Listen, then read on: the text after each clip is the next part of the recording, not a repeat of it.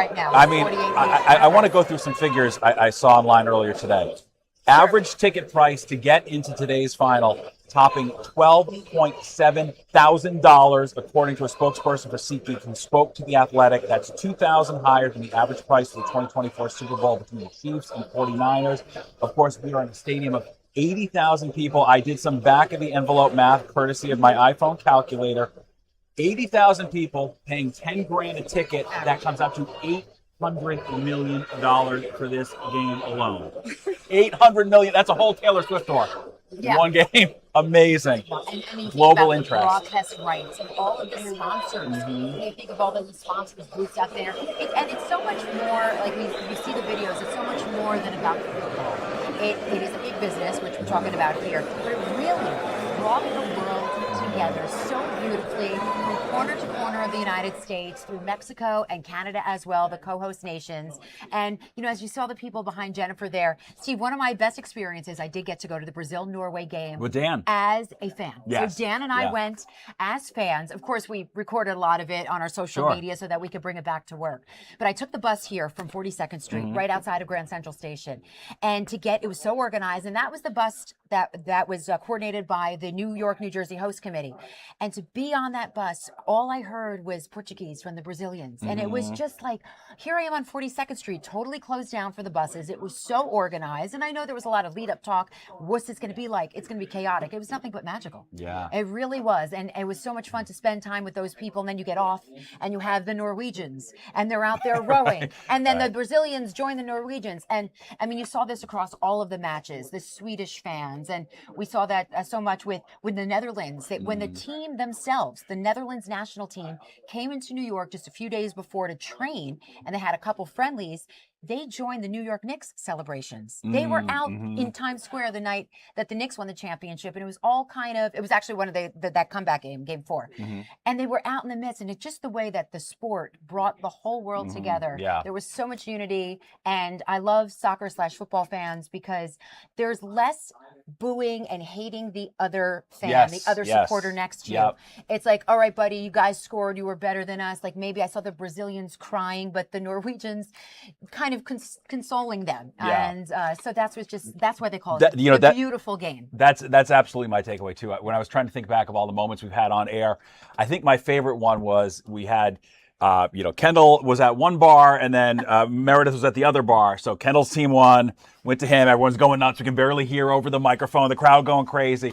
So then in the studio, we're so used to that sort of zero-sum thing. I go, all right, let's go to Meredith now where, obviously much quieter scene. The fans are bumming. And she's like, actually, no, they're having a great time dancing around. It's like the game was over. They didn't get the outcome they wanted, but then they just moved on and continued to enjoy the event as a whole. When America was eliminated, Americans didn't stop watching. We just kept watching the rest of the tournament. Everyone bought in, I think, to the true way it was meant to be appreciated, which was really cool. Yeah, it was so much fun. Let's see. Let's take a look there. We have the Argentina goalkeeper there. And we've got Frances Wang right now. She's actually, there's a massive watch party. It's a ticketed event. You had to, apply for that beforehand, whatnot. In Central Park, a site. This is a part of the park, the Great Lawn, where you've seen, all the famous concerts over the years. Paul Simon, you name it. That's where it happens. We've got screens behind her. Frances, set the scene for us. I mean, obviously, it is a perfect day for an outdoor watch party. I for can the hear finale. the FIFA theme playing behind you, Frances. Yes! Look, I showed up dancing, okay? I came in like a hurricane. But yes, beautiful weather. We were a little worried yesterday. In fact, we wanted to come get some setup shots, but because of the storms and the logistics, it was so difficult to get anywhere near here. A complete opposite situation today. Perfect skies. You feel a little bit of a breeze. The energy is high. I'm looking at the skyline here of the city behind me. Everyone is in such a great mood. And Steve, Tina, you talked about the average tickets, right, for the actual World Cup final here in our area. This is ticketed, but it was free. People got to enter a lottery for a chance to come watch on one of these many screens here behind me here on the Great Lawn. And even though it is so massive, it still feels so community driven. In fact, organizers are calling this one of the largest, if not largest, World Cup watch parties in the entire world. They expected about 50,000 people. That's how many tickets they gave through that lottery system. And earlier we saw mostly Argentina fans, but then we saw more Spanish fans. They were waiting in line to get food. There's free water, there's misting stations, cooling stations.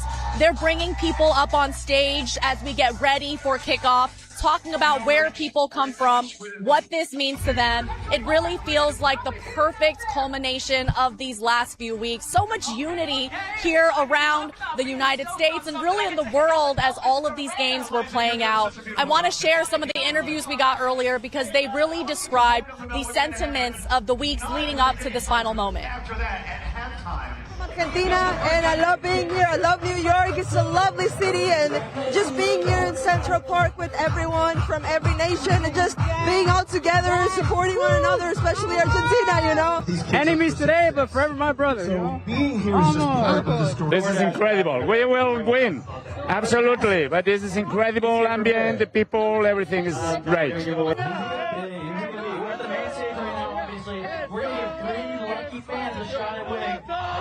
Guys, it really is so perfect for this watch party here at Central Park. I feel so lucky. I'm with a great crew. I've got Peter here, Fernando, Joe as well. We are so excited, and we know it's going to be a great day. We're so excited for the match, and I can't wait to bring you the latest. Could not be any better. And by the way, Frances started our station about a month ago. I just want her to know it's not always like this. We've had the World Cup, Taylor Swift, Knicks win the championship. She's like our lucky charm here. I've been told. Yeah, I mean, it's not always like this, but who knows? Maybe this is just the new norm. Been an exciting summer so far. I hope so. Yes. Oh, Frances, thank you so much. Those were such great interviews, and I think it was a perfect example when you had the two. I know they said brothers for life, the Argentina fan, the Spain fan. I'm sorry, Red Sox and Yankees fans don't do that. Even when, Eagles, Giants fans aren't so brotherly in the parking lot before and after. Within families, and there is Lionel Messi right now on the pitch at the New York, New Jersey Stadium, warming up. I mean, I'm just getting the chills thinking about just what he means to this sport. And look at my arm hairs literally are standing up. I know, and we're both like chills. Right. I mean, he transcends the sport now. And I think he's probably, when you look at him, Cristiano Ronaldo, David Beckham, they transcend the sport where they are so worldwide known with their social media followings are 40 million crazy. For Ronaldo, and I think Messi's maybe 38 million. 40, 50. I mean, it might be 57 million. We should look those up. I'm gonna look. But look those up right now as we talk about that. And as we get ready, we're going to take a break in a couple. We're going to take a 2-minute break. We just saw great. Frances really explained so well too the nerves that we all had yesterday with the weather, and now they came to check everything out, but it's all dried up. Everyone's enjoying themselves. And for the little bit of heat that might come along a little bit later this afternoon, they've got the cooling stations, places where people can obviously get well hydrated. And how many followers does... You know what? That'll be the tease. Yes, when we come back, we're going to give you the social media followings of these people to give you an idea of just how global this game is and the scale of the fans that they have. We'll be right back with more coverage of the FIFA World Cup. And look at that. We've got the poll. Who do you want to see win the World Cup right now? Evenly split, 51% for Argentina, 49% for Spain.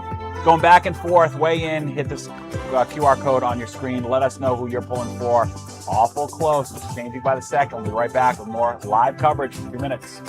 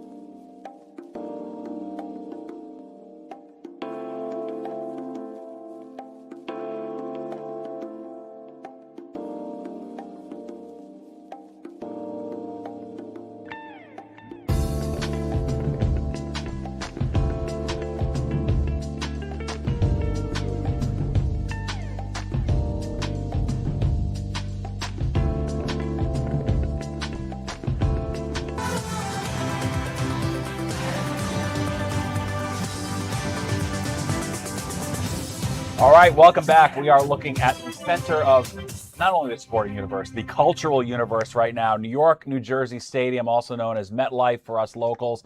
If you're joining us from anywhere around the world, we appreciate it. You are watching our special FIFA 2026 finale World Cup coverage. We are coming at you from the Fox Newsroom on the Upper East Side of Manhattan. We are 7 miles north of New York, New Jersey Stadium. Of ground zero. That's right. If we get in a car, it would only take us about 4 hours to get there. If that. Right? Yeah, if we're lucky. So that gives you an idea of how many people are going down there. Obviously, just an amazing event. And the weather, the way I put it earlier, it's cartoonishly gorgeous out. You wouldn't change a thing today, I don't think. No, as we talked about it, as the week went on, it was going to be a perfect day. Mm-hmm. And it is. I mean, the humidity is down. The thunderstorms from yesterday that created all sorts of nonsense are gone. Mm-hmm. The sun is out. It's comfortably warm, low to middle 80s. That's it. The air is clear. The smoke's gone. I mean, we saw yesterday Noah Khan had to cancel his concert at MetLife Stadium because the Flying Queens got walloped with rain. I mean, flash flooding. It was really bad. A lot of lightning strikes. And that was not just there, but in many spots it was really, really bad. But, so far, again, that's all out to sea, and so we're in good shape. So we got the next 3 hours, which is really all we care about, are going to be just great. Nothing to worry about because it's going to stay comfortably warm again with low humidity, so we'll be in good shape. All the trouble weather is well off to the east now. So that is fantastic. Okay. When you pay $12,000 for a ticket, it better be nice. Better be good, right? No rain, no smoke, no nothing. Yeah, and even tonight, look how comfortable it's be tonight. You see the low temperature, 50s suburbs. It is just a whole different weather pattern because we have been so hot and humid here. Again, if you're not from our area, we have been doing the same summer pretty much anywhere in the U.S. has. Hot and humid and extreme weather all the time. So this is especially great. Getting a nice break, and the timing couldn't be perfect, right? Mm-hmm. Just more perfect, just right on target. Tomorrow's a nice day too. It's in the low 80s. And the low humidity. Problems this week will be Tuesday, Wednesday, showers and some thunderstorms. Then it should dry out and turn nice for the end of the week. So again, nothing. But for today, again, there you see on our 7-day. Gorgeous. Right. Yep. Yeah. Low to mid 80s. Again, Tuesday, Wednesday, the trouble days. And then we're okay. Right on in through the end of the week. Should be pretty decent. Gotta love that. Nick, we appreciate it. You in so many words said, on target here. On target. On target here. All right, the weather's perfect. Nick, you are off the hook. Thank you so much. It's nice to be off the hook. Yes, that's right. Things are off the hook quite often. All right, you can give your mic back to Tina, and we're just going to take some more pictures. Tina's going to come back. By the way, we were both so off on our guesses of how many followers on social media all these big football stars have. We were off by a factor of 10. We guessed 50 million for Messi. Oh, no, sorry. He has 517 million followers on Instagram. I didn't even know you could have that many followers. So on I've got a Instagram. whole rundown just to give us sort of an American sport comparison and American celebrity comparison. So Messi has 513 million. So that's what we're looking at on this grand stage today. That's a person who transcends the sport. Ronaldo, 677 million. He has 160 million more than Messi.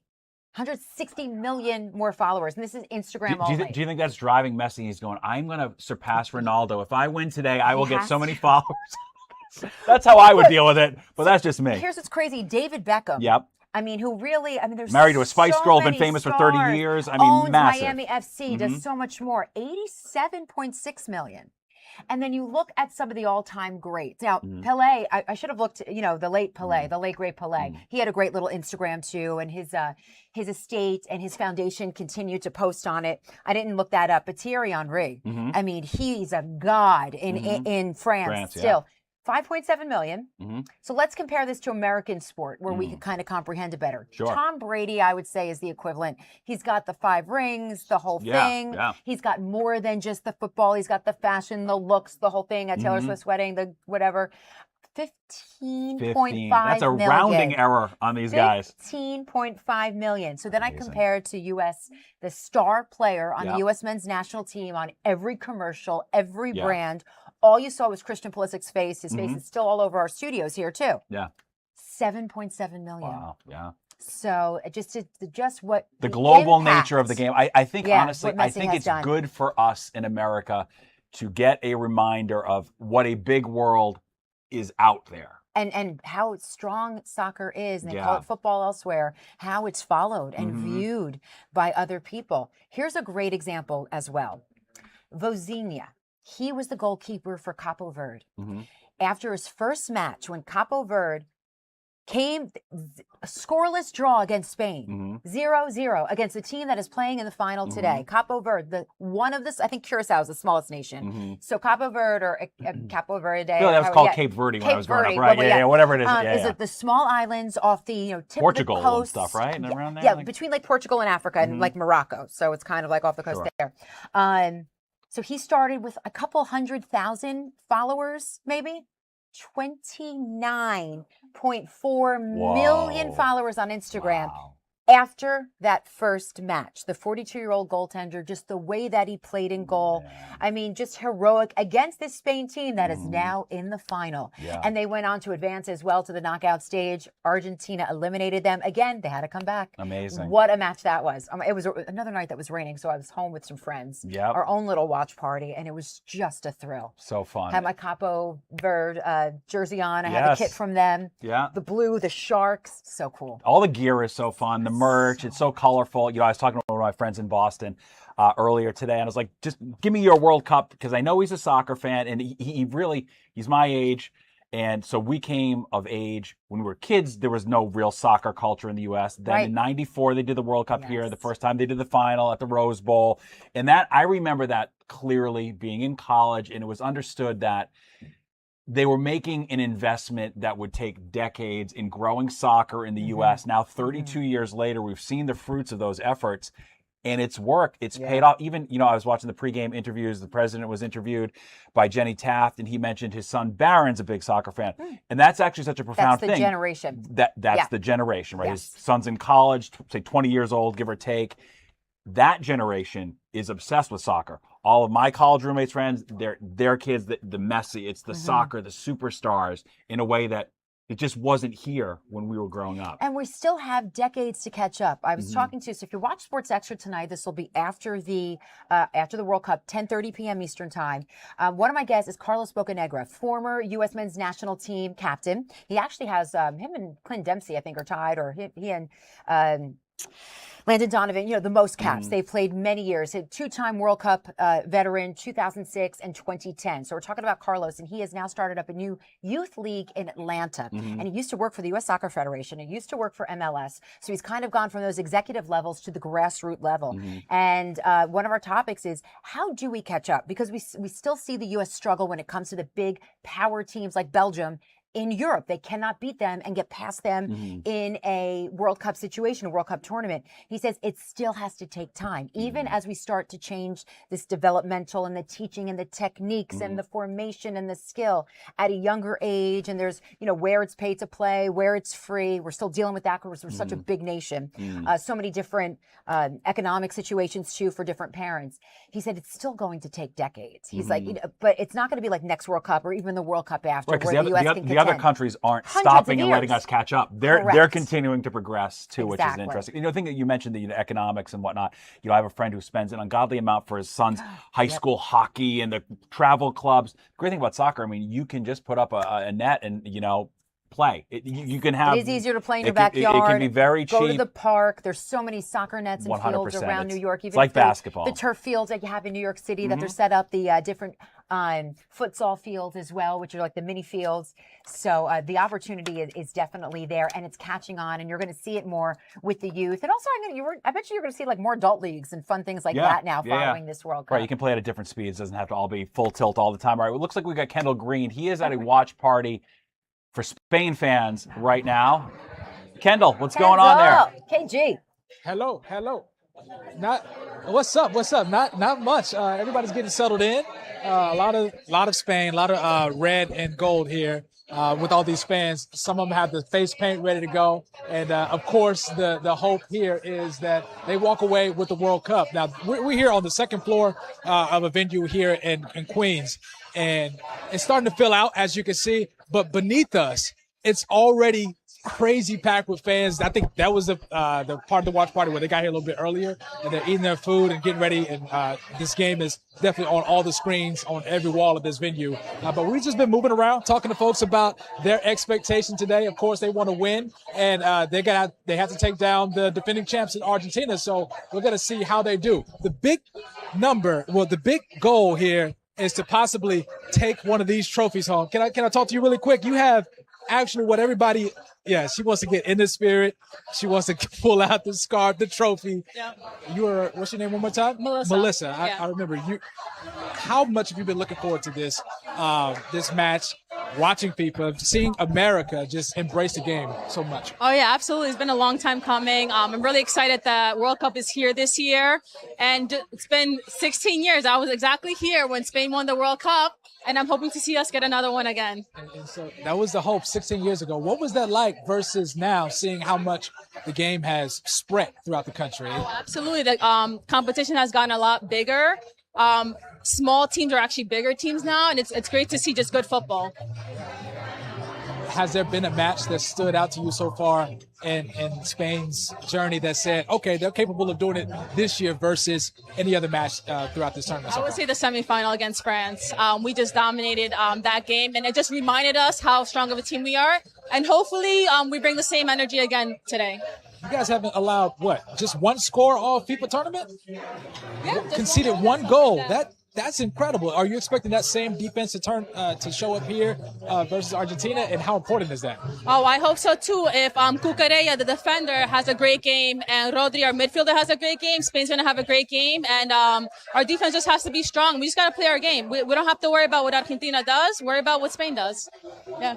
Gotcha. Well, we're going to be right here with you the entire time. Yeah. I hope you're able to bring that home. That could be cool. Too. Hasta el final. Vamos. Sure, Melissa. Thank you for making time. So many fans just like Melissa here. We got Oswald right here. We got a family over here with the face paint. So I just work in and talk to a couple of them. Y'all are getting ready for the game. Y'all are pretty excited about it. Listen, what has stood out about how Spain has played so far versus all these other matches? Part of it is that they don't have any really defined star on their team, like France or Argentina, but they've come collectively together and they've seemed to move forward in their own way. Speaking of collectively together, this is a pretty turned out watch party, man. And then downstairs too. This should be a lot of fun. Expectations since you've been coming in here today, man. What were you looking forward to most? Did you struggle to sleep last night before the final? No, not at all. Not at all. It is what it is. Just looking forward to being with family and friends and seeing a good match. And hopefully the result is that Spain is on top. Hopefully so. We'll see. Right. We'll see. Thank you for talking with us, man. Well, Steve and Tina, there's so many people to talk to here at this watch party. The anticipation is growing as we're nearing the kickoff here. But it's going to be an exciting final, especially for these fans here who have taken the steps to book a really nice reservation and be surrounded by a bunch of Spanish fans. So we'll see how it goes. So, Kendall, can you hear me? Kendall, are you able to hear me? I hear you. What's up? Kendall, will you be there then throughout the match? Will you watch the World Cup match with these fans and then be there after? I will. There's a big screen right here. So we'll be watching. We'll be capturing all the emotion as this match goes on. And we'll be talking to all the fans as it goes. So we're going to have we got an in-house analyst per se who's going to talk to us a little bit more in depth about the game and what's happening. So yeah, we're looking forward to it for sure. This place is packed out, Tina, and they're not even they're just getting started. I want to know what they're eating. Is there paella? Is it traditional Spanish food? I studied in Spain. I was a Real Madrid fan and used to be in the streets when I was a teenager. What kind of food do they have? What? My colleagues are in my ear and they're asking, what kind of food do you guys have here? Talk to me. Can I have you face this way for me? Talk to me about what the spread is like here. So we're having tortilla de patata, which is Spanish omelette. It's made of potatoes and eggs. We're having ensaladilla rusa, which is also potatoes and mayo, some vegetables and tuna. We're having patatas bravas, which is potatoes with alioli and a little bit spice. And we're having squid or calamares fritos. So these are all typical tapas from Spain. Okay, so Spanish tapas. Yes. Do you feel like you're at home with the spread here so far? Yes.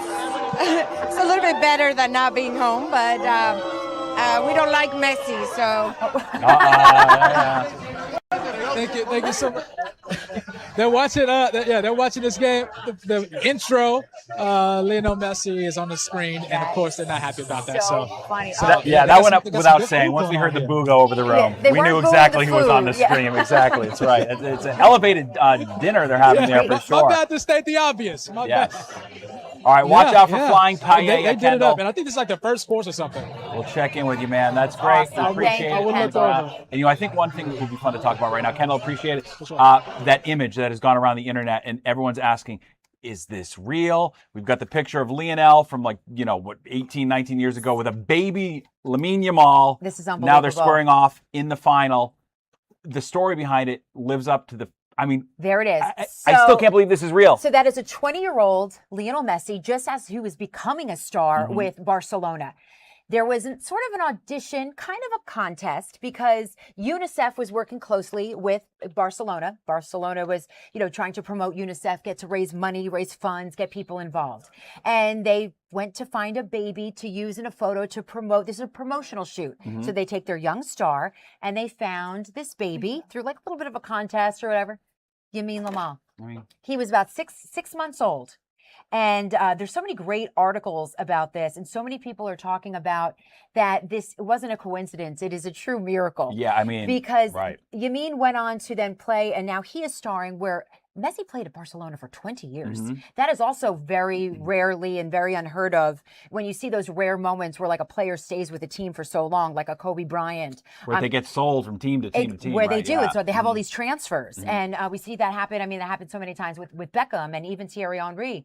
And so the fact that Messi starred with Barcelona for so long, and then this, little baby that he just did a promo with. Nobody knew he was going to play soccer at that age. And he grows up to not just play professional soccer, play for the same club in La Liga. And now they're facing each other, 39-year-old Lionel Messi and 19-year-old Yamal Yamal, which, by the way, they both celebrated their birthdays during this World Cup over the last 6 weeks. Wow. So that's pretty impressive, too. So the only time Messi had an opportunity to talk about this was at the Fanatics Fan Fest, which is also going on here in New York this week. And who was it? It was the American GOAT. Right. Tom Brady that had Messi on this panel. It was sort of their World Cup press conference day, so it kind of all worked out well, and Fanatics was in on all of it. That was well-timed Fanatics. And it was Tom Brady that asked Messi, is this real? What is your reaction that you are now playing the baby in the tub? And do we have that soundbite ready to roll? No, okay. I thought we had that ready, but I think we have Jennifer. Yeah, Jen, Williams looks like, ready. Jen. So anyway, he said it was insane. He said it was absolutely unbelievable, and he started to, when he saw that Yamal Yamal was coming up through the system in Spain and he's like, that's the baby, and he sort of always knew, and he says, I watch him so closely. He says, doesn't mean he's going to beat me in the World Cup. Amazing. So he watches him that close, where he also knows his game. You can see why people think there's something special going on there. Pretty amazing. Happenstance there that these two are now facing off 19 years later. Let's go to Jen. It looks like Jen is at the American Dream Mall. She's in the parking garage. People are heading into the game. We're getting close now. We're less than 20 minutes away from tip-off. It's noticeably more quiet than it was when we checked in with you at the top of the hour. Yeah, people are definitely rushing in. We actually saw someone try to rush past security. They were tackled and escorted out. You gotta have your FIFA credential. You gotta have a ticket to be able to get in here. But there is a watch party at the American Dream Mall.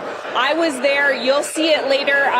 They're expecting something like 2,500 fans. It's absolutely electric in there already, and we'll have scenes from that later. But I do have an Argentina fan with me, and he's been waiting so patiently for 20 minutes. And I'm not this tall. I am standing on something. You can get a little closer. I don't bite. What has been your favorite part about this particular World Cup? This was my expectation for Argentina. They were my favorites from the start. I wish that for Lionel Messi, he deserved that. He approved not once, he approved many times. He's the best all the times, and he deserved to win this World Cup. I hope it's going to be like that. You were telling me off camera, you're originally from Montenegro. What have you thought about he's got the extra flag. Oh, it's for my country. We support Argentina. What's it been like experiencing the World Cup with all this like infusion of cultures here in the United States? It was incredible because I didn't believe that many U.S. citizens and people follow soccer that much, and it was very popular on Jersey Shore as well, where I work. All the guys were watching soccer and games on the World Cup. It was amazing, and this is one of the best World Cups, I think, in last 2 or 3 decades. So the Americans do it right. Yeah, sure, of course. God bless America. Can we get a final prediction from you? I hope, of course, Argentina to win. I think it's going to be a tough game, but 3-2 for Argentina. I hope.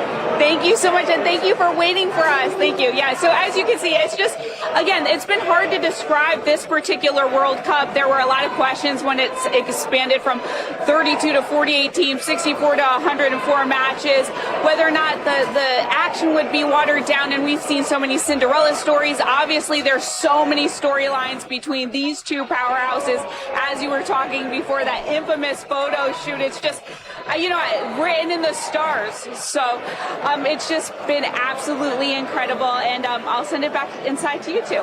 Yeah, thanks so much, Jen. That was fun. Everybody's here. We've got a shot right now we want to show you. This looks to be the president and first lady in one of the luxury boxes at MetLife Stadium. We know the king and queen of Spain are also in attendance, and the president of Argentina is not, because he wants to not jinx the team. Is that what's going on? Yeah, I don't know the full story of the jinx, but he is not in attendance. And we don't have control of these cameras. We're taking all these live feeds from inside the New York, New Jersey Stadium. Yeah, that's the president waving in the middle there for sure. The first lady to his right, television left. And, obviously that played into a lot of the security concerns. And Jennifer Williams was talking about someone trying to get through as well. Yeah. Everyone, whether it's, FIFA hired, the New Jersey State Police, state troopers there, obviously Secret Service is going to be through the this is roof the most at locked this down match. place on the planet, and we've got here's the countdown. Look at that. Yes. 15 minutes left to go Wow. before game time. And obviously, we're not trying to have a Jay-Z situation like we saw at Yankee Stadium, where someone snuck through security and then they did the concert at like 4 hours late that night. So everything's going to be going on point here at MetLife, New York, New Jersey Stadium. You can count on that. And Jennifer Williams was talking about some of the great storylines that we've witnessed over the last 6 weeks. I'm going to run through a couple quick ones for all of you to follow during this match today. Spain has a 37-game unbeaten streak. They call them La Roja. They have not lost in regulation. They've come to a couple scoreless draws or some 1-1 draws. They have not lost in regulation since March of 2024. They are the reigning European championships, the reigning European champions. So if they were to win today, that would be the longest unbeaten match ever for any national team in the history of soccer, of football. Absolutely unbelievable. Make them the outright record holder right now. Who has that? I think Colombia. Italy. Italy is the current all-time international record holder for that. Italy loses again. They don't come to the World Cup, and if Spain wins today, they lose their record. And then another great Argentina storyline to follow, of course. They are 3-time champions already, 1978, 1986. Of course, the reigning champions from 22. They are bidding to become the first back-to-back champions in the World Cup since Brazil, when they won in 58 and 1962. With Pele. Yes. Yeah, back in the day, right. And they had a 36 unbeaten streak going back to then. So this is the two teams. You're looking at just the best of the best in this match today. And then also, as I mentioned, Argentina, they are the reigning Copa American champions. And Spain, they are the reigning Europa champions. So it's just, we're looking at just two powerhouses. You mentioned Argentina's history. It's interesting. With Fanatics Fest, they've got, the sports and collectibles world is here, set up at the Javits Center on the west side of Manhattan, too. The Hand of God ball from Maradona from the 86 World Cup is there. It's up for auction. It's expected to net $10 million. So, I mean, it's interesting, too. I am a collector, and soccer cards are so hot right now. You've got mega sales going down for all the great players, all of whom really, for the most part, came into the World Cup and really lived up to the hype. Very good point. All those blue chip players with the most expensive cards, the people who own them are sitting pretty right now for sure. And as we take a look at Spain, they are getting ready to take the pitch. Of course, we've been talking about Yamal. He's the reigning European champion with the rest of them. He was on that team. Just to go over some of their kind of like little notes I have. He's an explosive winger. He doesn't necessarily score a lot of the goals, but he's going to create those goals. He's going to create the attack, and he's going to maintain the possession, which Spain is so famous for. That's why they're so good. They maintain possession. Pedri, we heard, actually was one of Kendall's guests was talking about Pedri and Rodri. Pedri is he's kind of the guy that runs their whole midfield, connects the defense to the offense, creates a lot of that offense as well. He also creates like that tempo. And Rodri is a Ballon d'Or winner. It's like the MVP, you know, the NFL MVP. Each year they award it to the greatest player in the world. Americans can win it. Carly Lloyd won it a couple times on the women's side. So did Megan Rapinoe. And so those are some of the guys to look for, of course, on Spain, Argentina. Messi, we know all about it. He is the captain, 8 goals in this World Cup. He has 4 assists so far as well. Julian Alvarez, he was on the 2022 World Cup team as well. He actually had the goal. He's like a goal of the tournament contender. He had a beautiful goal against Switzerland in that in their second knockout game. And Lautaro Martinez, he scored the goal. It was the header from Messi's insane assist. So you know, those are the players to watch on Argentina as well. This is just going to be an absolute thrill. It's interesting looking at the fans in the stadium. I wonder what the split of Spain and Argentina fans, how, you know, is it 50-50, or are there more of one team than the other there? We'll sort of be able to tell from the jerseys when you get the big wide shots of the stadium. But everybody getting ready for the game, which is now just 10 minutes away. We're going to finally get a winner here. I mean, the drama could not be any more intense if you tried. Really, the finale we were all hoping for. This is going to be an amazing capstone to this absolutely amazing event that we've seen here throughout North America, Mexico, Canada. Just an incredible event. And of course, you know, there's so much build up. And we've got Frances Wang. Yeah, she is at Central Park, where 50,000 people were lucky enough to win tickets to the free watch party. We're in the home stretch, and I mean, Frances, this is the most lovely day of the summer so far. Could not be any better. It really is, Steve and Tina, and it sets the tone for just an incredible day. I'm not gonna lie, I was just tearing up listening to Jennifer Hudson start off with the national anthem. It really is such a beautiful day. People from all over the world enter the lottery to get free tickets to this incredible watch party here on the Great Lawn. I mean, you're looking at the skyscrapers and the skyline to my right. People here gathered in all different jerseys, getting food, getting drinks, really enjoying each other's companies. It really feels like the perfect culmination of incredible World Cup series with so many people coming together. And that's really what stood out to me in speaking to so many fans here today, saying that it's not just about the game, but about the moments that have brought everyone together, meeting people from different countries, sharing high fives, taking photos together. Let's play some of the interviews, because I think a lot of these fans really describe the sentiments so perfectly. Argentina, and I love being here. I love New York. It's a lovely city, and just being here in Central Park with everyone from every nation, and just being all together, supporting one another, especially Argentina, you know. Enemies today, but forever my brothers. You know? This is incredible. We will win. Absolutely. But this is incredible ambient, the people, everything is great.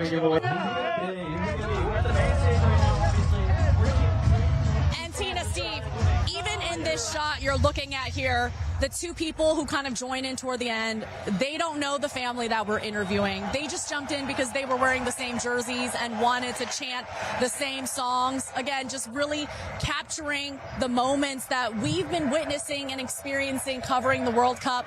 All of it wrapping up here at Central Park. I know you guys say this may not last forever, but everyone has been saying they're going to bottle up this moment and remember that this is what life is really about, right? Coming together and celebrating the good. Even the storyline of the air quality and the storms making its way for such a beautiful day here in Central Park. Could not have written it better myself, guys.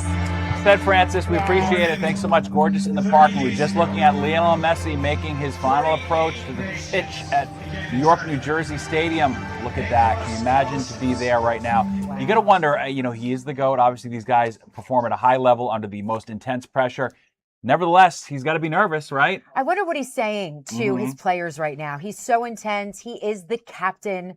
I mean, beyond elder statesman. He's got all the credentials to say it all, the amount of goals, the longevity of his career.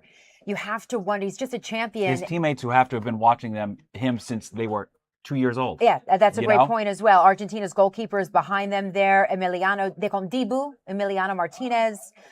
He won the Golden Globe. Golden Globes. That's in February, Tina. Yes, that's right. But it does look similar, by the way, like the World Cup trophy. He won the Golden Glove back in 2022 in Qatar. He won that penalty shootout. I mean, Argentina beat France in a penalty shootout in that game. So here's what's crazy for me. I walk the bowels of MetLife Stadium for Giants and Jets games, and to just know that Messi is stepping out there and walking through this tunnel. Now, I believe they are coming through with the Giants tunnel. Okay. So that is where I believe Brazil was running out. Yes, when I was at the Brazil-Norway game. So they're coming out together. See, it's always different for the finals. And look, these guys play together. Sportsmanship in before Europe. the game. They play in La Liga together, in the EPL, the English Premier League. They play in Serie A together, Bundesliga. So in Central America, all across the world, they're teammates. It's like the Olympics, where pro athletes can then go play for their home countries. Yes. It's the same type thing. Exactly. Sure, yeah. Exactly. Same thing. So, you know, there's so much respect looking at the stars of Spain. Messi, the fact that Messi's coming over there, that's great sportsmanship. You know what's brilliant about that? It's great sportsmanship, but it also must be such a psych out when Messi comes up and gives you that. You go, "Oh my God, we're going up against Messi." We talk about it's that brilliant. too. Can you imagine? Did you see the memes? And I missed this because that's when we were having the storms.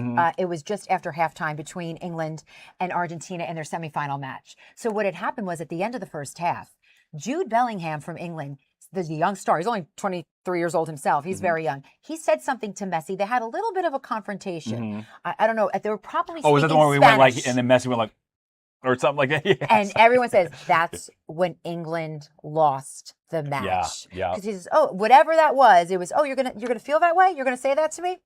We'll see." Right. And boom, right. they turned it on after that. Just a poetic, great. And here sports they are now, moment. lined up. Yeah.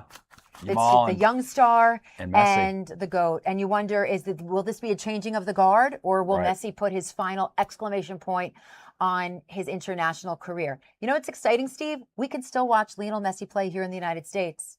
Plays for Miami.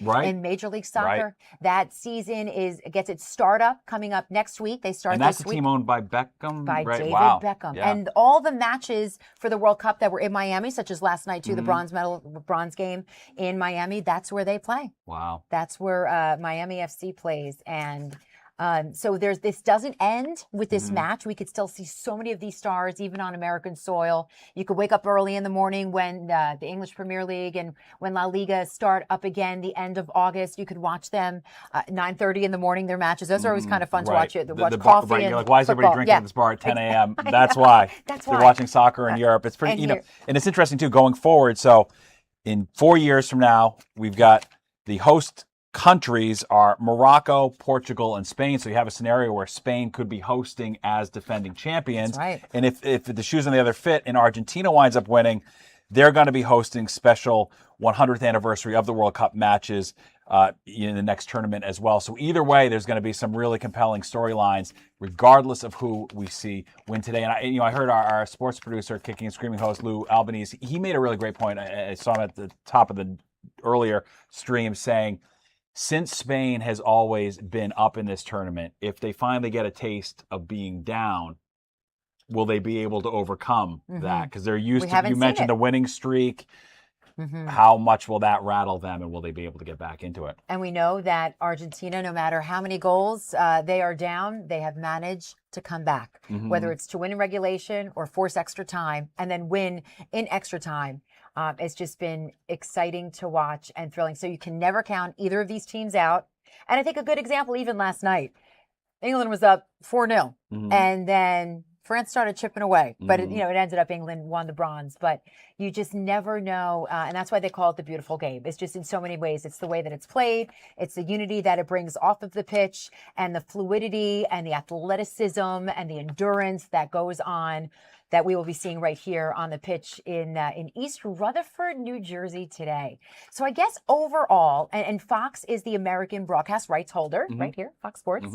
But you have all different, like BBC and all the international rights holders throughout as well. You see from Asia, from Africa. It's so incredible. I think it's 80 million people, or is it even more? Is it 800 million eyes? Watching. Oh yeah, will it be was watching. Yeah. I have that written down somewhere. Right. It's the culmination. Like that's not the rating Fox is gonna it's get like today. there's over there's over a billion people sampling it at some point during the people. games. Yes, yeah, so exactly. I mean, it is truly it universal. gets to billion. And it's interesting too, looking at MetLife right here. 2 minutes until kickoff.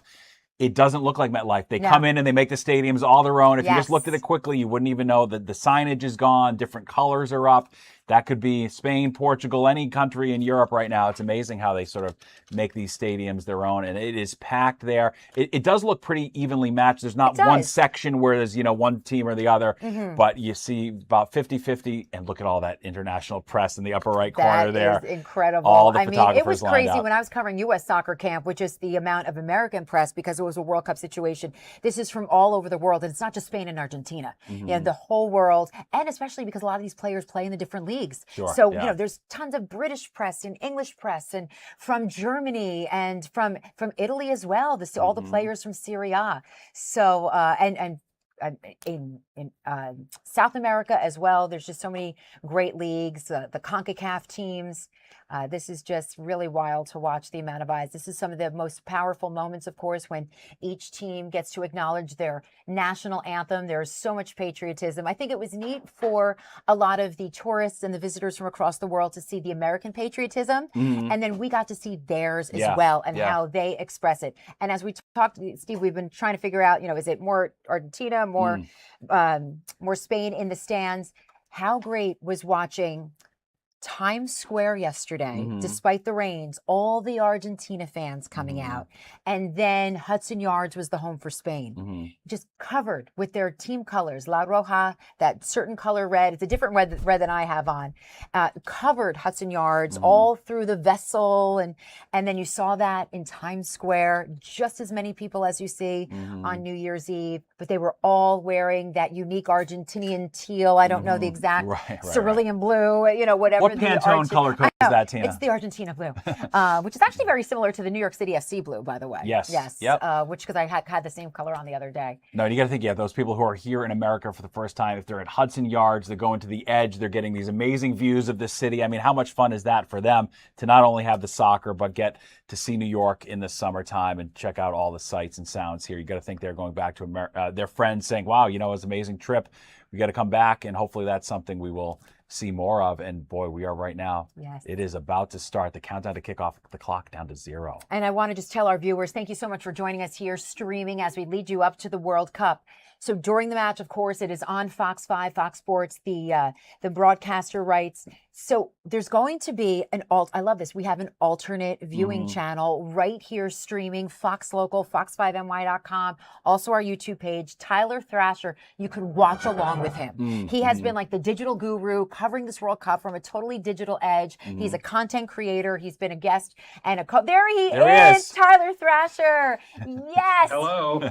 So Tyler, tell us, so everyone around the world can watch along with you. So they can watch the Fox Sports broadcast and then sit with you in this game, whether it's on their phones, their computers, their smart TV. Tell us more. This has been a thing that's been happening a lot more recently, just with YouTubers. A lot of, especially during the club seasons, it's in the Premier League and all that, you'll watch content creators react to things as they happen. And you can't see the game, obviously, when you're watching them, but it adds an alternate viewing to have like someone to watch with, I think we saw the rise of that a lot during the 2020 pandemic, when especially there were no fans in the stadium. So people it's nice to watch the game with someone. And also, in a lot of ways, it's a good way to clip someone up and roast them on the internet. So let's just hope that doesn't happen to me that much. Yeah, now it's a lot of pressure. You've got obviously people with different ideas of what they want the outcome of the match to be. How do you deal with that? How do you keep it safe but keep it fun and not, alienate half the audience when you're doing this? Yeah, look, I respect the game so much. I respect anything that I can't do. So I cannot play 90 minutes of a football match. And for me, I'm probably going to be, as they say, glazing these guys the entire time. And because they're just both, I respect both teams so much. But obviously, I want people to have their opinions in the chat. We can talk to each other and have a little bit of an interaction and hopefully just keep things fun. Yeah, all right. Well, Tyler, I think we're actually going to hand it off to you now. It looks like the game is about to get underway. The final match, the finale of the 2026 FIFA World Cup. We will leave it in your capable hands. We will be back. We're going to have a newscast at 6 on My 9. And then after the show, after the game, we'll do the late news. And we're just here all day streaming and the whole thing. We are all in on the World Cup. It has been so fun. And now we finally get the grand conclusion. The questions we've been having for all these months are about to be answered. It's unbelievable. And we will know in 90 minutes or maybe a little more. Tyler, last thoughts before we leave you and have you join our viewers. Do you have a hint, like a hunch, who will lift the World Cup trophy? Yeah, I've had multiple thoughts about this, and I feel like it goes one of two ways. You got Spain. If they score first, then they're probably going to win it, and it stays 1-0 because they're going to have to be really compact. Or if it finishes 3-2, then Argentina won because they came back in the dying minutes. It's just how it goes. Yeah. It's going to one of those ways. It's going to happen. Yeah, that sounds good to me. Well, Tyler, enjoy the match. And we just want to thank our viewers for joining us. Steve, this was fun. Yeah, that hour went by quick. I know. I've had the chills the whole time, too, just watching all of the images, the live pictures from the New York, New Jersey Stadium and all of the fans from Central Park to our Spain watch party. On this perfect day. And nice thing, too, honestly, for kids, these World Series games, they get so late. Football can be on so late. It's 3 o'clock in the afternoon on a Sunday. This is going to be done before dinner. We're out of school, summer vacation. Everybody can watch it. No excuses. We love it. All right. No excuses. Come on. Tyler, we're sending them your way now. Vamos. All right. Come on over. Vamos. All right. I really don't know what to expect. We're just going to ease our way into this. We could talk over the lineup a little bit. Obviously, there were no surprises in this one. I think we both saw both teams come out. They got exactly who we expected. Mikel Oyarzabal and Lamine Yamal up top. It's going to be exciting. So before this starts, let's go over a couple facts because I've collected quite a few of these fast facts. One of which is that this is the first time that 2 opposing Ballon d'Or winners will play in a World Cup final since Johan Cruyff and Franz Beckenbauer in 1974. But obviously, Messi and Rodri winning it a couple years ago and Messi winning it the last time that he won the World Cup. So I feel like obviously the winner of this game does have some implications on who wins the next one. Do we see 19-year-old Lamine Yamal lift the Ballon d'Or? I have a lot of thoughts on who I think should win it. My friends would tell me, you need to say Harry Kane because, Kane had an incredible season, and I tend to agree with that a little bit. I myself am an Arsenal fan. So had we won the Champions League, I'd probably be touting the Declan Rice horn a little bit, but I don't think that we're not going to come anywhere close to that. Mbappe probably, I think, deserves it. At some point, Mbappe, Lamine Yamal, Haaland, they got to take home a Ballon d'Or, man. You think? After all the work they've done. They've got to. At some point. All right. Let's see how this goes. Some other fast facts for you. Argentina are now trying to become the first country in 64 years to win consecutive World Cups. The last team to do that, as we've said, was Brazil. And, obviously that amazing Brazil team winning their 5th World Cup. All right, we're underway now. This is exciting.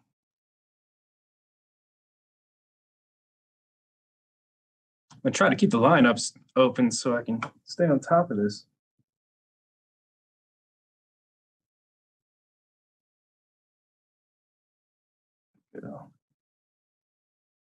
Feel like I'm Mark Goldbridge right now.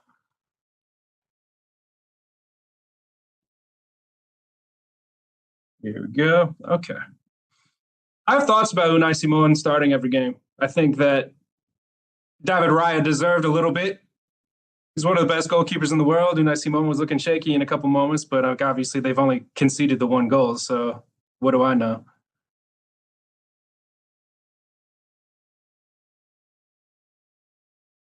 We already see early onset of that Argentinian frontline pressure. Spain are trying to connect some passes together to get that momentum. Fabian Ruiz has been very good since coming back into the Spanish starting 11. We're cutting through Dani Olmo, out to Marco Correa.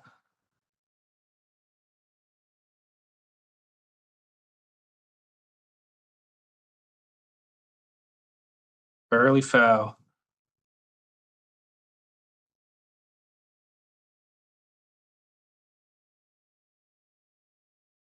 Yeah, I mean, this is as expected so far.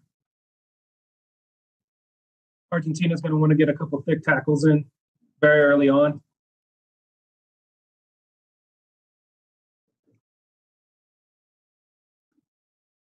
A lot of y'all in the chat are trying to talk about Messi taking an L. I don't know, man. We'll see.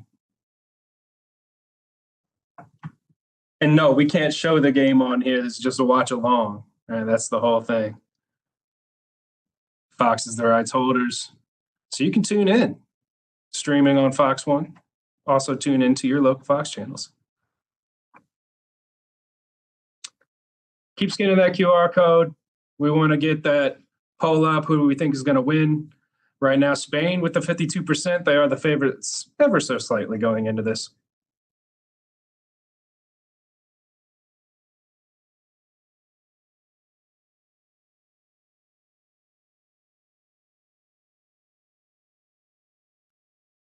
All right. What are our thoughts on Christian Romero in the chat?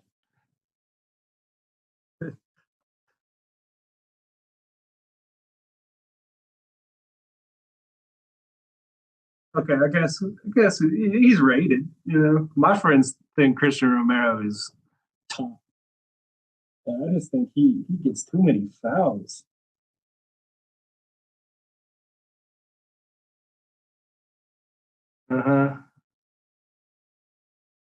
Alexis McAllister is one of them players, man. He does all the simple things.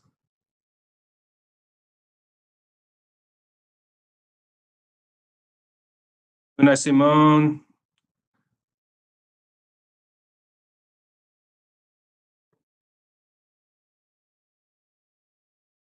Another early foul already. Yeah. They got to make sure that, well, maybe they did. Maybe Spain did pull them down to the ground there and got away with that.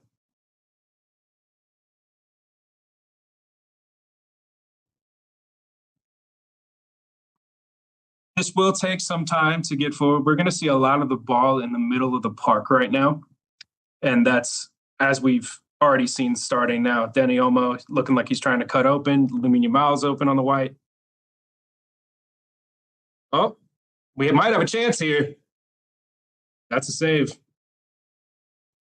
Lamine Yamal with his first shot. Does he get a World Cup final goal is the question. This kid's incredible, man.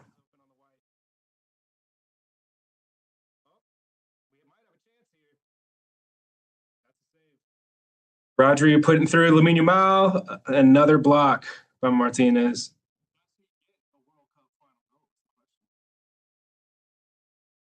Wow.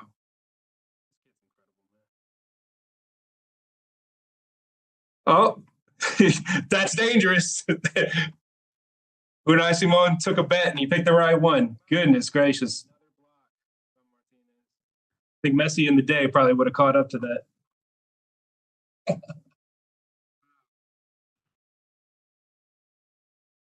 Goodness gracious, man. Can't let you watch the game. I'm sorry. I can't control that. Can't control that.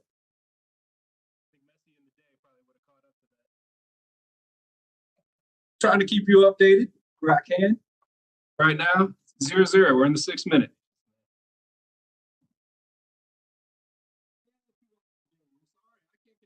Still a lot of just horseshoe passing along the back line.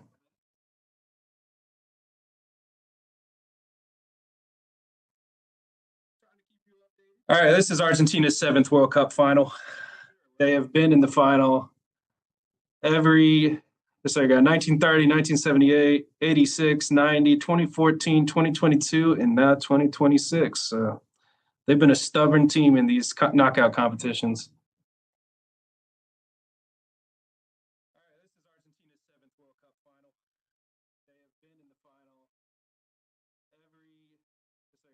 Y'all, the game is on television. The game is on television. This is a watch along.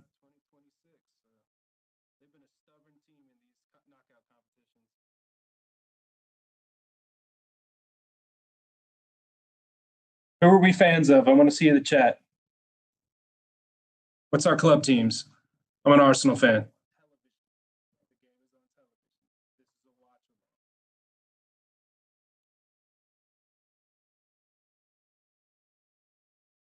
Oh, man.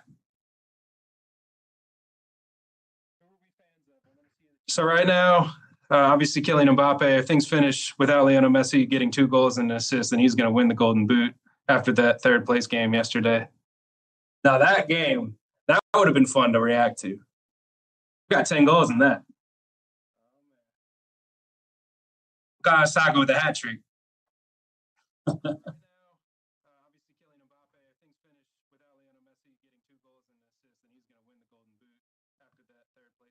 Oh, it's just testy so far. Lots of crunching tackles. Silly foul there. I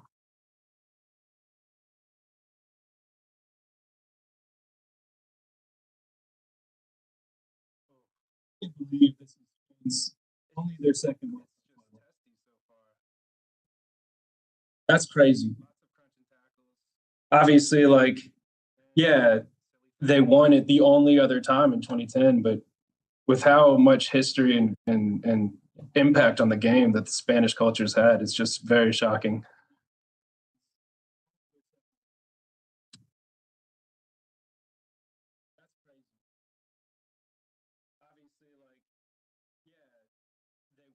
Wow.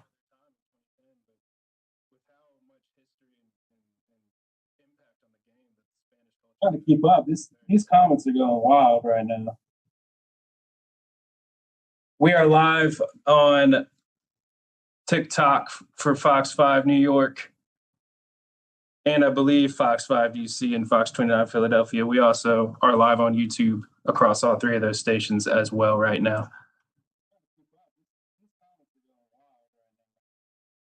Trying to have some good conversation though, so hit me with the conversation. Stop spamming the chat with all this random nonsense.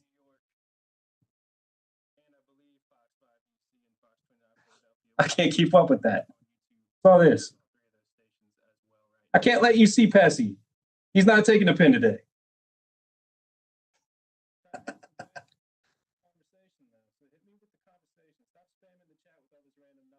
do believe the GOAT debate is quite settled. If I'm gonna take a stance, I mean, I feel like the correct answer is Lionel Messi, especially right now, dude. He's still in the Golden Boot race. You kidding me?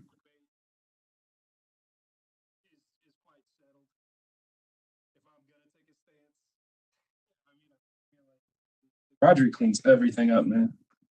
Cannot wait for him to leave Man City. I don't know when it's going to happen. Soon enough. Not soon enough, I'll tell you that. With so much respect. No, I can't show you the game. That's not what this is. This is a watch along. If we do that, we'll get flagged, demonetized, taken down. That's how it works. The game is live on Fox.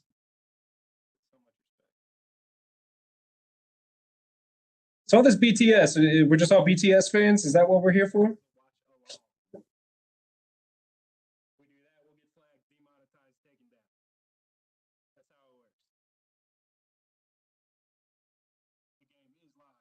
I got no idea what some of y'all are saying in this chat. I'll return to that later.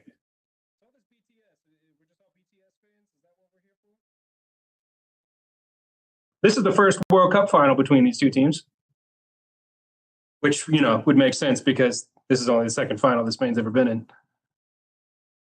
But this is a repeat of the Finalissimo we were supposed to get that got canceled due to conflict in Iran. This is the first World Cup final between these two teams, which, would make sense. Wow. This is only the second final that Spain's ever been in. That would have been a crazy game. I had picked England to go to the final at the very beginning. Came close. I said that before the lineups were even dropped.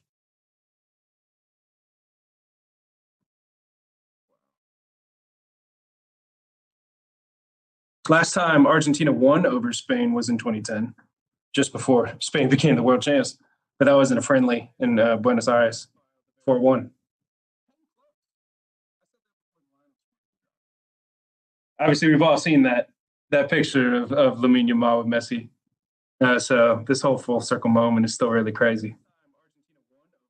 All right. Oh, good corner, but very actively sprayed away by Cristiano Romero. Spain is gathering the possession back very quickly after losing it. It looks like Argentina's just throwing everything at it to block, and it just ends up back in Spanish possession.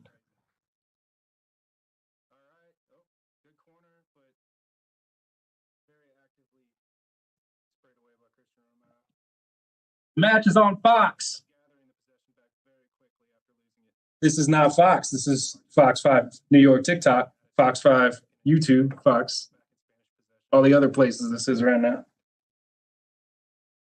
Question: why they call it New York and New Jersey? MetLife is in New Jersey. Yes, well, it's New York, New Jersey, because of the branding of it. They're trying to make it more recognizable by international audiences as well.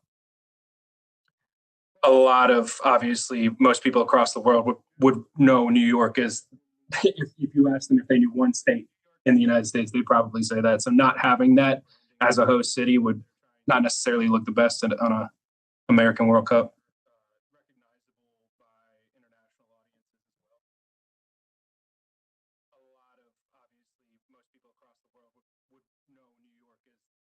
Yeah, these questions are going crazy, but I don't know if any of them are actually, this is a lot of spam. I'm not going to lie.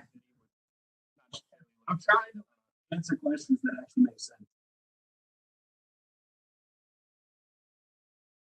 Big tackle by McAllister on Danny Olmo.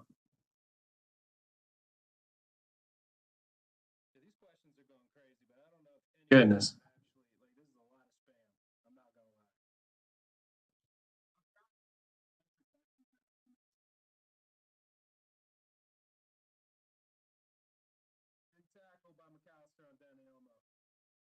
No team has successfully defended World Cup title since Brazil did it more than 6 decades ago. And Argentina really want that 4th star. I do think that's one of the coolest parts. It's super underrated, but being able to add that star in your badge and knowing that you took part in making that happen. Obviously, I'm pointing to the USA one. We ain't got one of those, but it's just really it must be a really, really special thing to be a part of.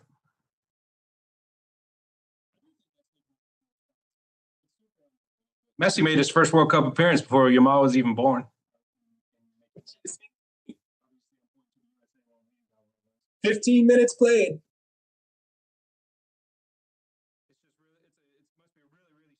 Yeah, they're just putting up a stat in the top left right now of Spain. This is obviously they only conceded 1 goal in this entire tournament, which is there surely be a record of sorts. It has to be. And Argentina scored 19 goals, which is the 3rd most in this tournament.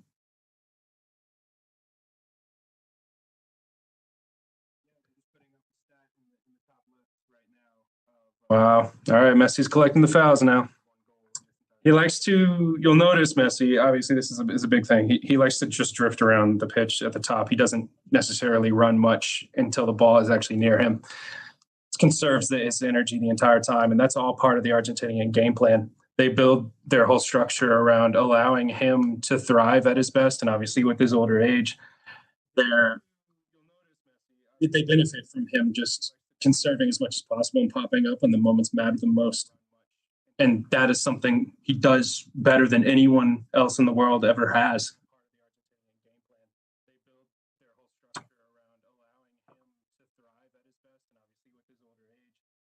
Did a lot of work and I watched the game. You can only watch it on Fox 1. You can stream on Fox 1, or watch your Fox local. I cannot show you the game. All right, that is not up to me. I don't know if you've ever done a watch along before. Just think of it like Mark Goldbridge, Expressions. Except I am not as animated as Expressions is. That guy is hilarious.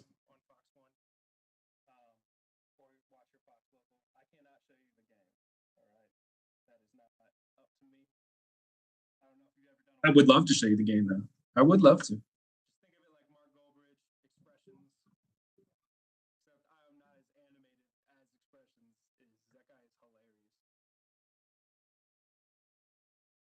Yeah, we're in the World Cup now. The World Cup started at 3. It doesn't start at 5:30 p.m. Eastern. You're missing out. You better tune in now.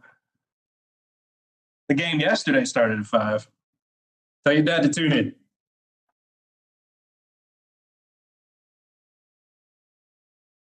Of course, yeah, no problem.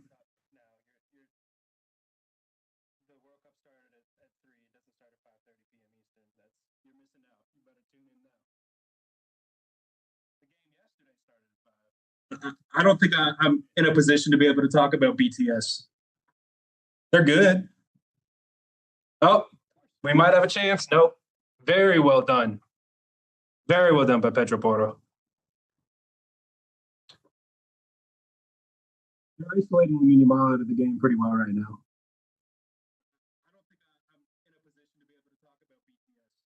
They're good. Argentina loves to try to get in the refs' heads.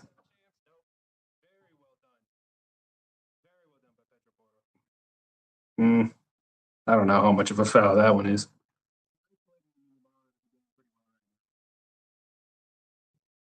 Yes, the game has started. That's what we're watching right now. Obviously, we cannot show it on here, but if you look at this watch party, it's on in the back of there at the top in the screen there.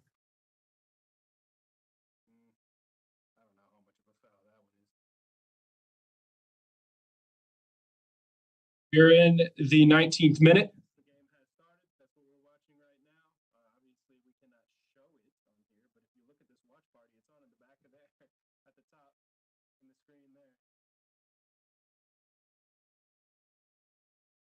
If you see me looking this way, I'm looking at the game. If you see me looking this way, I'm looking at the chat.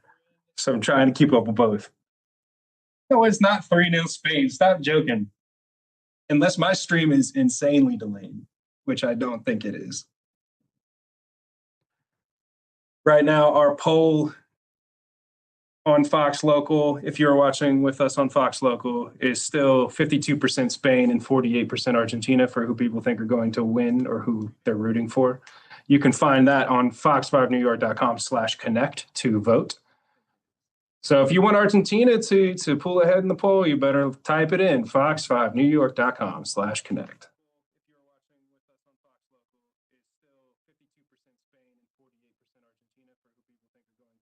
Oh, we got Matt Damon. You can find that on fox5newyork.com/connect to vote. So if you want Argentina to pull ahead in the poll, you better type it in, fox5newyork.com/connect.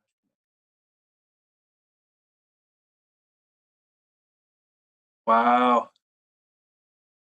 It's a dull game so far. I don't think there's been a shot on target. Let me pull up the stats and see what we can read off here.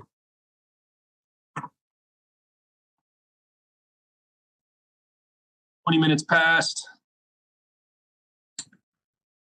Let's see. Yeah, this ball is staying in the middle of the park. There is nothing going on at the moment. Spain has had 67% of the possession. That checks out, but Argentina has been resolute defensively. They're blocking everything that's coming into the box. There really hasn't been a clear-cut opportunity aside from that one that Lamine Yamal was able to get in. Spain's got 89% accurate passing, so they've done 144 passes. And they're the only ones with any touches in the opposition box, which, again, not surprising because we have been in the majority of the Argentinian defense.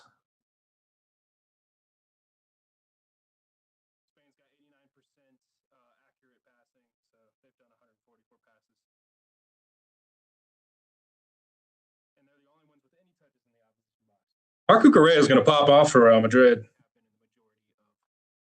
He's one of those players that's like really annoying to have on your team or to play against. But when he's on your team, you love him. The Chelsea fans I know loved him, and now they're already turning on him because that's what they do.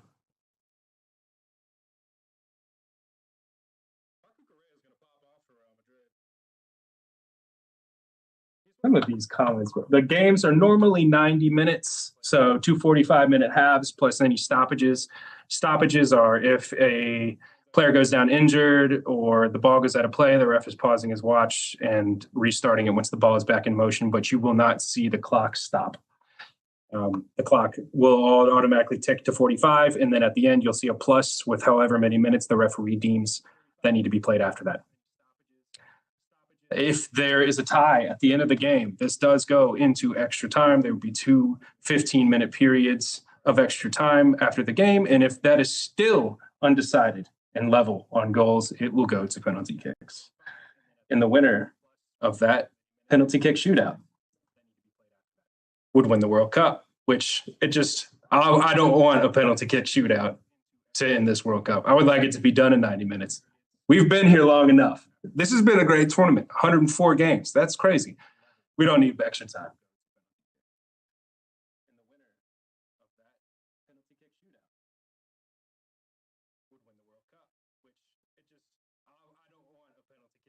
We can't show the game. I still got people asking about that. That's not what this is. Just talking you through it. You can kind of see it in the stream up at the top, though.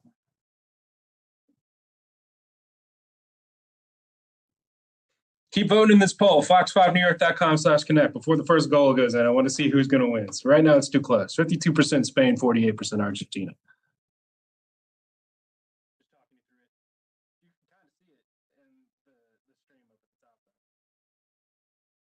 How do we feel about the hydration breaks? I think I understand them as an athlete. It just like obviously it helps too, for health wise. And you're already playing so many games. You're playing more games in high heat. But I understand making it with ad breaks is another thought entirely.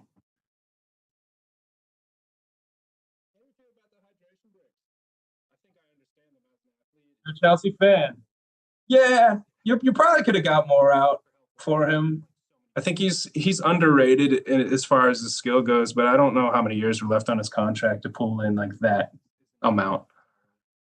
But Real Madrid, they'll do whatever they can to tap you up early so they don't have to pay full price. The deal got done pretty quickly, though.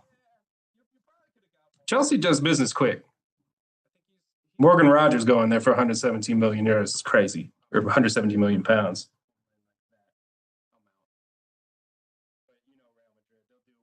To that same Chelsea fan in the chat, if you're still here, who are you looking forward to most next season?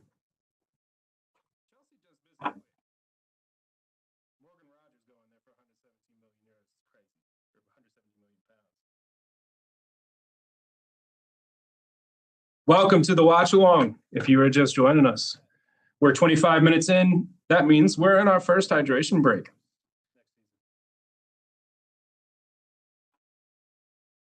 Right now, you're looking at the fan fest above me, if you're on TikTok, or to the side, if you're on YouTube. And then a look at outside of the New York, New Jersey stadium until the end of this match today before it goes back to being the MetLife. Other stadiums, they just probably more interesting. I think the Plaza Azteca, right? Like, that's such a good name for a stadium. Why couldn't we just have done like the Philadelphia? I don't know. I have a great recommendation. What do you mean soccer will never happen in the U.S.? It is right now.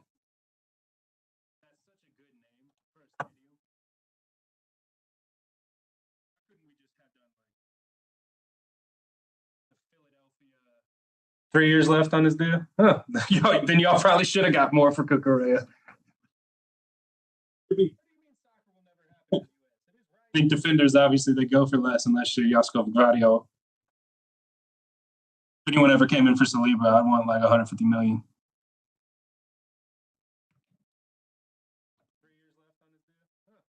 All right, we're about to kick back off for the second quarter.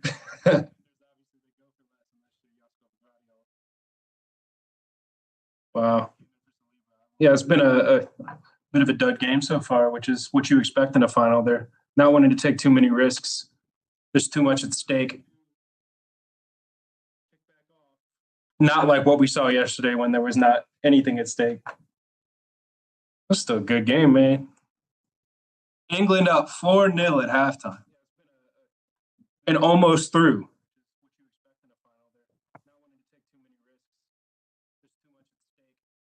What am I showing? This is a watch-along. This is a watch-along. I cannot show the game, but I can talk you through it for those that don't have access to it. It's an accessibility thing. Right now it's 0-0 in the 27th minute. Ball is in possession with Argentina. But it's just ping pong right now.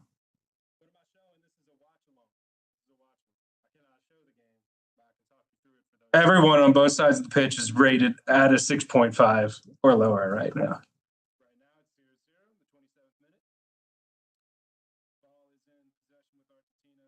Why are we hosting a game we aren't participating in? Because we lost. That's not hard to understand. Got knocked out. If we won, we would be hosting the game still.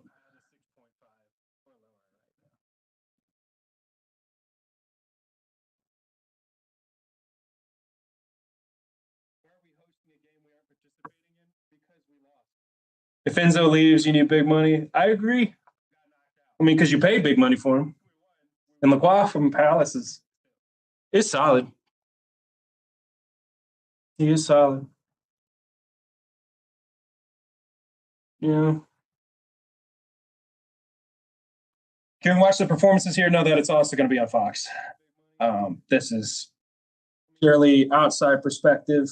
You're getting just communication from me while also being able to see things like the watch party or vote in our polls or whatever. It's just additional content. Yo, this sucks. Just show the game. Yeah, if I do that, we're going to get pulled down immediately, and then you're not going to be able to watch anything. Because that's how it works.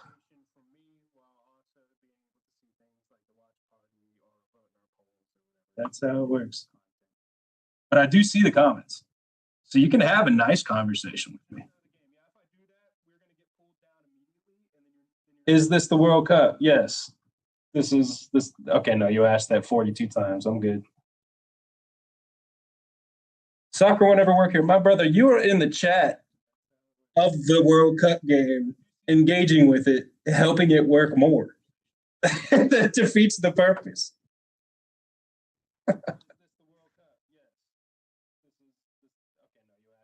We're approaching 30 minutes.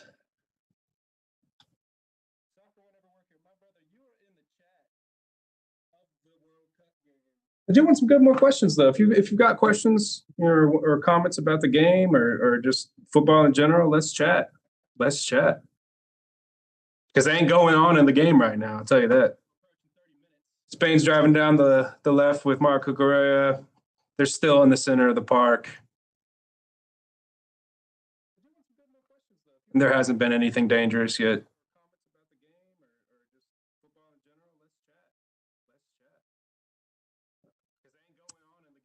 I don't know if we're going to see a goal in the first half.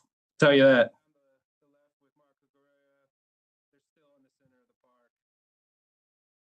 Spain's defense is stingy. Stingy. They let up one goal. Here's Belgium. I'll let you know when there's a goal for sure. I'll definitely be celebrating. There just hasn't been. Do I have a BTS bias? Why are we talking about BTS? I understand that they're performing. But we're not going to be able to see it here. So, I don't know.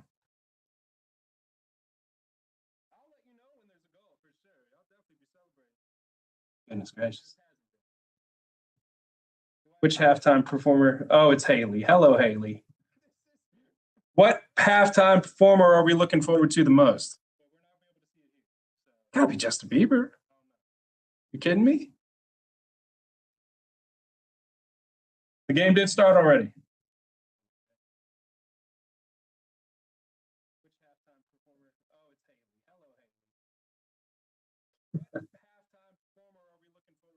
All right, cross in. Not much going on here.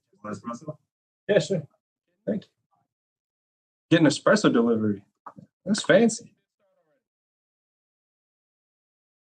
If Spain score first, it will be 4. What, 4-1 Spain? Oh, yeah. You know, if Spain score first, I said it could probably end 1-0 because they can shut down. They do a better job of closing down than England does, I'll tell you that. Yeah, their defense is godlike. Kubarsi, what a player, dude. What a player. They may be young, but they're like, they have so much experience for young kids. And obviously, when you have a Ballon d'Or winner like Rodri in the midfield, it makes it a little easier.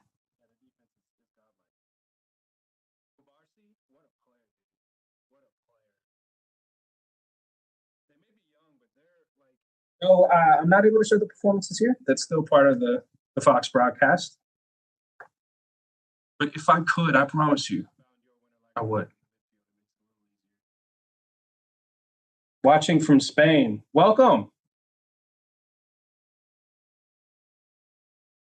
Bienvenidos. Yes, the game is now 34th. Still 0-0. And that field tilt is directly in the center of the pitch still. Baina's been doing pretty well. He had a drop of the shoulder and was able to breeze past Montiel. But he ultimately had that attempted cross in the area that was dealt with pretty well by Romero.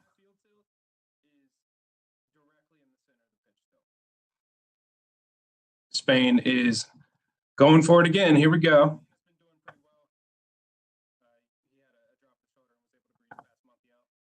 Yeah, no, you can't just, football is like chess. That's a great point. You can't go all out attack. It's not like that. If you do, you end up with a game like yesterday, which was great, but at the same time, it's just too risky. You go 4-0 up. 4-0 up should be the safest thing ever. Yeah, I can give more commentary on the game. It's just there's not much going on at the moment. Right now, Cucurella's got a chance to cross. He blasted into Romero again, and it goes out of the pitch. Thank you.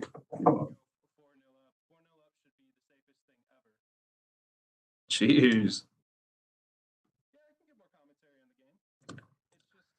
All right, so yeah, Spain is still has 64% of the possession so far in the first half. There's been, and I'll tell you, if you are a fan of football and you understand like the really nerdy stats, so we talk about the XG or expected goals, there's been 0.1 generated for expected goals in the entire game.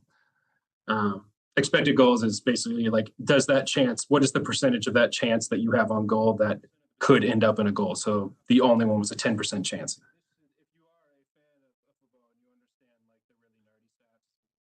One shot on goal, one shot on target. That came from Lamine Yamal early on.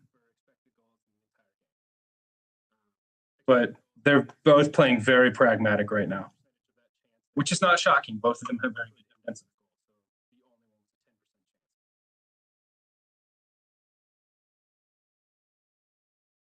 One shot on goal, one shot on target. Read these comments.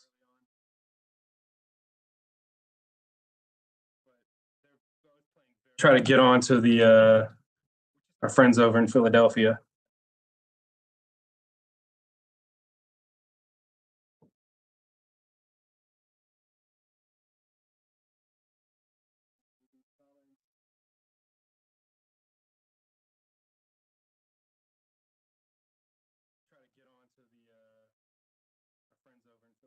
Oh, who do we want to win? Who do we want? A lot of people are saying Argentina in the chat, but according to our poll, it is still 52% Spain.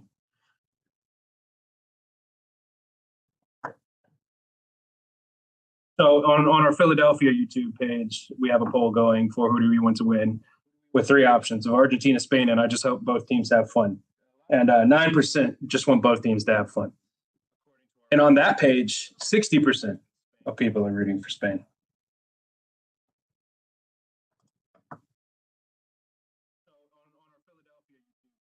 Am I streaming the actual game on here? No. The game is on all Fox local channels. It is on Fox One. You can download the Fox One app, and that's where you download it there. But no, if I show the game on YouTube or TikTok or anything like that, we're going to get flagged, demonetized, video taken down, in trouble. And I don't want to be in trouble.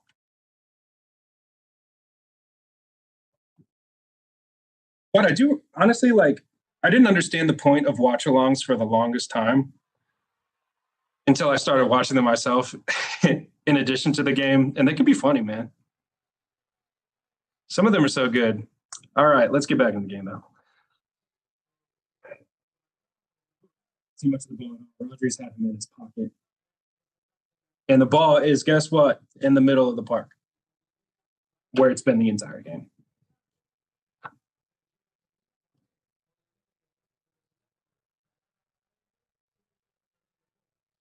We're in the 38th minute. Still 0-0. Spain are in possession like they have been most of the game. They're still generating about 65% of the possession.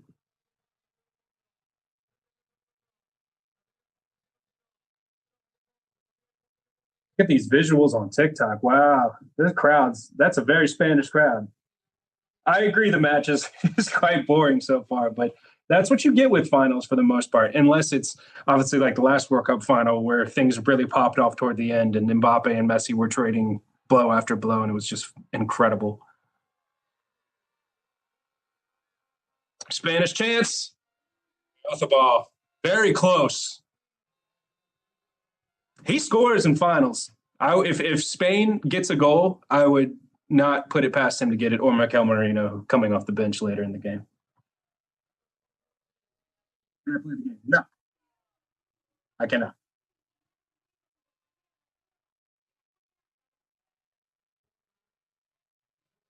But thank you all for joining. Wish I could show you more, but this is what we got. Do you think they are cheating? There's proof, but I want your opinion. I don't know, man. Obviously, I say things out loud when I'm watching games too, and I'm like, there's cheats, especially when I'm watching Arsenal games, and I think the refs are always against us, but nah, I don't know, man.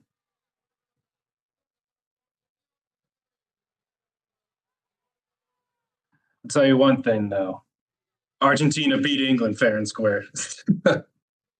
England should have won that game. This game should be Spain versus England. But Argentina turn up. Holy indeed.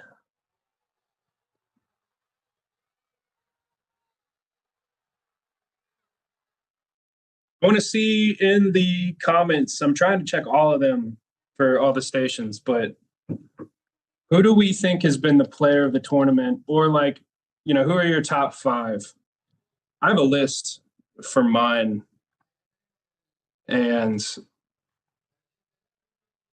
it pretty much includes like a bunch of Cape Verde players.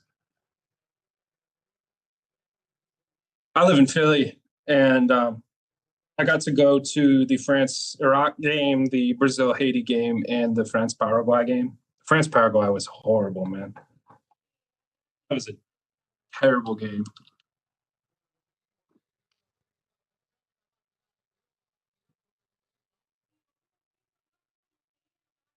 I'm coming over to the DC chat right now if we got people in there. We are live on the Northeast. It's the first time that Fox has been able to do something like this, and it's awesome to get to see all the comments that are coming in.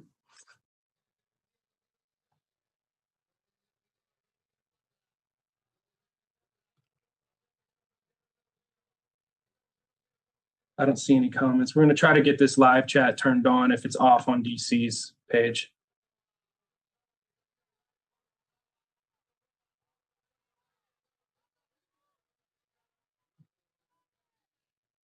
Incoming chat. So if you're watching with us on Fox 5 DC, I want to hear from you.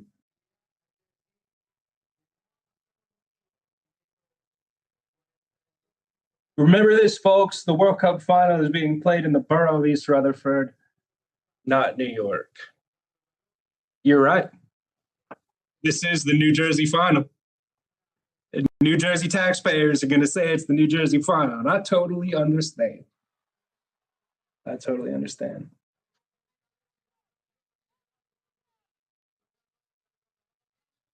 Honestly, I'm not really a good football fan, but I came here just for celebrating the 3 GOATs last World Cup. I agree.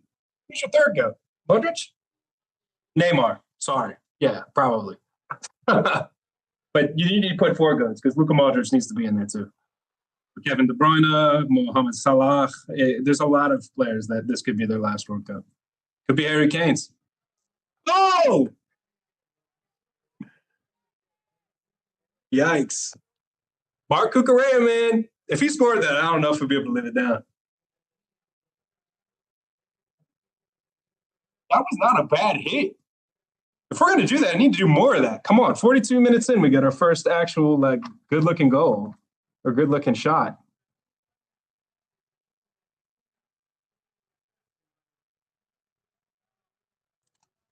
CR7, Messi, and Neymar. Yeah, man, it is crazy. All the people we grew up watching, especially in a Clasico, it's their last World Cup.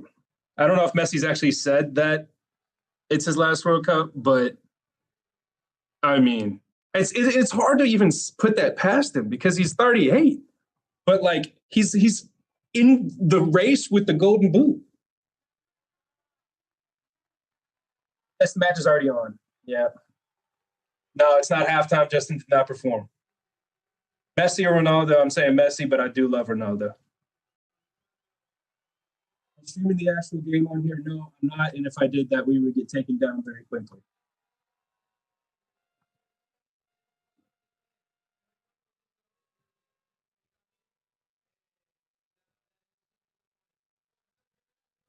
Keep putting questions in the chat because we got nothing else to do. The game is not going very well so far. 0-0, 44th minute. We're approaching halftime. Then you can watch BTS and stop spamming the chat. Well, you're not going to watch it here, but still.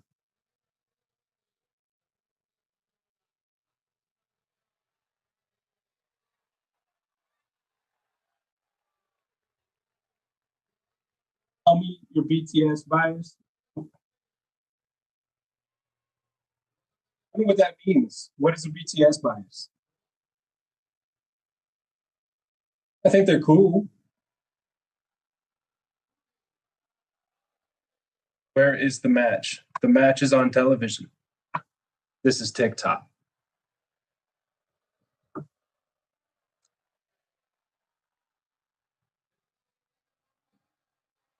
Okay. Yep. 45 minutes up. We got 4 added minutes. What a game so far. Oh, Julian Alvarez? Nope. Unai Simon clears. Romero heads it back. It's just ping pong. Defense, defense, defense, defense.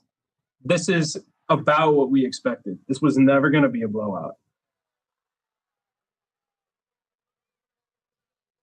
When you're saying you can't find anywhere to watch the game online, it is on Fox 1.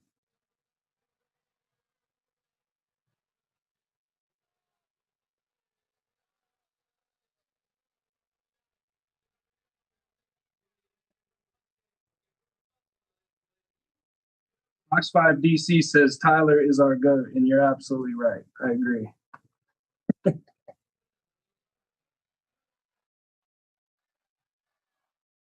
Where are we watching from? Fox 1, yes. Fox ONE. Fox 1 is Fox's new app. That's what I'm watching it on myself right now. It's basically like Fox's version of Netflix. Watching from the Philippines. Thank you for watching. That's really cool.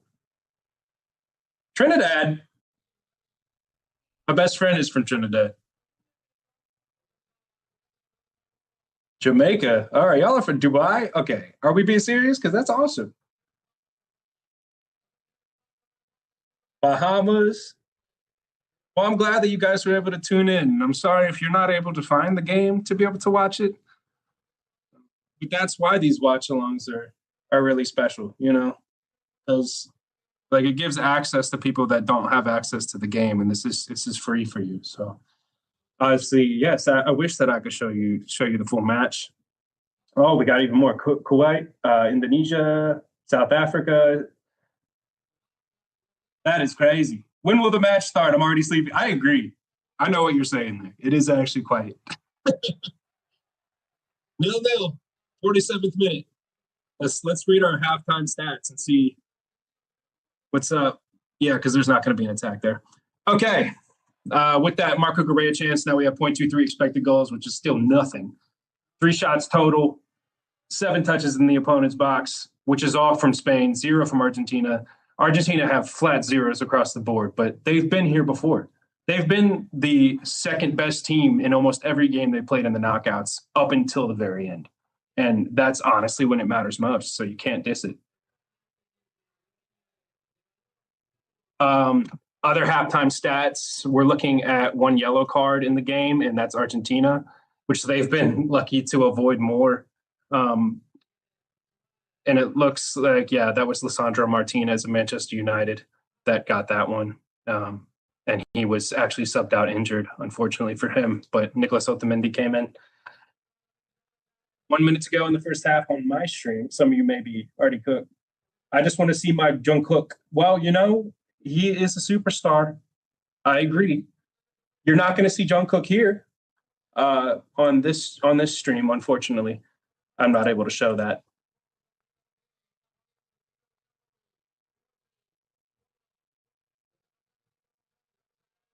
I am unable to show that. From stream to stream. I wish I could show you the match, my friend. I really do. I really do. But if I show you the game, this stream will no longer exist and will get pulled down. And then none of us will be having any fun. All right, we're at halftime now. What a half of football that was. I know, I'm sorry, Shelby. I wish you could watch the game. I'm watching it at a desk right now, trying to talk to y'all. Do I see Jungkook? No, I don't see Jungkook. Score is 0-0. Yeah, don't listen to anybody else saying 0-3 or anything like that. Score is 0-0. Thank you for joining if you have. It is currently halftime, 0-0. Argentina versus Spain in the World Cup final. We got a yellow card on Lisandro Martinez, who was subbed off injured in the 44th minute for Nicolas Otamendi. That's it. I wish I could tell you some goals. I wish I could say Messi has scored and gotten one closer to Kylian Mbappe for the Golden Boot. I can't tell you any of that. Nothing else has happened.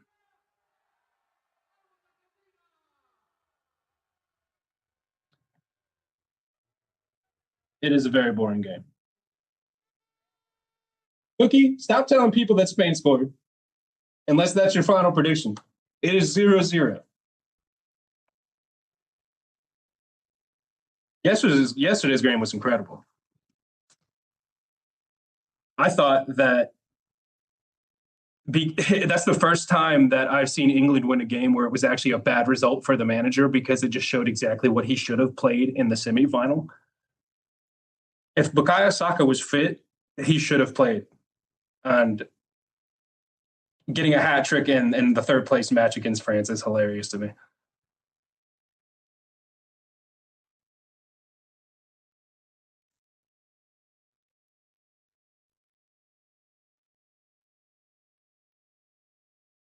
No halftime show. The halftime show has not started yet. It has not started yet. But there is a big one.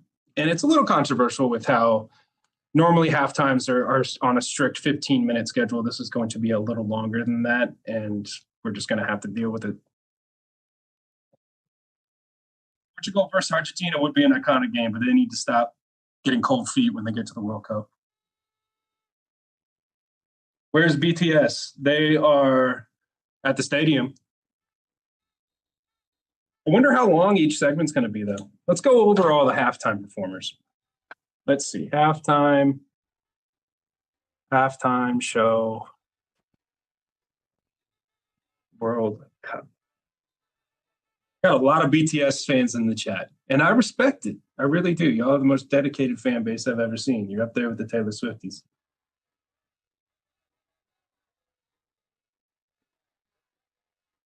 Up there with the Taylor Swifties. I understand a lot of people are probably logging in, seeing that I'm not showing the halftime show right here. You see, there's two, if you're on TikTok, there's a video above and below me of different watch parties going on. Let's see. Okay. Our halftime lineup. And granted, they probably haven't told us every performer that's going to be there yet. But our headliners are Madonna, Shakira and Burna Boy, BTS, Justin Bieber, and Gustavo Dudamel. Justin Bieber was a late ad. Infantino was teasing about some big performer that they had secured a couple weeks ago. And when it was announced that it was Justin Bieber, I wasn't that shocked. The BTS Army, I know y'all want to see him.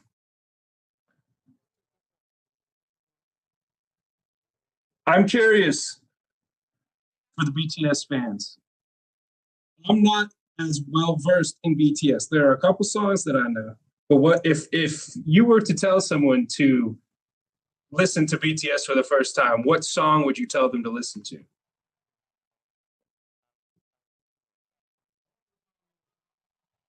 If I were to, want to explore.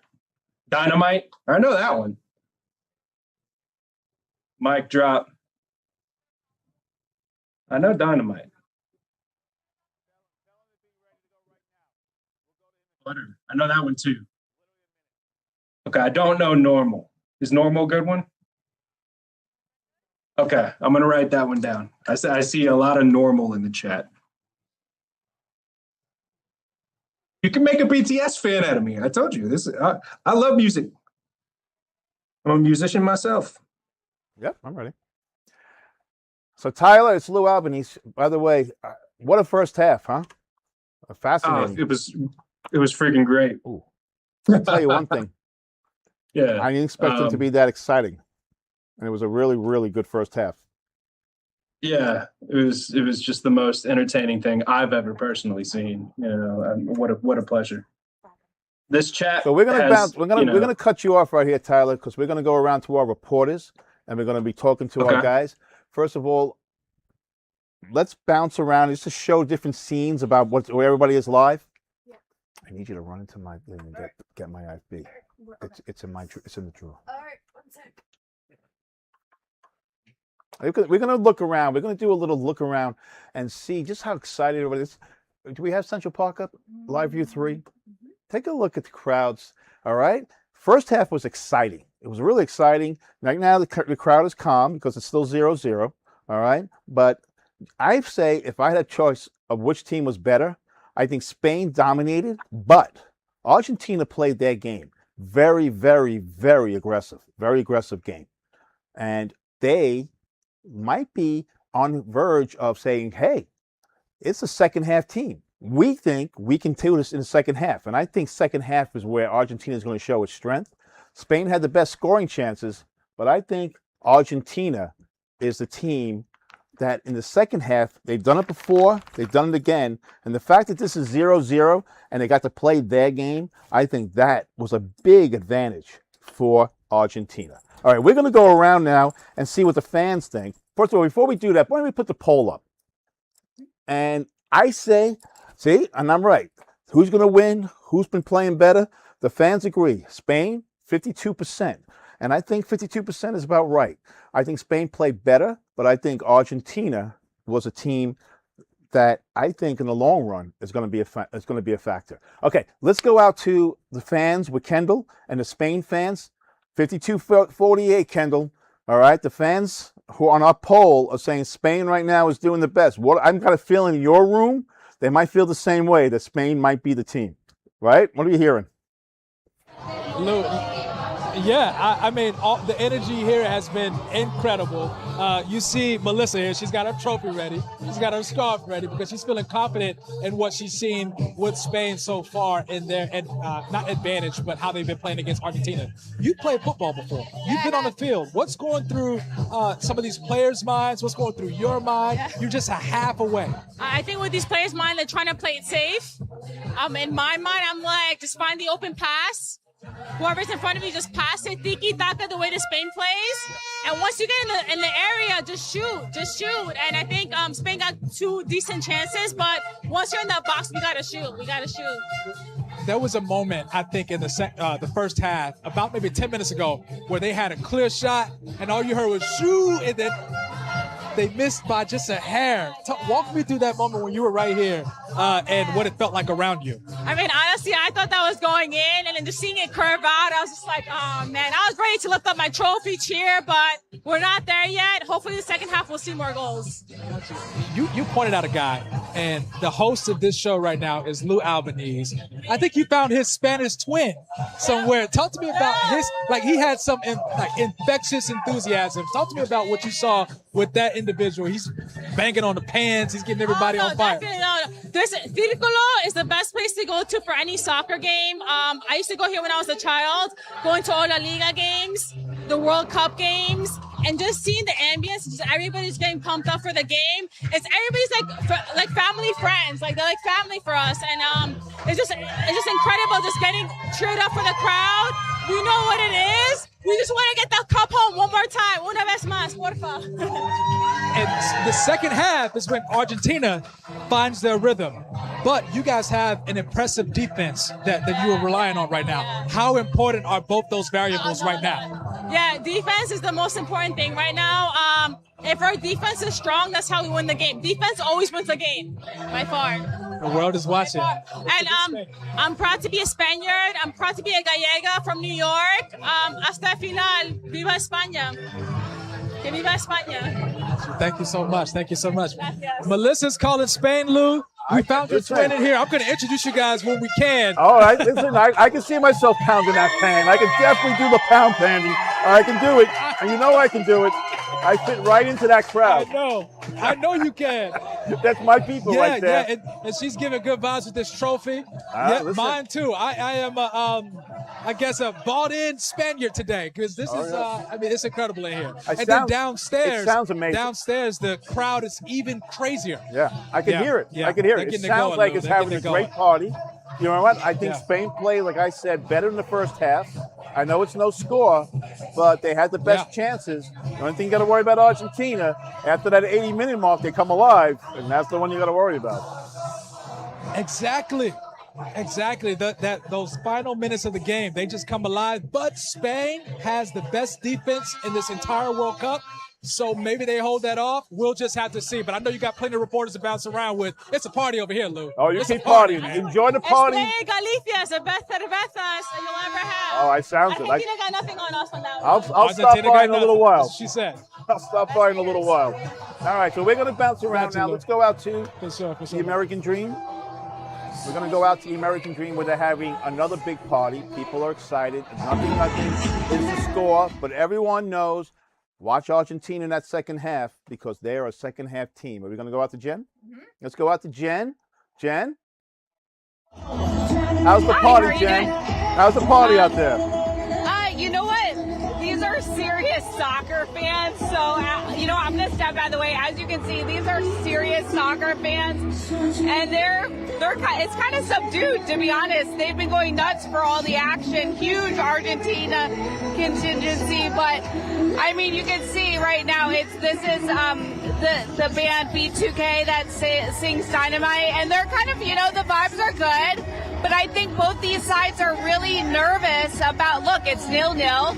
And lots of Spain fans, a lot of Argentina fans. So I think everyone's a little nervous right now, you know what I mean? So, okay, let's see who's up next, because this is star-studded. Well, BTS, we know, so I'm it's able, worldwide. you can see know that, Jen. BTS is a popular band. Yes, worldwide. Yes, I do know that. That Dynamite song, I do know that song. And let's see what, I mean, let's see. We have Jason Sudeikis, the two actors from Ted Lasso coming up right now. So let's see who they introduce. Oh, I bet it's the Biebs. It's somebody you're gonna like, it's Jen. Justin Bieber. Okay. I think it's somebody you were talking about yesterday.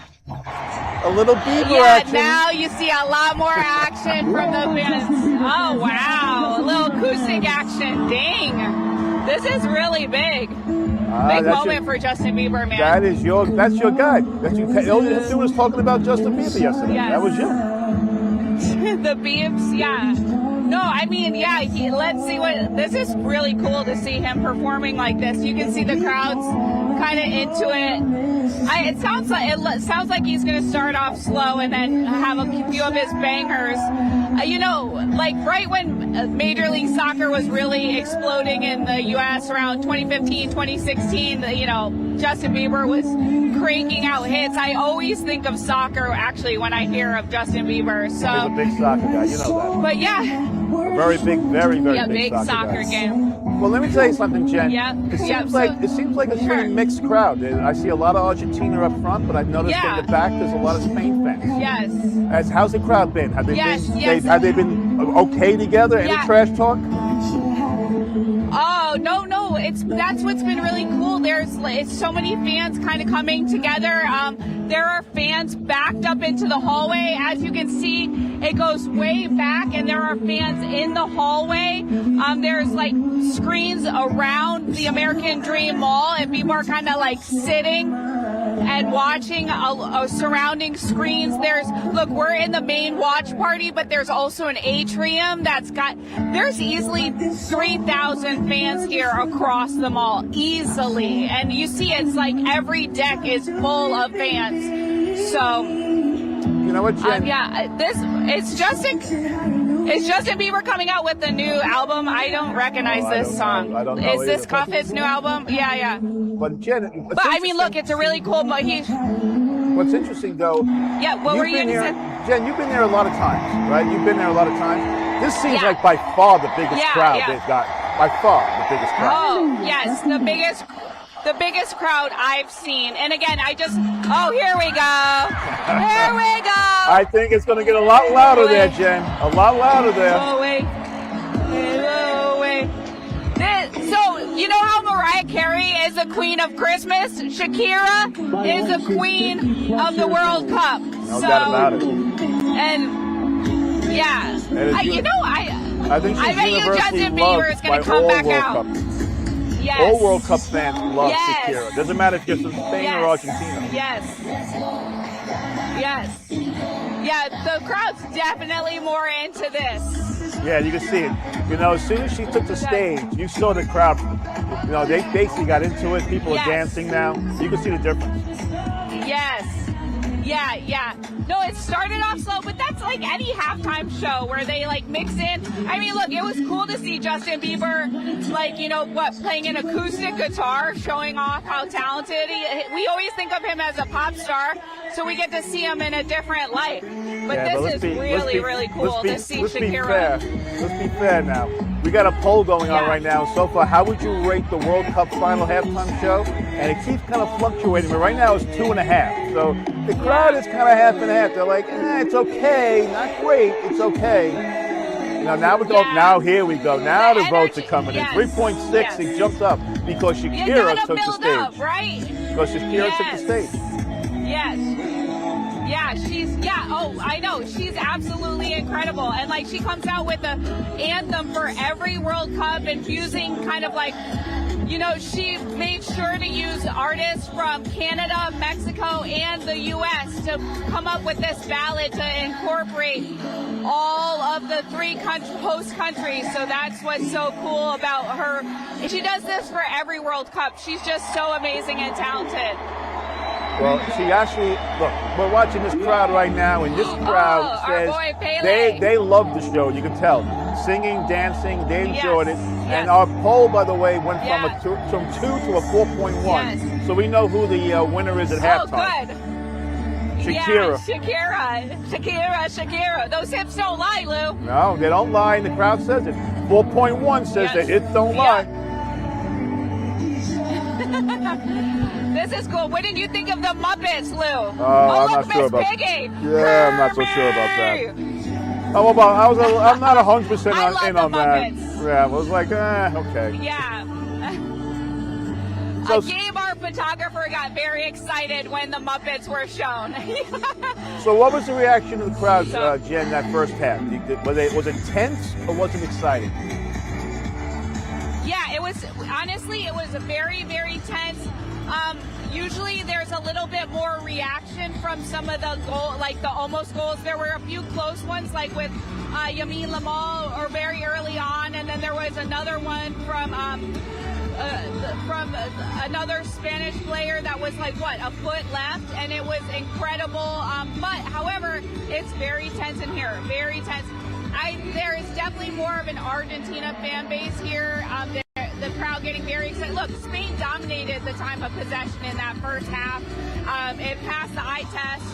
And so, we have a Argentina fan. Do you want to come talk? Hold on, someone wants to. Hey, we'll ask you about the halftime show. You want to come? We're gonna talk to a fan about the halftime show. Jen, okay? we're gonna. Oh, go ahead. Yeah. What do you think of the halftime show so far? I loved it. It was really nice, and I could not believe that Justin Bieber was there. I'm literally I'm speechless. You're a believer? Yeah. What was your favorite part? I liked whenever he said Hallelujah World Cup. I love that. I'm one of his biggest fans. Perfect. And you're a big Argentina fan too. What did you think of that first half? A little tense, huh? Yeah, really tense. Yeah. Perfect. What's your name? Isabella, thank you so much for joining us. Thank you. She was great, Jen. Yeah, Enjoy the second half, all right? Because we're going to be going out to Central Park right now, and we're going to see what Frances Wong has. She's there, she's partying, and there's a crowd of crowds. We're going to be going out to her in a couple seconds. Go ahead, Frances. How's the party in Central Park? Hey guys, well, it is the perfect day to be here at Central Park watching the World Cup final. You have 3 big screens here behind me. You're looking at the beautiful skyline of the city. The weather is perfect. It's a little hot, but there's a breeze. Love a breeze. And I'm here with 2 ladies who I pulled in because I feel like your friend group kind of represents what the World Cup has been all about. Tell me where you're from and how you guys all met and why you're watching it here together. I'm from Brazil, and we've met here in New York. The great representation of the World Cup, bringing all of the countries together. Yeah, because you're from Brazil, your friend is from Mexico, you have another friend from South Korea. I saw all of you guys dancing, enjoying the halftime show. How are you enjoying the game so far and the performances? It's wonderful. It's a wonderful experience. We are hoping to see more goals. But we're having a great time, yeah. And I felt like your friend group really embodied what this World Cup has been all about. Countries and cultures coming together. When you're here at Central Park, such an iconic location for a watch party, 50,000 people in attendance, one of the largest World Cup parties in the world, if not the largest. What do you feel when you see all of this? It fills my heart with the feeling of belonging, because I feel like the World Cup brings us so many different backgrounds together, celebrating soccer and celebrating being together. I think this is a chance of a lifetime to be in Central Park, celebrating the final, the World Cup final. I think this is a chance of a lifetime, and it's beautiful to be here. Beautiful sentiment, ladies, and I know your guys' teams are no longer in the World Cup. Who are you guys pulling for then? Argentina, because they are Latin American. That's And I will challenge my friend, and then I'm rooting for Spain. I think that they deserve this time. They have a better team. But, it's all about the game. It's all about luck and fate. And we're all here celebrating whatever result we have, because we are here celebrating the World Cup, our families, our history, and all of the beauty that you see here in New York, this melting pot of communities coming together. Beautifully said, ladies. Thank you so much. See, this is why I called them over, because I felt like they really embodied the World Cup spirit. They're having a good time. I saw you ladies dancing. I'm gonna let you go back to dancing. So yes, it's been a great time here, guys. Francis, Those it looks ladies like really everyone's set it so having a perfectly. great time. That's the beauty of it. We've been to 3 different locations. We went to Spain, we went to the Dream, and we've gone to Central Park. And there's one thing that connects everybody. Everyone's having a great time. Everyone's having a great time. This might be the most fun No matter the Sunday. outcome. It must be the most. And you know what? I don't know who's going to win or lose, but already New York won because everybody here in the city is having a great day. And as the game goes on, I'm sure it's going to get more and more exciting.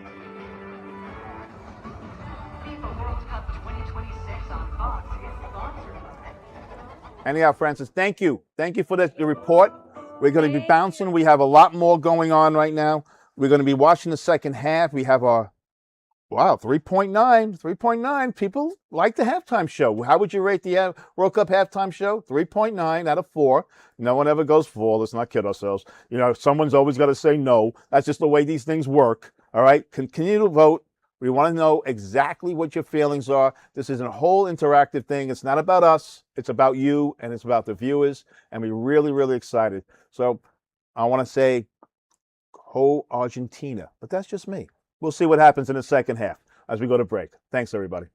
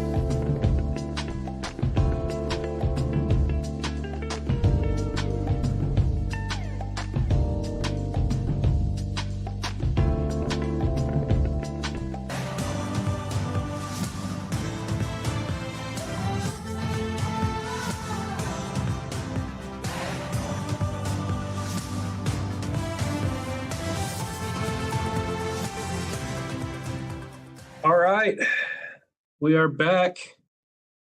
Second half has not yet started.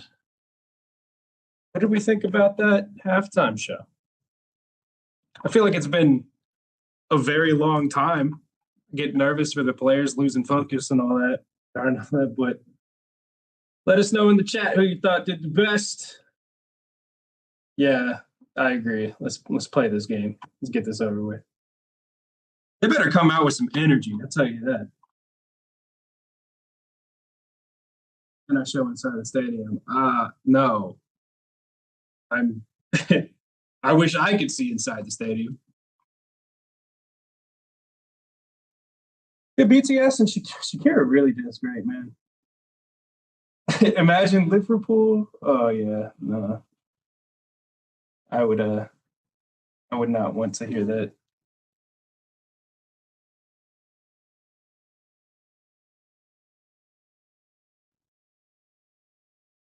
All right, so it looks like people love the BTS and the Shakira moments. I tend to agree. I think High Energy is good. I love Everything Hallelujah by Justin Bieber, but I don't know if I would have picked that one. Okay, we are back underway for the second half.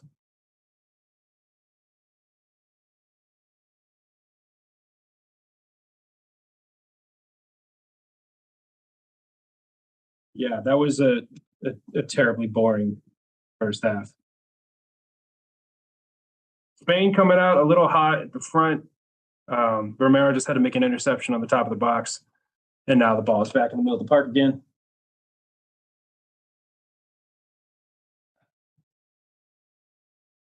Spain have the ball at the top of the box. We might get a shot here. It's good to test the keeper, but that was not didn't have any power in it.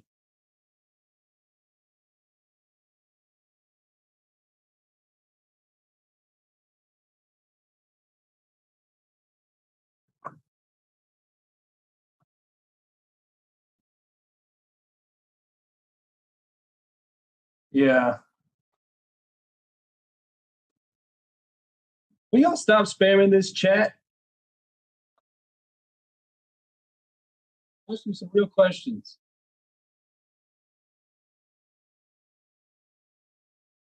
All right. Argentina looked to be collecting a few passes together. It's not as just closing down Spain and receiving the ball back as it was in the first half.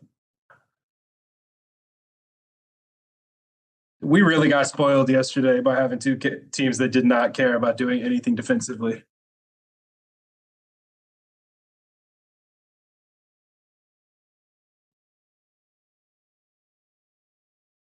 Get back on here. In our poll right now, people are giving that halftime show a 3.4 out of 5, which is, to be honest, for a public poll, that's pretty generous. Most people don't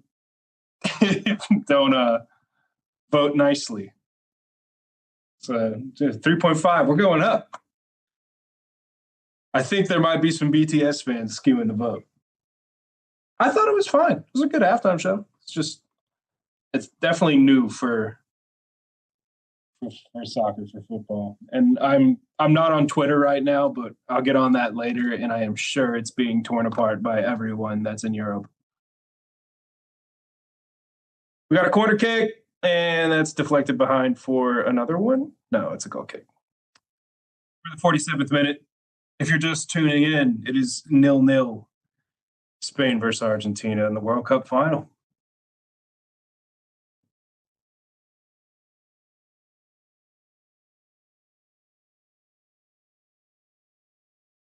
Yeah, you say you don't want to see people. I can't show you the game or we'll get taken down. So you might need to go find the game somewhere else. This is a watch along for people that don't have access. Trying to keep you updated with what's going on. Unfortunately, not much has happened in this game thus far. Where's BTS? They're done. They already performed. Sorry if you missed it. You could probably catch that video on Twitter. Someone probably posted it.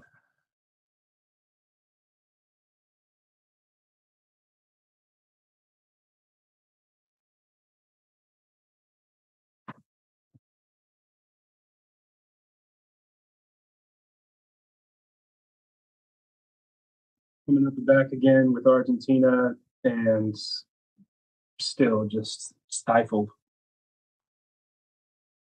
If you're watching us on TikTok, you can see two different clips. One of them above me, it looks like an Argentinian watch party, and the one below is a Spanish gathering over there in Spain, and it looks crazy. Did BTS perform already? Yes. This is the World Cup final. This is not the BTS final. They've already handled their business, and they did a good job. They did a good job.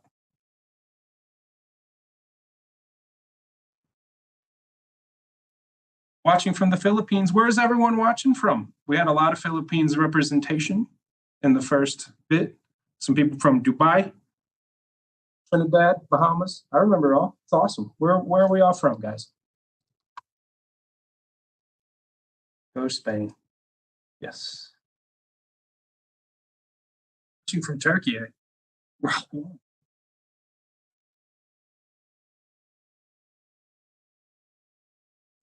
All right, Argentina on the counterattack.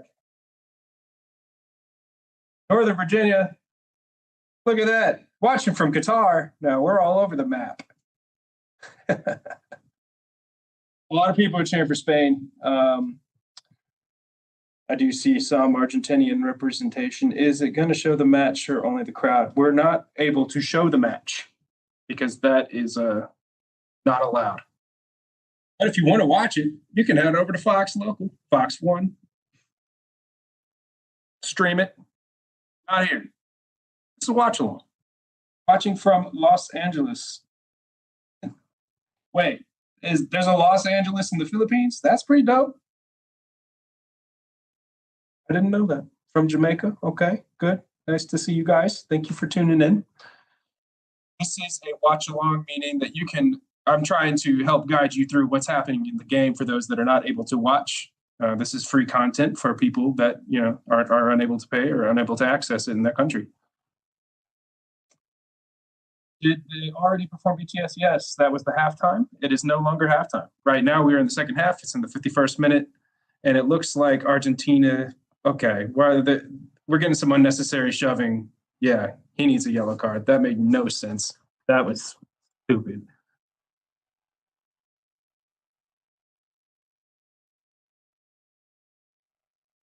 Do I think Spain is going to win? I'd love to see them win. But, I don't have a preference. I think that for them to be in 2 finals ever and win both, pretty special. It's crazy to me that they haven't been in more. They had this chronic inability to get to the finals. Tuning in from Maryland, hey, thank you for joining. Thank you for joining. I see someone, you're saying this game is boring, there's no proper attack or strategy. I would argue, yes, it is boring, 100%. The strategy, though, is there. The strategy from both teams is defend. Whether there's not any attacking strategy, maybe the attacking strategy is to reserve it, and they both went for the same thing. I'm not a coach. All right, lots of Argentina support right now. The JB concert.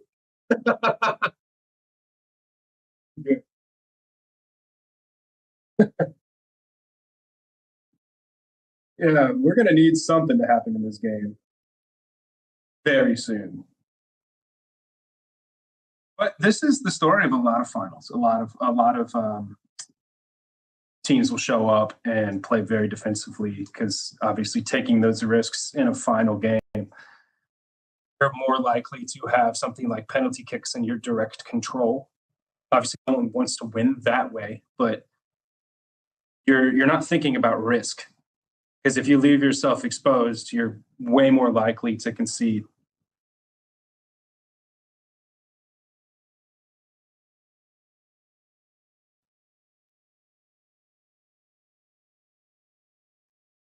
Who do we all support club-wise? I'm an Arsenal fan. Are there any Arsenal fans in the chat?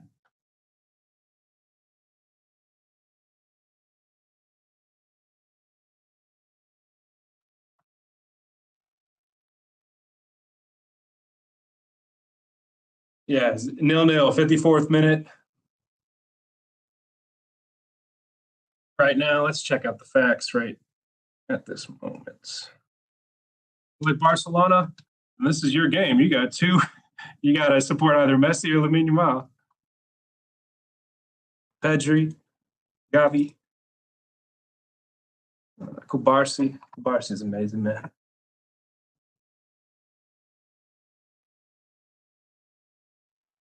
All right, we're on the counterattack with the ball. Who's going to take the shot? Are we going to have it? No. Cleared away. It looked like a miscommunication between the two. Yeah, that was very, very good build-up. All right, Roger's starting to take control of the game a little bit. We're going out wide to Pedro Porro. Yep. All right, Lamine Yamal's been a ghost, so need him to wake up a little bit. You heard Messi paid to do a penalty? Well, I don't know. We'll see if he gets one. So, my sister's in the chat. What's up, Maddie?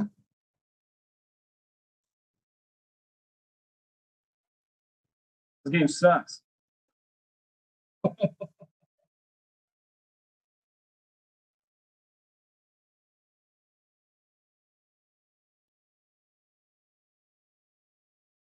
Wow. That's some good build up there. Oh, nutmeg and that seed. Go Cowboys. No, go Birds. You serious? You got me saying that in New York right now. I might get in trouble. Just say.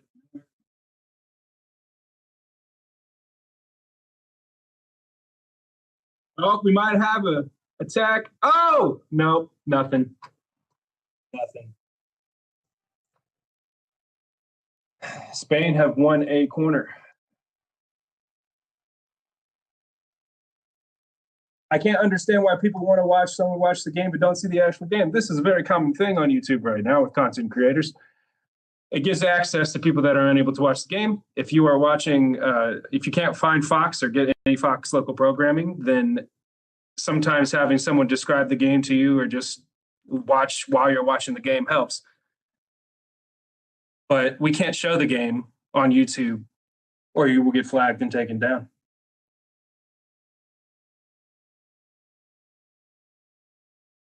But if I could, I would. Trust me.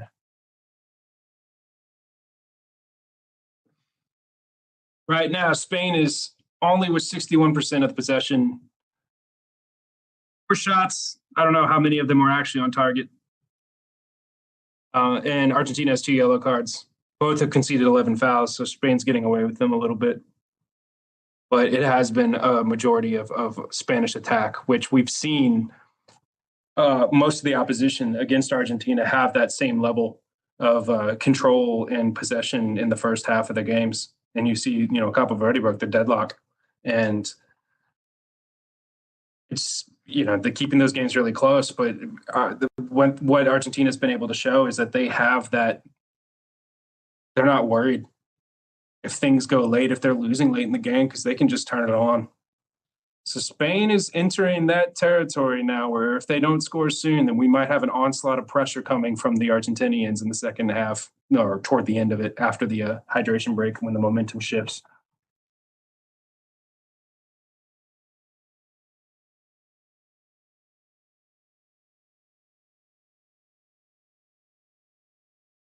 I'm not knocking. No, I didn't think you were knocking it.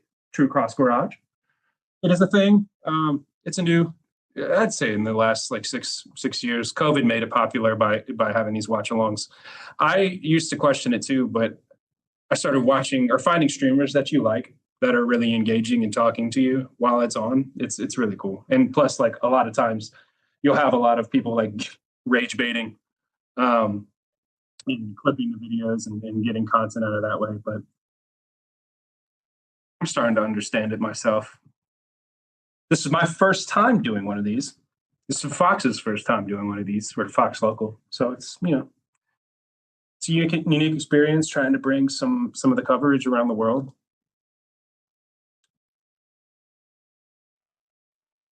Haley, I agree. That Spain watch party does look incredible. Yeah, don't listen to any. I will tell you when something happens. I promise you. It is 0-0 right now. Anyone telling you something else is lying. We're so bored we got to lie about the score. Why are we still talking about BTS? We did that the whole first half. I'm sorry. I can't show you BTS.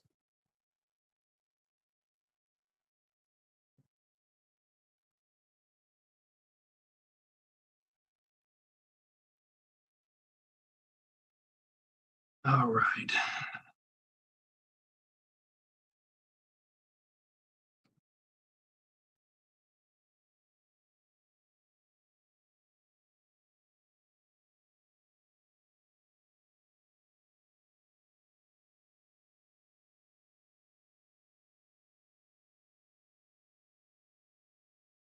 And we are approaching the 60th minute, if we're not already in it. It has been a terrible watch so far. I'm not going to sit here and lie to you and say this has been entertaining. You're selling cars through COVID? I understand. I'm glad we had something to do. Are there any other people actually showing the game? No.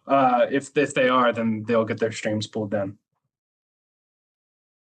Right now, Fox has the rights to it, and they're airing it on Fox One, which is a streaming app, or on local Fox channels. So you're not going to find it here or on YouTube. And if you do, they probably won't be up long.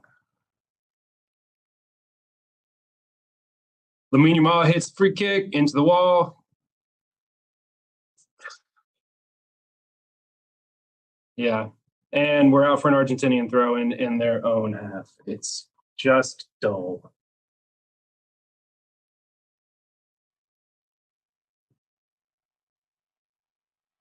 Okay, if no one scores, what happens? Do they just keep playing until a team finally does? Yes. And they'll basically go into extra time after 90 minutes. And there's 2 extra time periods, 2 15-minute halves of each extra time. So we'll go up to 120 minutes. And then if there's no goals, then it goes into penalty kicks.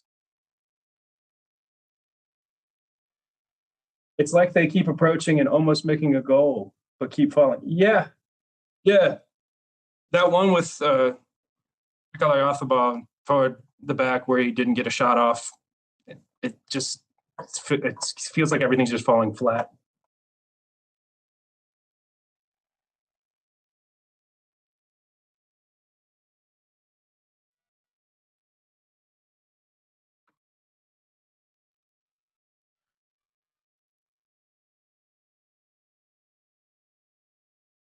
Keep those questions coming. We are live on Fox 5 DC, Fox 5 New York, Fox 29 Philadelphia, YouTube, and TikTok. Lamine Yamal out on the right side, dragged down for a foul. Was he? Nope, it's a goal kick. Let's read some facts about this game to you, because that's all I got. Okay, so the momentum has been with Spain most of the entire game, which we probably would have expected. They had 65% possession in the first half. We're down to 62%. But they're the only team with shots. They got 5 shots, 10 touches in the box. There's only been 1 touch from Argentina in Spain's 18. Which play got the red card? Did someone get a red card? I don't think anyone got a red card. If they did, my stream is super delayed. We have had 2 yellows. The first went to Lisandro Martinez, I believe, in like the 41st minute, and then the other one just happened, I guess, 10 minutes ago for Paredes for pushing someone over for no reason.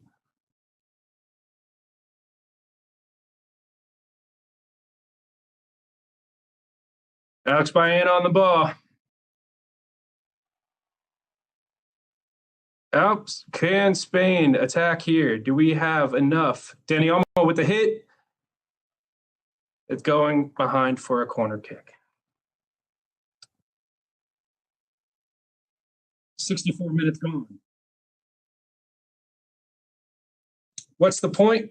What are we referring to? If we're referring to the stream, we can't show you this. We can't show you the game. But I can talk to you about it.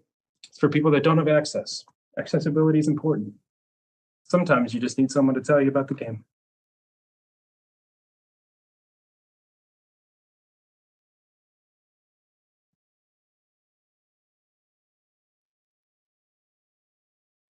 Appreciate everyone who's joined in at this point. Right now, above and below me on TikTok, you can see an Argentinian watch party and a Spanish watch party. You can tell that they're in their own countries based off of how dark it is in Spain right now. Oh, all right. Spain is cooking a little bit more.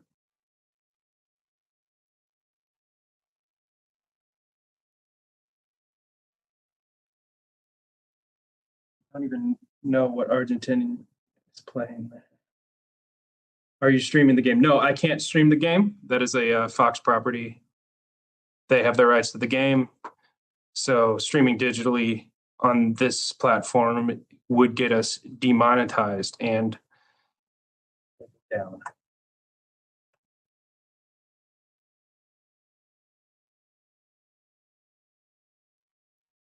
Is it over yet? You know what? At this point, I do not want this game to go to extra time. I do not.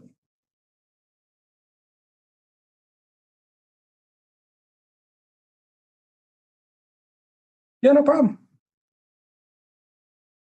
I wish I could show you the game. That'd be really fun. But this is what we got. It's on the Fox One app. It's basically like Fox's version of Netflix.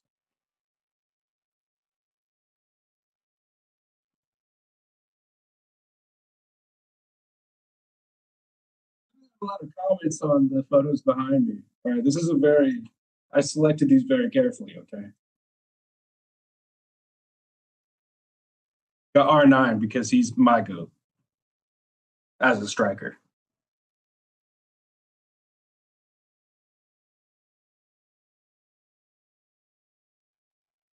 Yeah, if you basically, yes, when I say demonetized or like whatever, if the YouTube algorithm or AI picks up, we had a shot on target, sorry, Ferran Torres from across from Lamine Yamal, it was saved. But yes, when I say demonetized, they would take the stream down and you would get flagged. That's just, if you air live television that is not, you get in trouble for that. But if you are watching along with us on Fox Local Programming, shout out to you. Okay, Haley, are you watching on Fox Local and watching a watch along? That's great stuff. That's what it's all about. Is it still on halftime? No, it's we are in the 67th minute. Halftime has been over.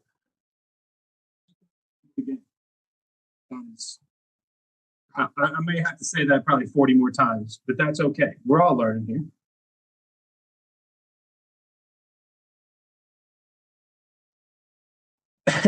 When you say you keep seeing video games pretending that it's the real life spending, are you talking about like people playing FIFA or like FC 26 and pretending that's the actual game?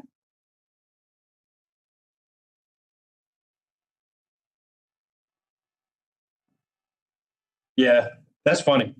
That's a lot of effort. Yes, if you are on Fox Local, hop on over to our TikTok or YouTube to talk. I want to hear what you're thinking at the moment about this game because it's nothing to tell you, really. We've had almost 70 minutes of game time and not really anything major has happened other than a couple yellow cards. Spain is doing well. They're dominating the possession, but I think that's exactly what Argentina want. They like to come alive around the 75th minute. I'm telling you, after this water break, we might see some more attack from them. They're going to let Messi get on the ball more.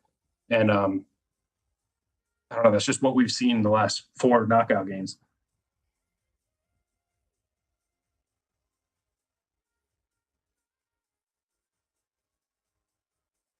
What do we think about the water breaks? At what time will it continue? Tracy, could you tell me what you mean by that? I'm not showing the game here, so it is currently continuing at the moment.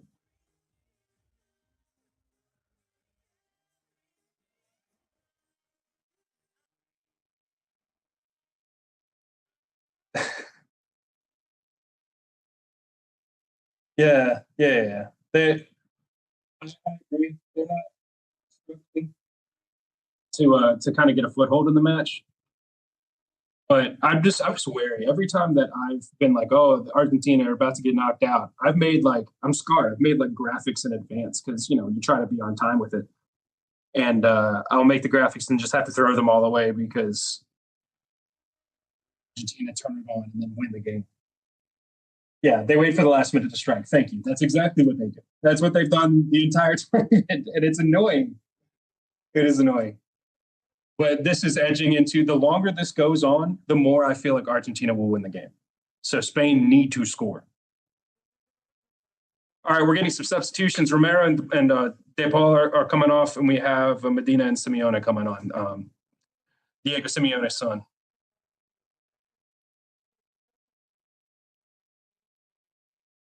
Yep, exactly. See, I just said the same thing. After the last hydration break, they tend to come alive. I don't know what they're drinking. Yeah, no, they like to get close to scoring and then fail. I mean, Spain hasn't scored a lot of goals in this tournament, but they just haven't been conceding. We saw that when they played Cape Verde, 0-0 in the very first game.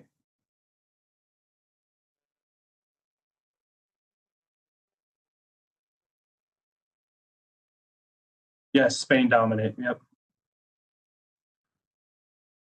Until Argentina decide that they want to play.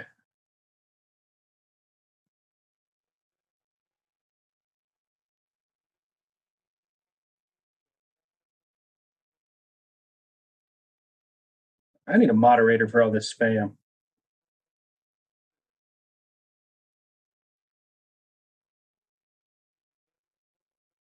I'm gonna start flagging spam.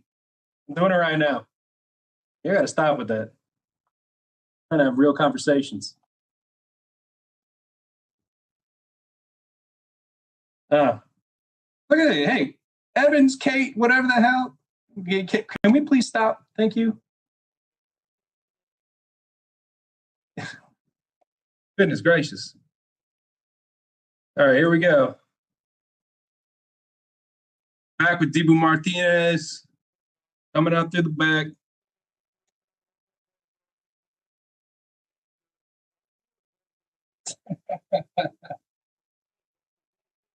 There we go. Get them out of here. Get out of here. We don't want you in the chat. You'll be doing that nonsense. Thank you, Haley. Hey, so when you say which one do you prefer, are you talking about which team? If so, I don't know. Hold on. We have a counterattack with Argentina at the moment, 72 minutes in. And it got stifled pretty quickly. If the live is muted, I need to know.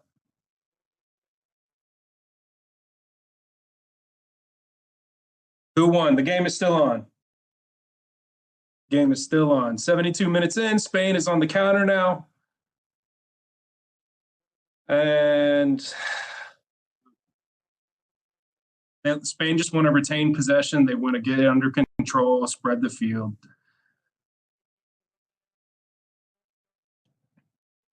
Danny Olmo has not impressed me at all this tournament.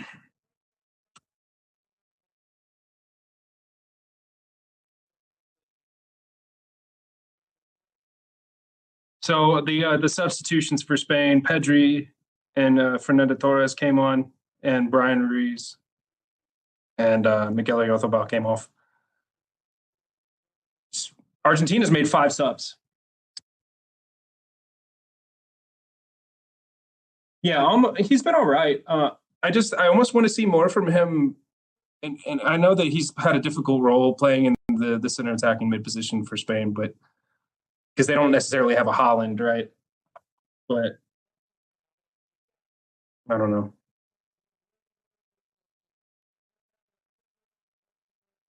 Can I show you what's happening? No, I can't. I wish I could.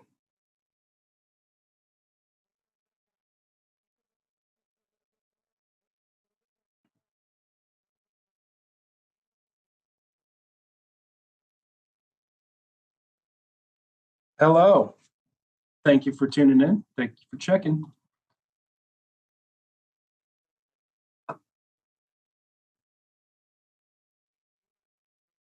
If you are here on TikTok, I appreciate you joining us.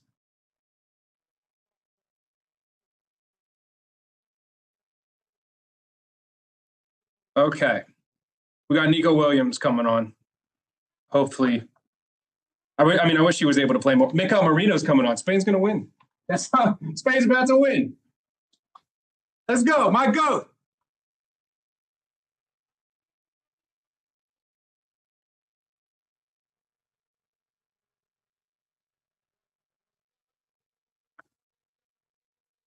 Good substitutions.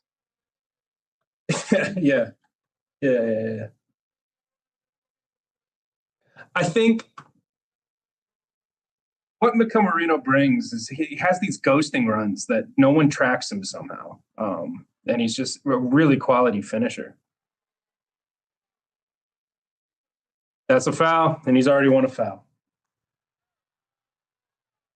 Hope that wasn't the shoulder that he injured last year.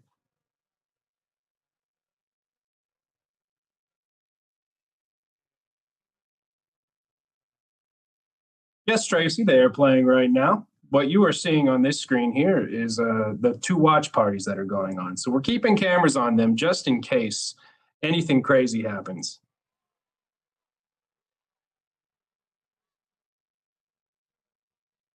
If you're watching with us on the Fox Local app, we really appreciate you joining in and welcome you into our TikTok to be able to talk to us.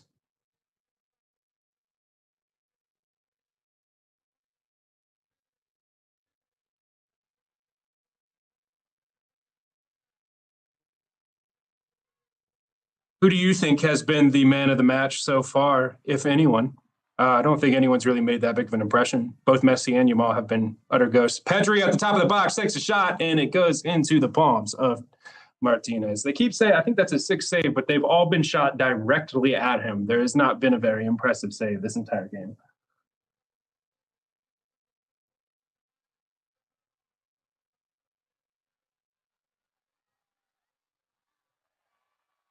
All right, it's starting to heat up a little bit. Lamine Yamal out on the side. That's the dribbling we know he can do. Nothing. This could be a Mikel Marino winner game. We'll see. Another shot outside the box. Pau Kubarsi. It's still in play. Okay, Nico Williams on the left. He's got 2 on him. He's trying to win a corner, and he does successfully. We're at the 77th minute.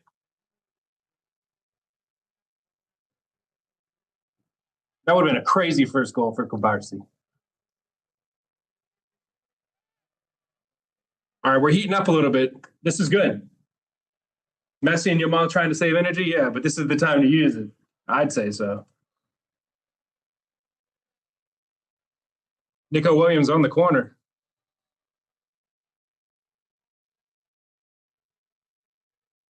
He's about to send it in. And the ref blows a whistle before the kick was taken to separate some of the pushing and shoving that's going on in the box. They're going to let it be retaken.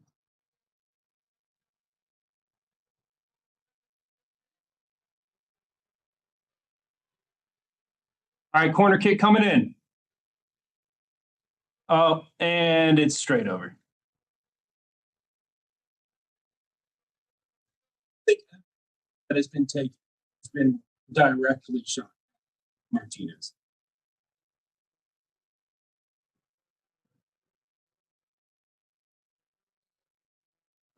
Stay on your feet, Torres. Attack of Figo.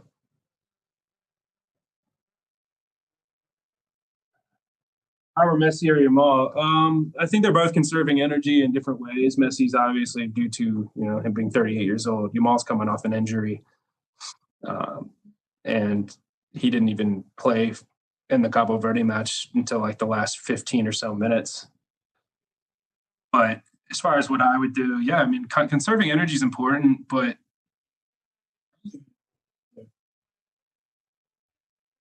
myself into the ground, but that might not be the thing that you advise the most. We're approaching the 80th minute, 10 minutes left of regular play plus stoppage.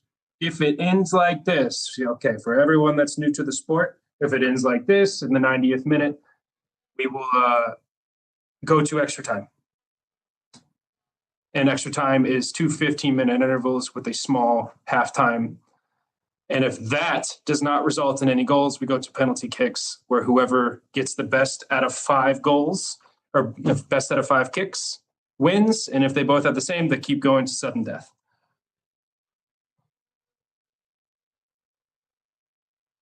Yeah, Argentina they've not done anything. They've defended well, but offensively, they've done nothing. They've had 0 shots to Spain's 10. You're talking FB results. Are you talking about the football? Because it's 0-0 right now. How many minutes until penalty kicks? If it ends like this, there's 10 minutes till extra time, which would be 2 15-minute intervals.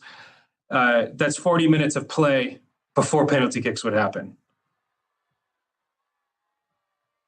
Oh, we might have a goal. Nope. There's another shot at Martinez. Yamal is getting a lot of space to dribble on the wide. He puts the cross in, and the header is directly at Martinez. It is very annoying to watch the match. Well, I'm sorry, man. I wish I could help you there.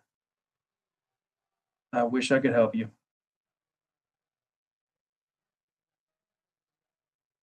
Thank you for pointing that out about the microphone. I don't know what I can actually do about that. I do have my own that I could plug in. I might do that while we have a second here. See if this makes it any better.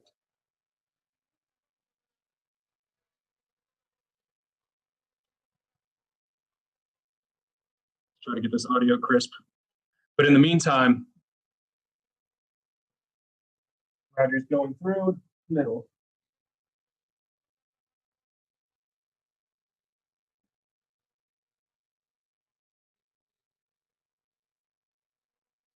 How many minutes left? We have 8 minutes left of regular time. 1 second.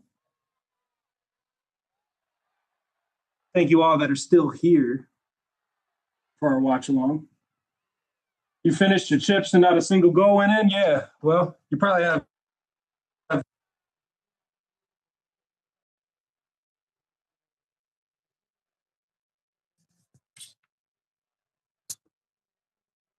Our closest game, or our closest chance, was that last one with Laporte. You know, for how expensive those World Cup final tickets are, I'd be a little disappointed with how this is gone. All right, I'm going to switch the mic over. Let's see if this is any better. Oh, did it already switch over? Yes, it did. Well, look at that. I brought my microphone from home. That's what I'm talking about.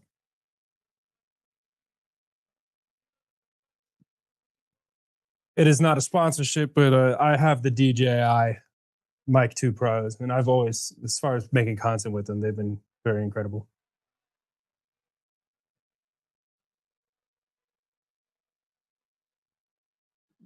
So, hey, don't be stealing jokes, one. Don't steal, don't bother jokes.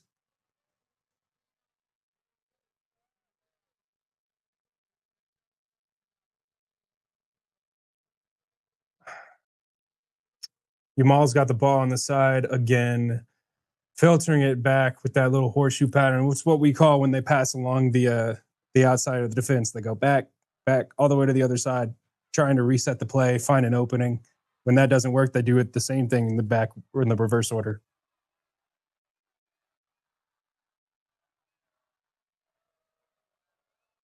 Argentina has teamwork issue that needs to be addressed in the sideline. Out of sync. Yeah, they are out of sync. I can agree with that for sure. But like, go back and watch the games. They got lucky several times. Argentina just haven't had the ball this entire game. First half or second half. And until they're actually losing, they look like all they want to do is try to spoil the game instead of having an interest in taking you by the scruff of the neck and winning.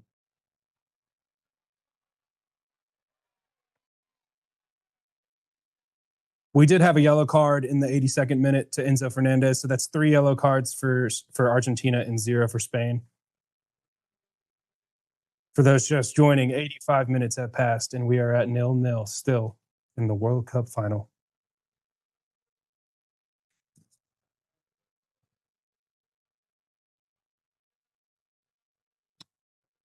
It's like they're scared to shoot or just can't. If you're talking about Spain, yeah. I mean, get the ball to Mika Marino in a good area. He's going to put it in.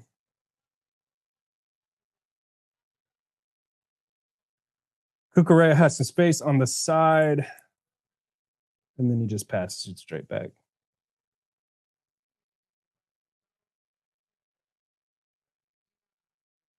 Thank you for joining our watch along. If you are here, no, we are not able to show the game. That is not something that I have the power to do.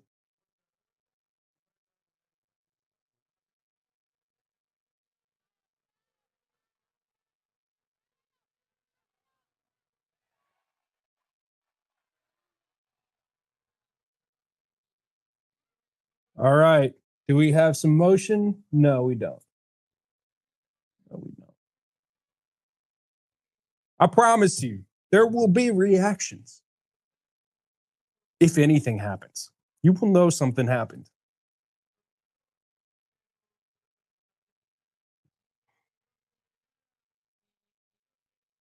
Okay, starting in the back again. The Spanish reset. Argentina's basically forced them back, but Messi has barely moved at all.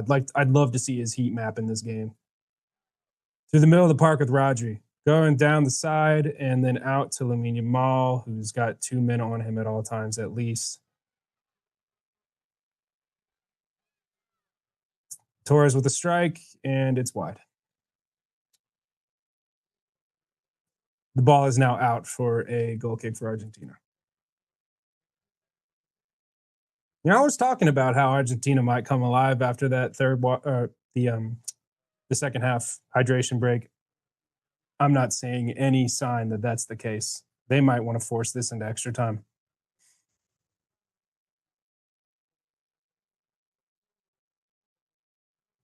Argentina are here to try to spoil the party.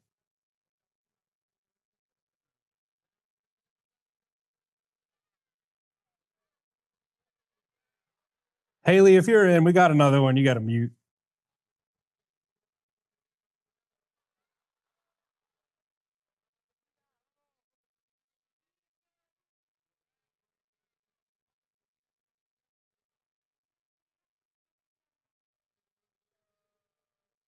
Yeah.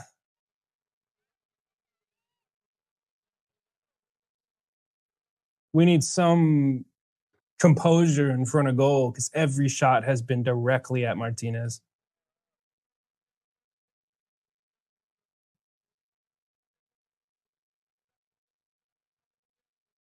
It's 5 o'clock in the morning in the Philippines. Well, good morning to you. This game might put you back to sleep.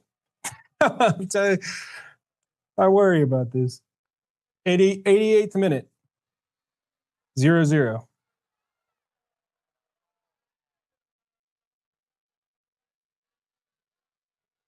Yeah, every player besides Messi is back in their own box. Messi's just walking at the top of the pitch. Lamine Yamal to the middle, spraying it outside. Nico Williams, no support, dribbles it into the defender, and it is now out for a Spanish throw-in.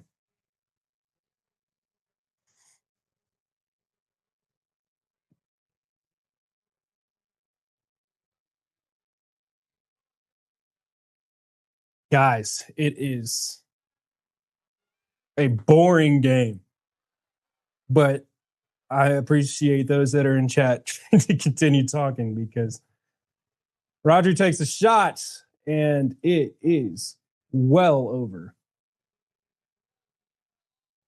Waiting for BTS. BTS already performed in a halftime. So you might want to log on to YouTube and try to find that video. I'm sorry. Wish I had it for you. They did well. Pretty sure they played Dynamite.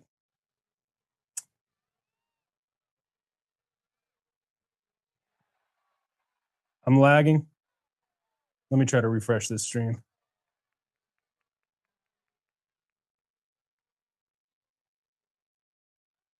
Might need to close out some of these browsers.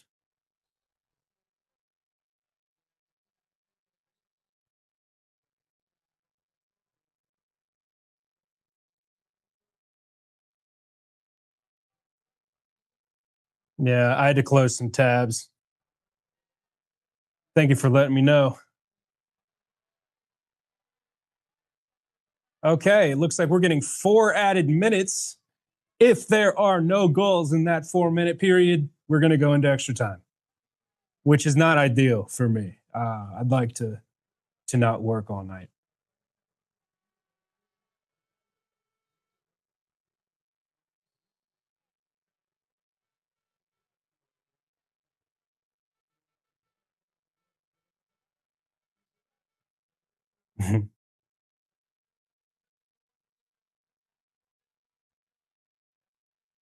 We are in extra time. If you are just joining us, firstly, thank you for joining. Second, I can't show you the game, just so before you ask. That would get us taken down. And number 3, this game has been horrible. Let's go through our stats before this game ends regular time. Argentina have. We'll try to get this fixed. If anyone else is noticing a delay, but right now it looks like we've had nothing on the Argentinian front. Total shots 0, shots on target 0, big chances 0, big chances missed 0. Not a good look.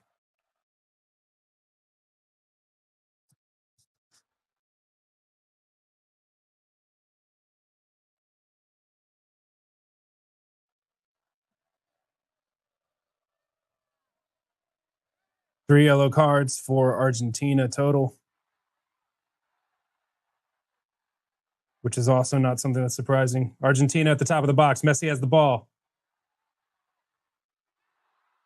They wanted a foul at the top of the box. It doesn't look like they're going to get it. Argentina's trying to play through. They're out on the right, and it is in the palms of Unai Simon. That is the only thing that they've done offensively. Oh, wait, hold on. What do we got here? Nico Williams on the ball. He's looking for the Yamal at the other end. Nico Williams takes a shot. It is saved by Martinez. Finally, 9 saves. I don't know how many of them were actually. Ooh, that is a bad foul. Oh, we got a red card. We have, okay, Enzo Fernandez. That is a second yellow. They're going to review it. He went through him so hard. Kubarsi got thrown. Enzo Fernandez, who's come up clutch with goals. Enzo Fernandez is off in added time before extra time. This is a really bad. It's a foul. I don't know what he's arguing about. That is a big deal. I'm texting my group chats right now, but oh man. Argentina, what are you going to do? They never keep their heads. What is he arguing? He needs to get off the pitch. Did anything happen during the game? Yes, we just got a red card. Enzo Fernandez has been sent off. I believe it's confirmed. That is a huge deal. That means that now the game's going to get even more boring because Argentina is now going to park the bus and try to make it to penalties through 2 periods of extra time.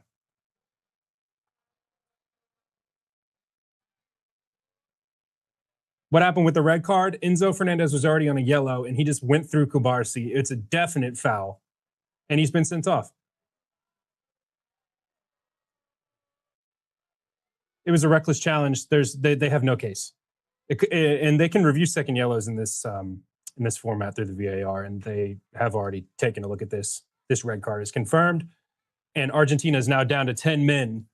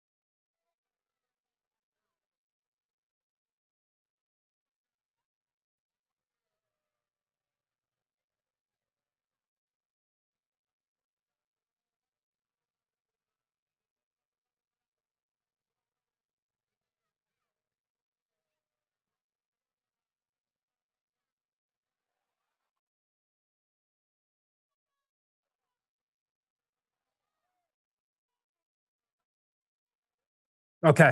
Sorry. I had to do some work. Spain had the ball at the top, and that is a foul for sure, too. Now Argentina's just hacking away at them. Does Paredes already have a card? Almost certainly he does. Does he not? Oh, no, he just...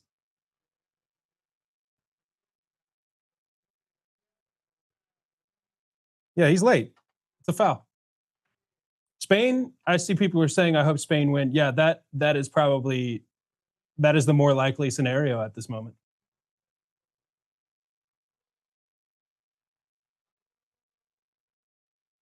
But anything can happen in penalty kicks.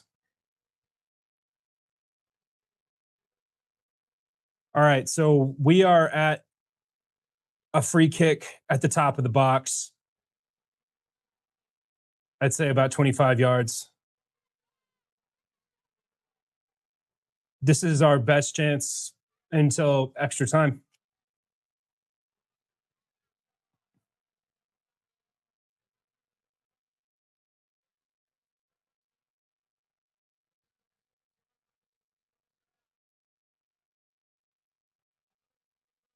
Okay. Pedro Porro and Lamine Yamal are standing over this free kick right now.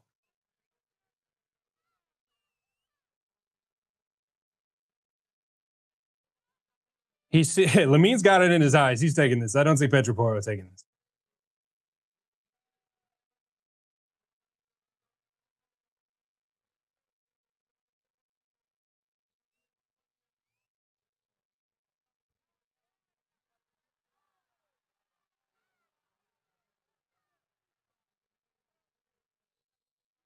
Okay, let's see what's happening here.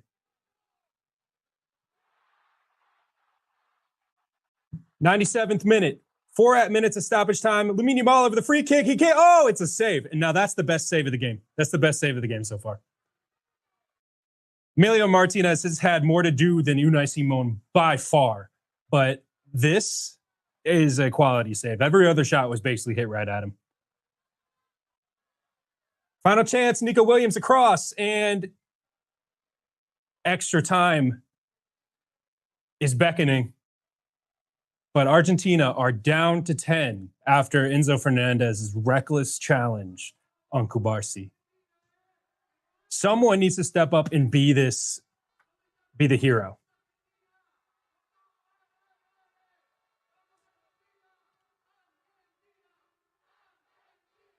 That was a good save.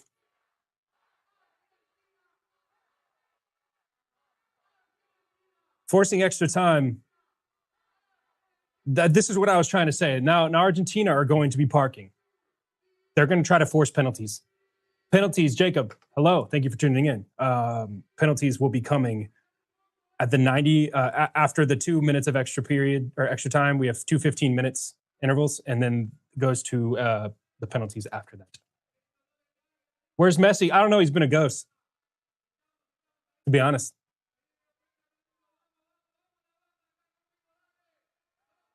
To be honest.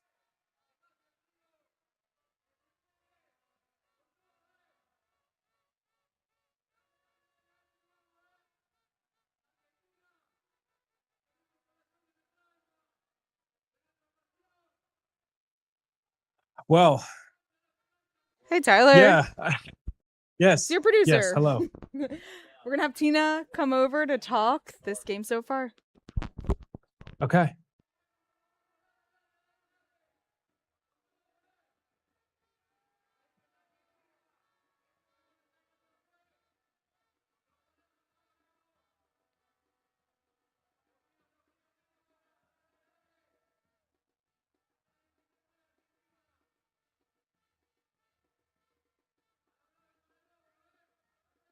So how long do... Okay, no, I appreciate you asking. How long do Argentina have to play with 10 men? They just... the rest of the game.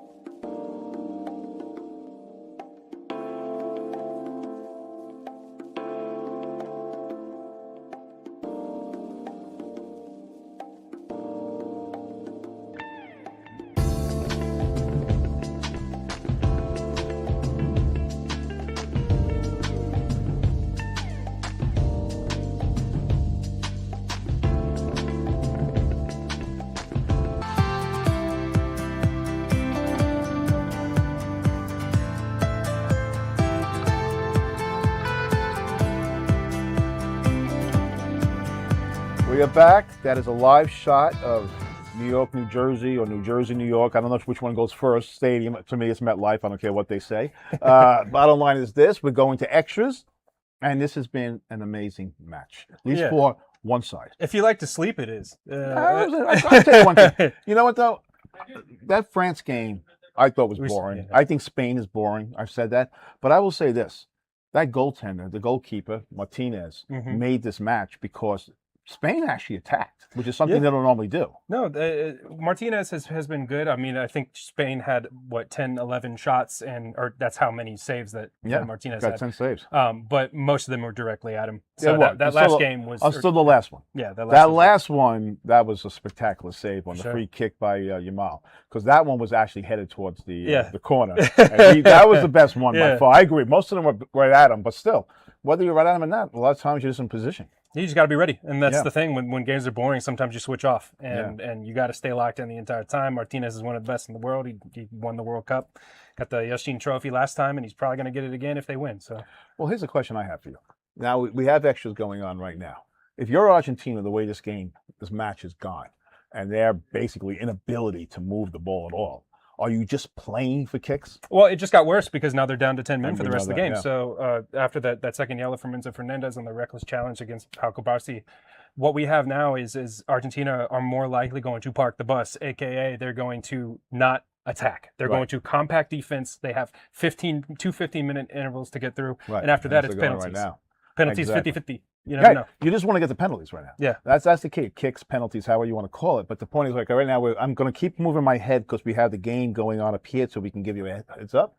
Again, how shocking. The ball is on Argentina's side, so which means Spain, again, is attacking. Argentina now, it looks like another, is that another yellow? Yeah, that's, the game's not back on, but I think. I'm sorry, I apologize. That's just a replay, I apologize. Because I looked, wait a minute, I would have swore I saw them in the, but Spain has dominated this game completely. No. Completely. Not yet. No, it's at 91 there. Actually, I think we are. Okay. It says extra time. All right, so they started, and the point is, again, extra time, so 15 and 15 for those who don't know. And the point is, if you're Spain, how well have you played, and you're in extras? It shouldn't be that way. It shouldn't. But at the same time, when you're going through a compact defense that Argentina's been playing this whole time, they've not attacked at all. They've had one shot maybe, and I don't even know if it was on target. No. So what we're seeing right now is Spain's inability to put the ball anywhere else other than in the gloves of Martinez.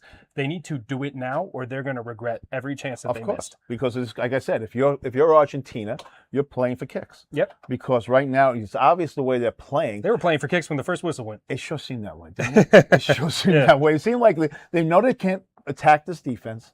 They know that they can't penetrate them. And this way, in this case, let's just play a defensive style. And you're right about one thing. Martinez, the ball was right to him, but Argentina forced those shots to be right to him. Yeah, you're right. You're right. We'll see. I think we're going to go back to the game now. We're going to go back and watch. And we're going to go back and watch. As you can see right there, that's intense crowds.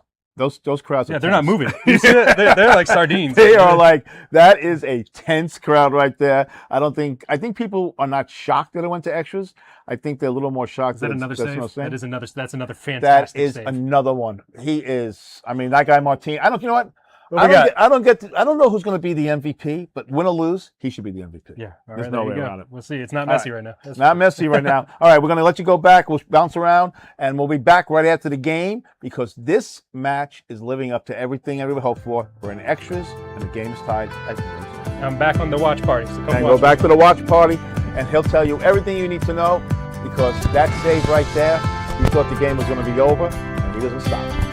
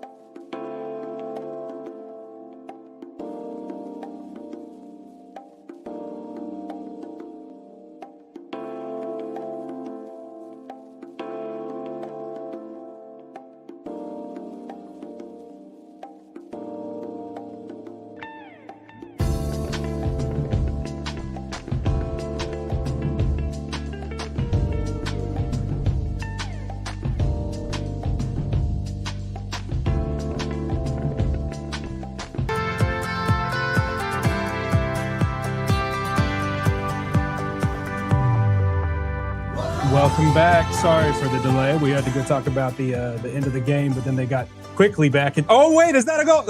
Oh my gosh! Wait, that's a goal. That's a goal. No. What's the problem? What's the problem? A foul?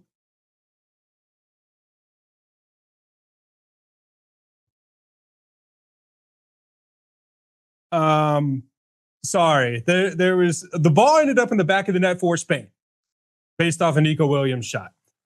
After a lot of tackling in the box, that is not a foul. That is not a foul. That is not a foul. There's no foul in this. That's a goal. No way. What's the call?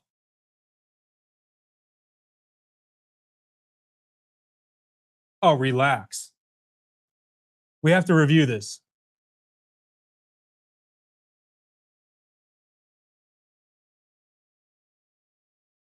How are you going to call a? Did he blow the whistle before the ball ended in the net? I don't understand. That's not a foul.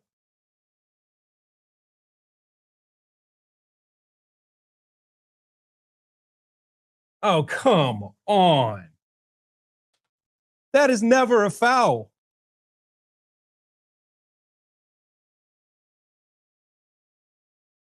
Let me know in the chat if I'm wrong. That doesn't make any sense.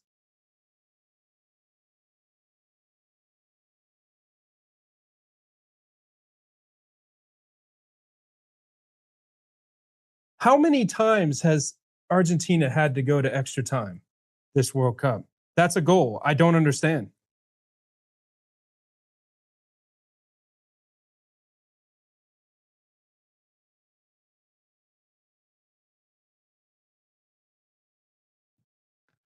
They're saying that Mikel Merino stepped on the toe of Otamendi.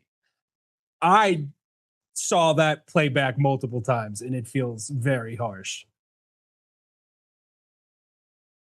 Martin Zubimendi's coming on. He hasn't played a single minute this entire tournament, but I hope that he can show what he's all about.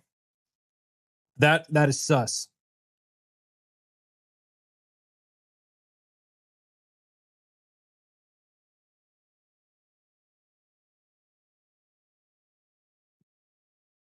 This is not a good look. This is not a good look.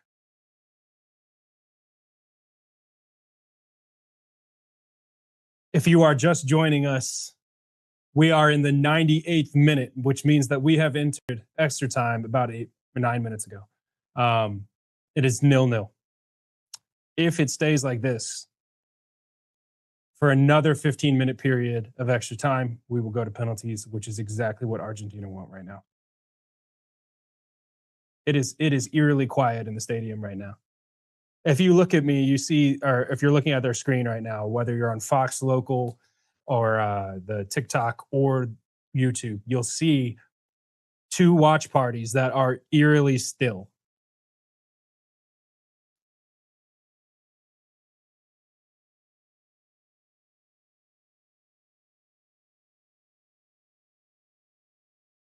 Yeah, that ref didn't see no foul. No way. Clipped up? Nope.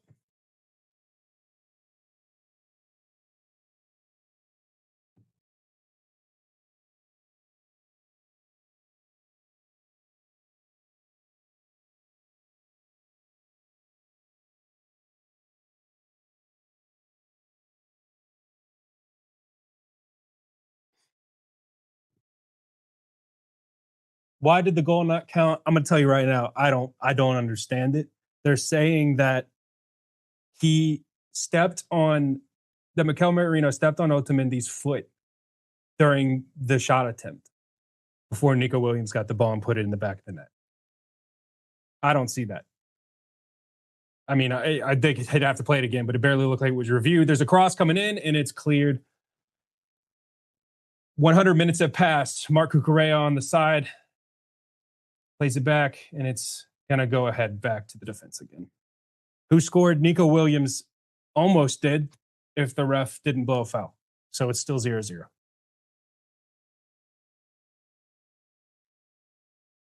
Kubarsi with the ball at the edge of the box, passes it out to Yamal, who's going to take on the man and send it right back. Pedro Porro, they're trying to play Yamal. That is not a good shot. That isn't. Why did the goal not count? They're calling it a foul. That's what they called. Again, I feel like it was very soft. It's actually frustrating that it didn't count.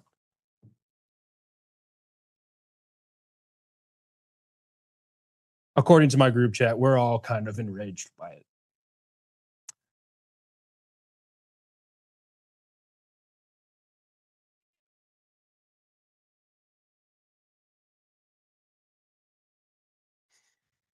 Well, let's go through all the changes that have been made since the interval. Argentina still down to 10 men. Argentina still down to 10 men after Enzo Fernandez was sent off right before the end of regulation time. Marcos Senesi just came on, and Martin Zubamendi and Eric Garcia came on for Spain. All right, so Spain has the ball, and they're going down the wide. Argentina's 100% wants penalties right now because they're down to 10 minutes. The only thing that makes sense. So we're going to see a lot of parking the bus, a lot of compact defending, while Spain continue to try to pepper the goal. But that's a cross in. That's to Marino. Oh, my gosh. If anyone's going to score a winner, it's Mikel Marino. But that was a glancing header that he should have put that in. Oh, he should have put that in.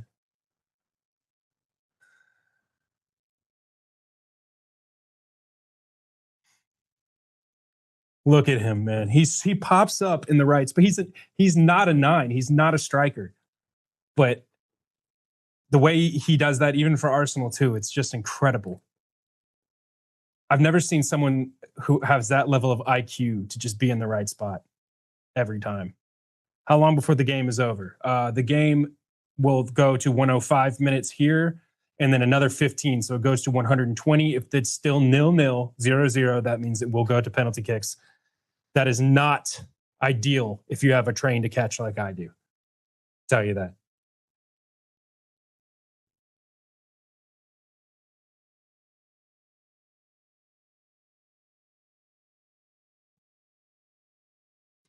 Okay, Nico Williams has the ball. They're at the edge of the box again. Who's going to take that shot? It is blocked again. I don't know if you can tell, but I'm getting kind of stressed.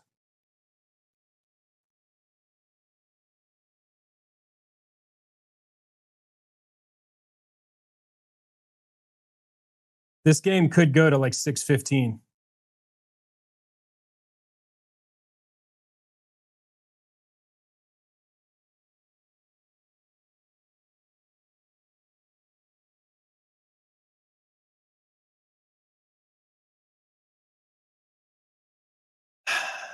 Yeah, Scratch. I agree.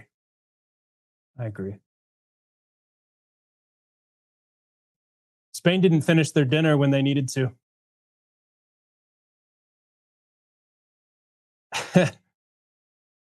Some of y'all are saying stuff in the chat that I cannot respond to, but may have thoughts about as well.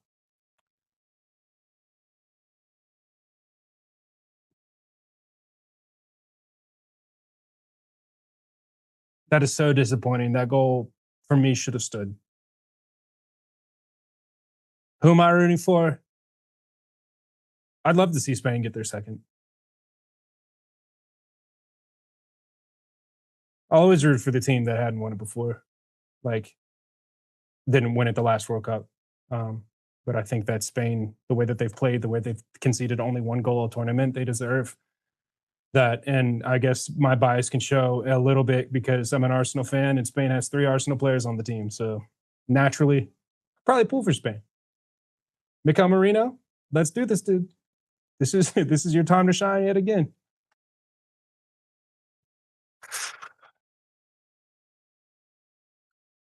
Now, this is where it gets a little confusing, but to explain it, we have 3 minutes of added time on to this extra time half, meaning that this will go to 108 at a minimum. Then the second half of extra time will begin after that.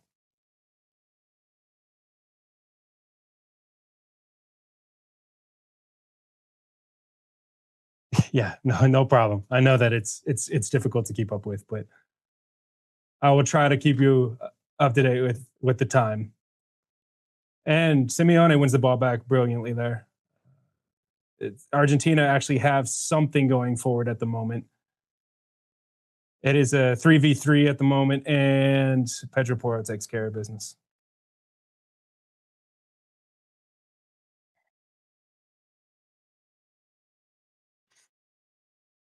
Argentina's starting to come alive a little bit more.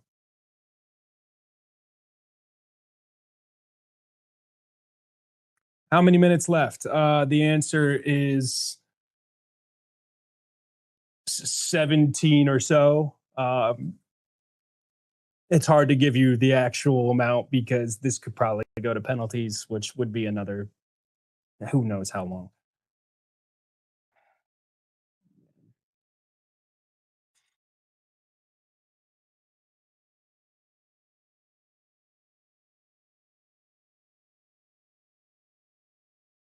This is your classic final, though.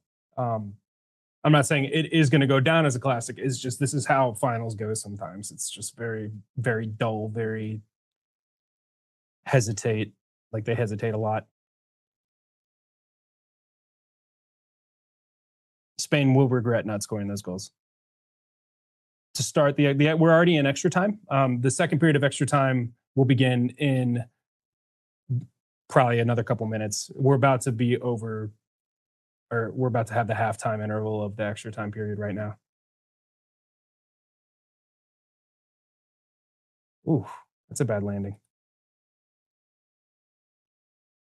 It's okay.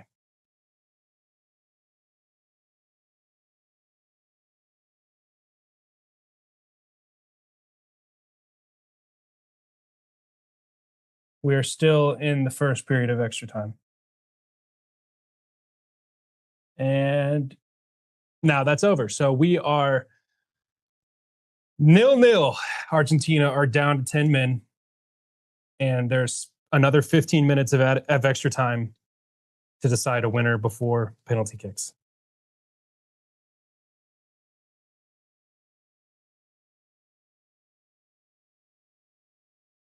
Oh, man.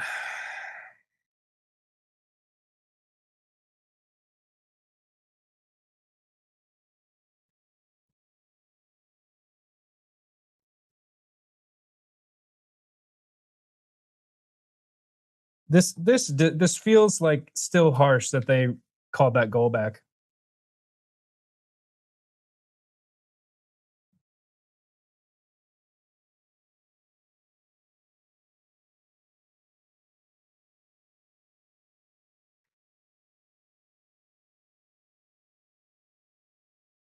Well, Thierry Henry says it was rightfully overturned, so I'll have to agree with that.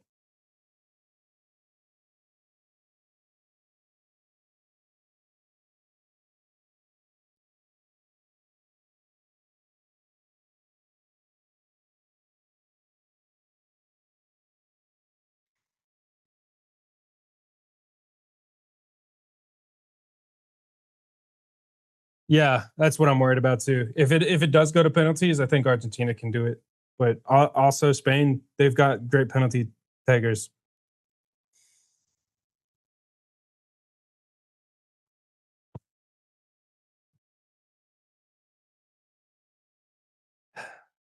They've been outclassed the entire game by Spain.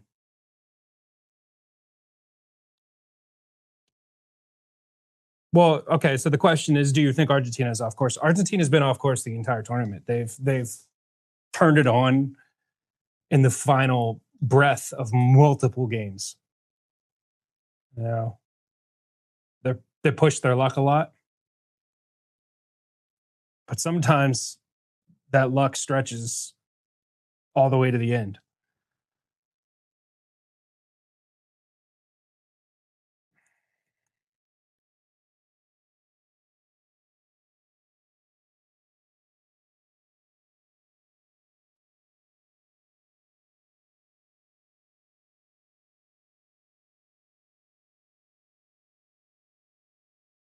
Very one-sided.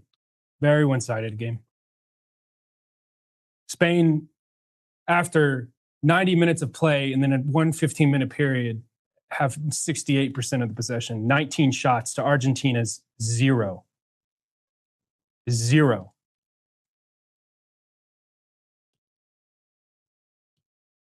Spain, the better team to win for sure. I agree. It's just, I don't know. If it goes to pins, who do you think is winning? I don't know. Every time that I've counted Argentina out in this tournament, they've won the game.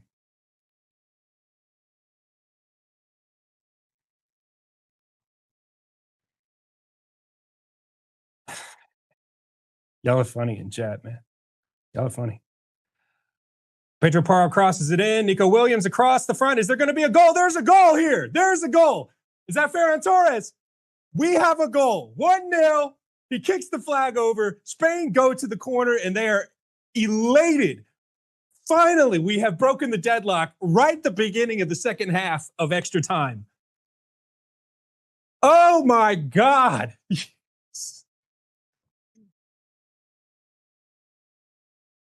They broke it. I think Argentina lost focus very briefly, and that's all that was needed. When you're down to 10, you have one less in the box to be able to compact into. You said it, dude. I agree. You did say it. I'll give it to you. Spain won in the 106th minute. Argentina 0, and they're down to 10 men. They will find it very difficult to come back from this. But again, I'm not going to sit here and count them out. I've seen it. I've been embarrassed by that too many times. It's not happening again.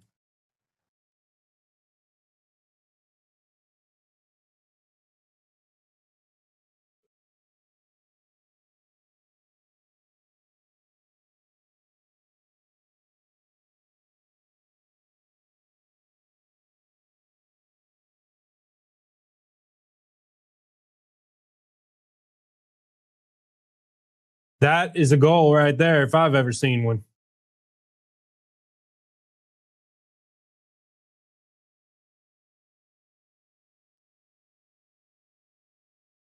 Spain.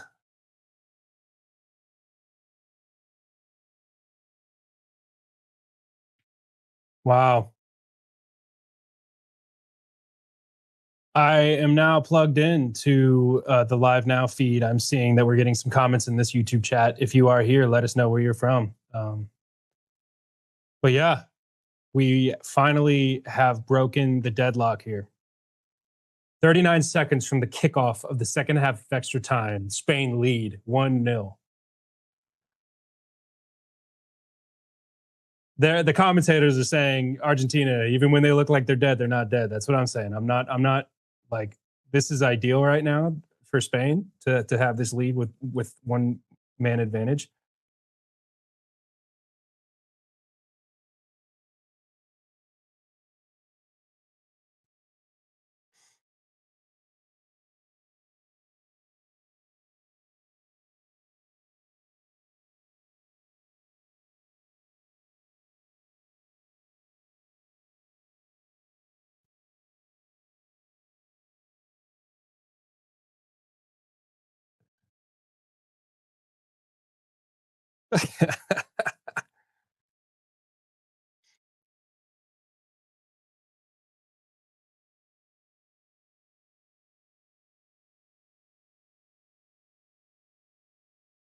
Oh my goodness. I will begin talking in just a second. Sorry, when this happened, I needed to start doing a couple things. But right now, Spain, it's still 1-0 Argentina. 109 minutes have passed. They have to make it to 120. If they do, and Argentina do not score, then Spain are your World Cup champions.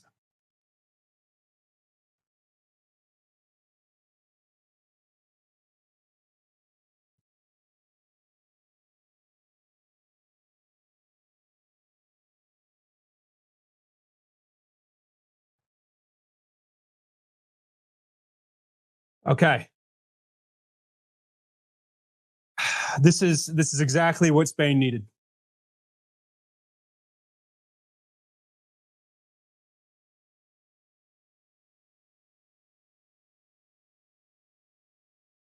let's see. I'm going to try to pull up the facts here about how that happened. Basically, from what I remember, I think Nico Williams was on the touchline, dragged it back, and put it either saved and blocked into the path of Ferran Torres or passed it straight back to him, and Ferran Torres blasted it in. So I haven't seen the goal back, but guys, we're close to the end. We're about to know who our World Cup champion is. 9 minutes. 9 minutes.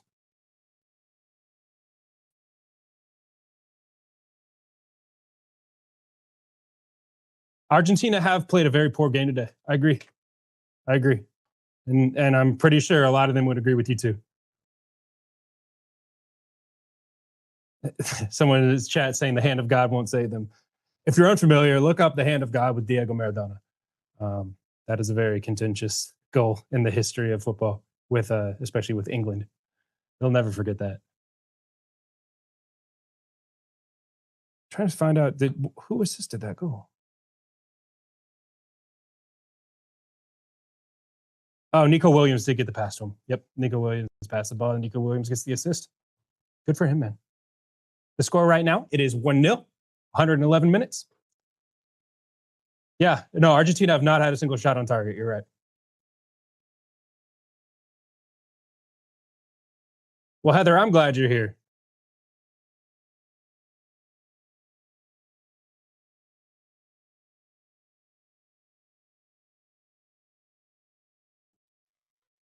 Ferran Torres with the game-winning goal as things stand.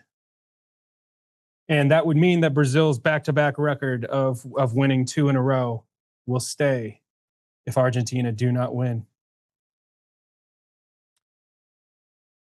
Spain, it is very rare for a team to win the Euros and then come back and win the World Cup in the same session. This is Spain's second World Cup final ever. So if they win, they're 2 for 2.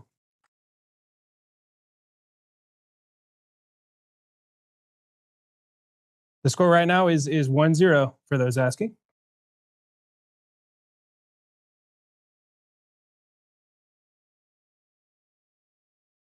We have the score bug up at the top left of your screen. Nico Williams has the ball in the second half. Okay, and he manages, no, he's offside. Spain have had, here's another a big fact for you right here. Spain have had 0 cards, and Argentina have had 1, 2, 3, 4, 5, 6, 7. One of them went to their coach. 2 of them went to Enzo Fernandez. 1, Christian Romero got his typical yellow, and he wasn't even on the field. When does extra time end? At the 120th minute, if it remains 1-0 to Spain. So we have 7 minutes. Ferran Torres is on a breakaway. The ref has not raised his flag. Ferran Torres has sealed it. He's offside. He's offside. We're going to review this and see. He looked a little bit offside. I was kind of shocked that the ref didn't raise his flag. But no, he's on. He might be on. We're going to have to review this. This might be 2-0. Ferran Torres. Oh, no, automatic offside. Never mind. So, Spain have had the ball in the back of the net 3 times, and it is 1-0. Because 2 of them, one of them was offside, one of them was deemed a foul. I don't know about y'all, but it is quite obvious that Spain deserved this win right now.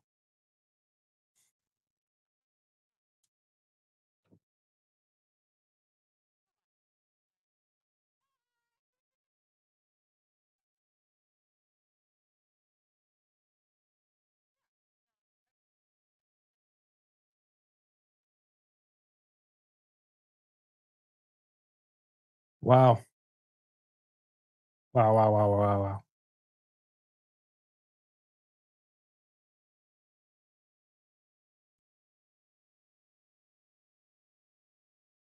That's the most ever saves in a World Cup final for Martinez, so respect for that. But his teammates let him down today. Messi is on the ball. It's going to be a corner to Argentina. They might pile everyone but the keeper up on this.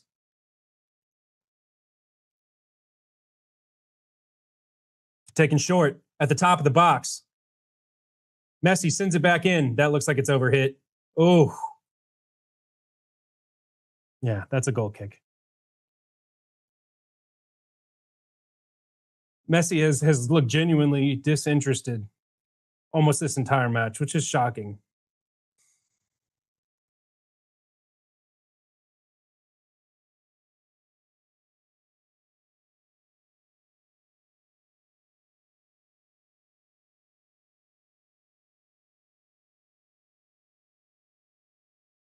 Is the student about to beat the master?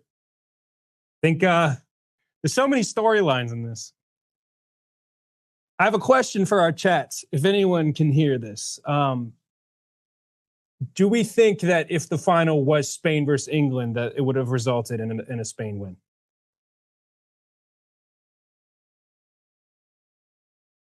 Ooh. Ooh. All right, Nico Williams is through. He crossed his defender. Oh, he messes it up at the last second. Dribbles it out of bounds. Oh, man.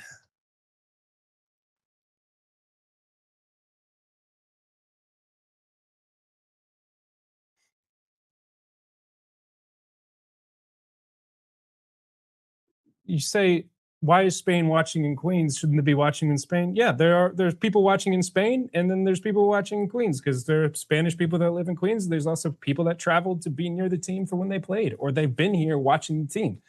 It's not a weird thing. Argentina at the top of the box. Messi has a shot, and it goes straight into the face of Mikel Merino. That hurt. That hurt.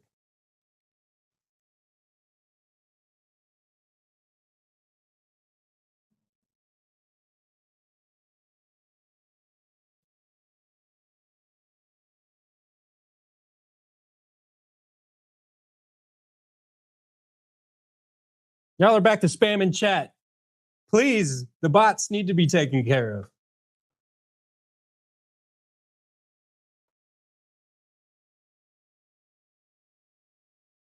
It's crazy, dude. Mikel Marino's going to get treatment. Concussion protocol. I got hit in the head. I mean, that's not controversial. Oh, that is so foul. Oh my gosh. So the tip of his shoulder and head were offside, so the second goal didn't count. Come on. I mean, I understand, obviously. It's not contentious.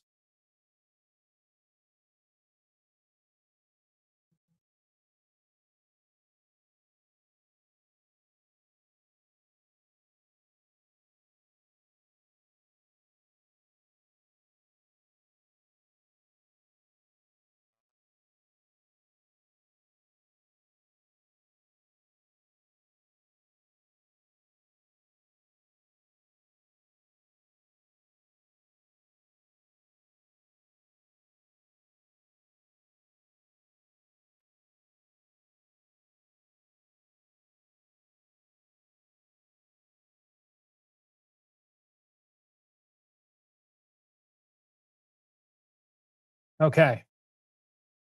Spain is still at 66% of the possession. Right now, we're looking at about a minute and a half left before Spain are crowned champions, if the score remains this way.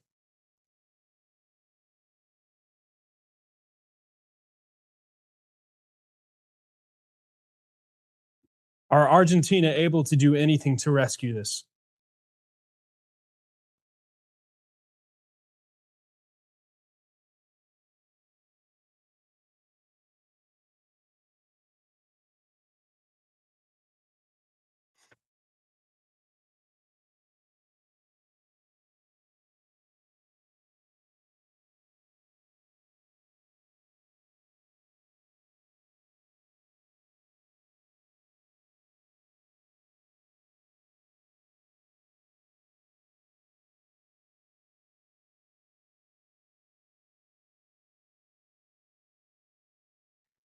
Okay, guys. They're going to throw the kitchen sink at it now. This is it. This is all we got. Messi standing over the free kick in Spanish half. Everyone forward with 30 seconds left of extra time.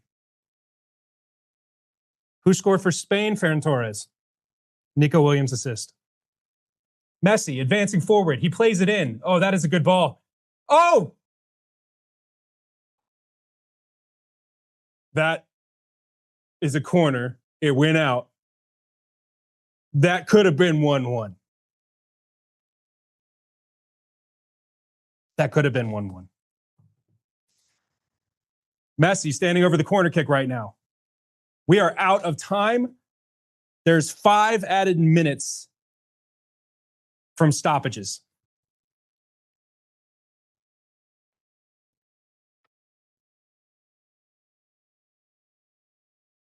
Spain did score. You're right.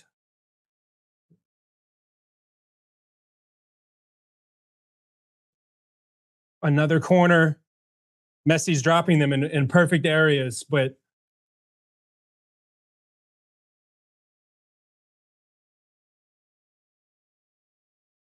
guys, this is kind of scary.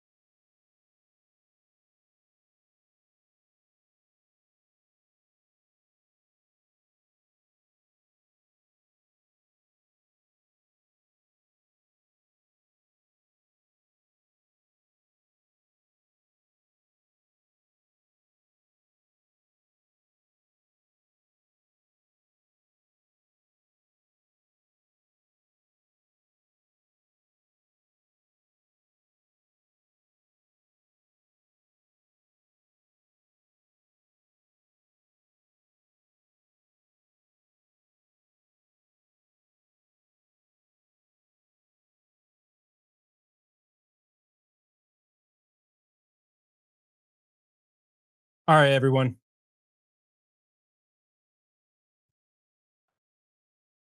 We have 3 minutes left of added time. 122 minutes have passed. There's an Argentina free kick about 40 yards out from the goal. Nicolas Otamendi goes down. Oh no, they just called it a throw-in. Never mind. Argentina still has the ball. Messi sprays it through the middle. They still have the ball. Spain is closing them down, but remember, Argentina are still down to 10 men. So they have one less option. There's a foul. There it is. That's a great way to win a foul by Spain.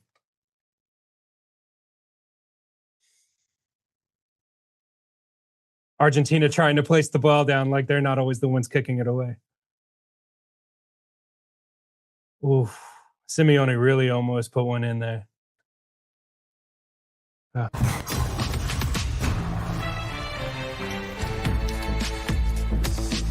The 2026 FIFA World Cup goes into extra time. New York, New Jersey Stadium, electric when nearly 2 hours in. The first goal is scored just minutes ago by Spain. The culmination of nearly 6 weeks of matches played across North America, including 8 right here in our own backyard. Good evening. Thanks for being with us. I'm Steve Lacey. And I'm Natasha Verma. Let's get right to it. All right, the fans definitely getting their money's worth in this one. Plenty of good scoring opportunities, but no goals in regulation. This one had to go into extra time. That's when Spain was able to score in dramatic fashion.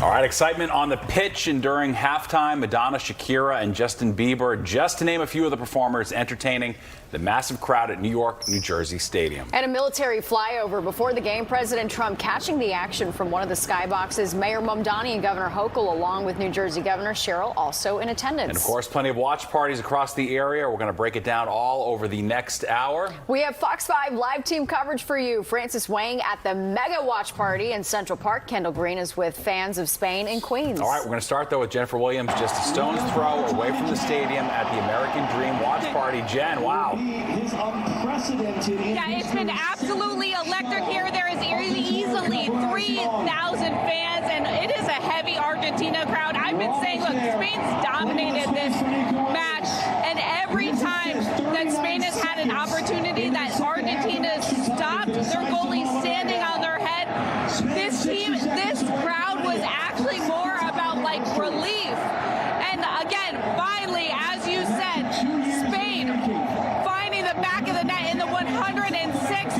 minute. Ferran Torres scoring Spain's first goal to give them a 1-0 lead. Their 20th shot on goal. And again, as you'll hear, Argentina fans were just not happy. Think of the match so far. I really want Argentina to win because I'm always Argentina. I'm very annoyed. I'm very annoyed. Let me tell you, I am Mexican, but these two teams, they are Spanish, right? Yeah. So, but I want to go to Spain because Argentina is a little bit tough. They gotta go to the ground. Sometimes going to the sky, oh, I'm the best, is not. You don't have to say it. Everybody has to say it. Spain has to go. We better go, and we're gonna win. And it's official. Spain has done it. They're the 2026 World Cup champions. I will let you take in the scene here at the American Dream Mall.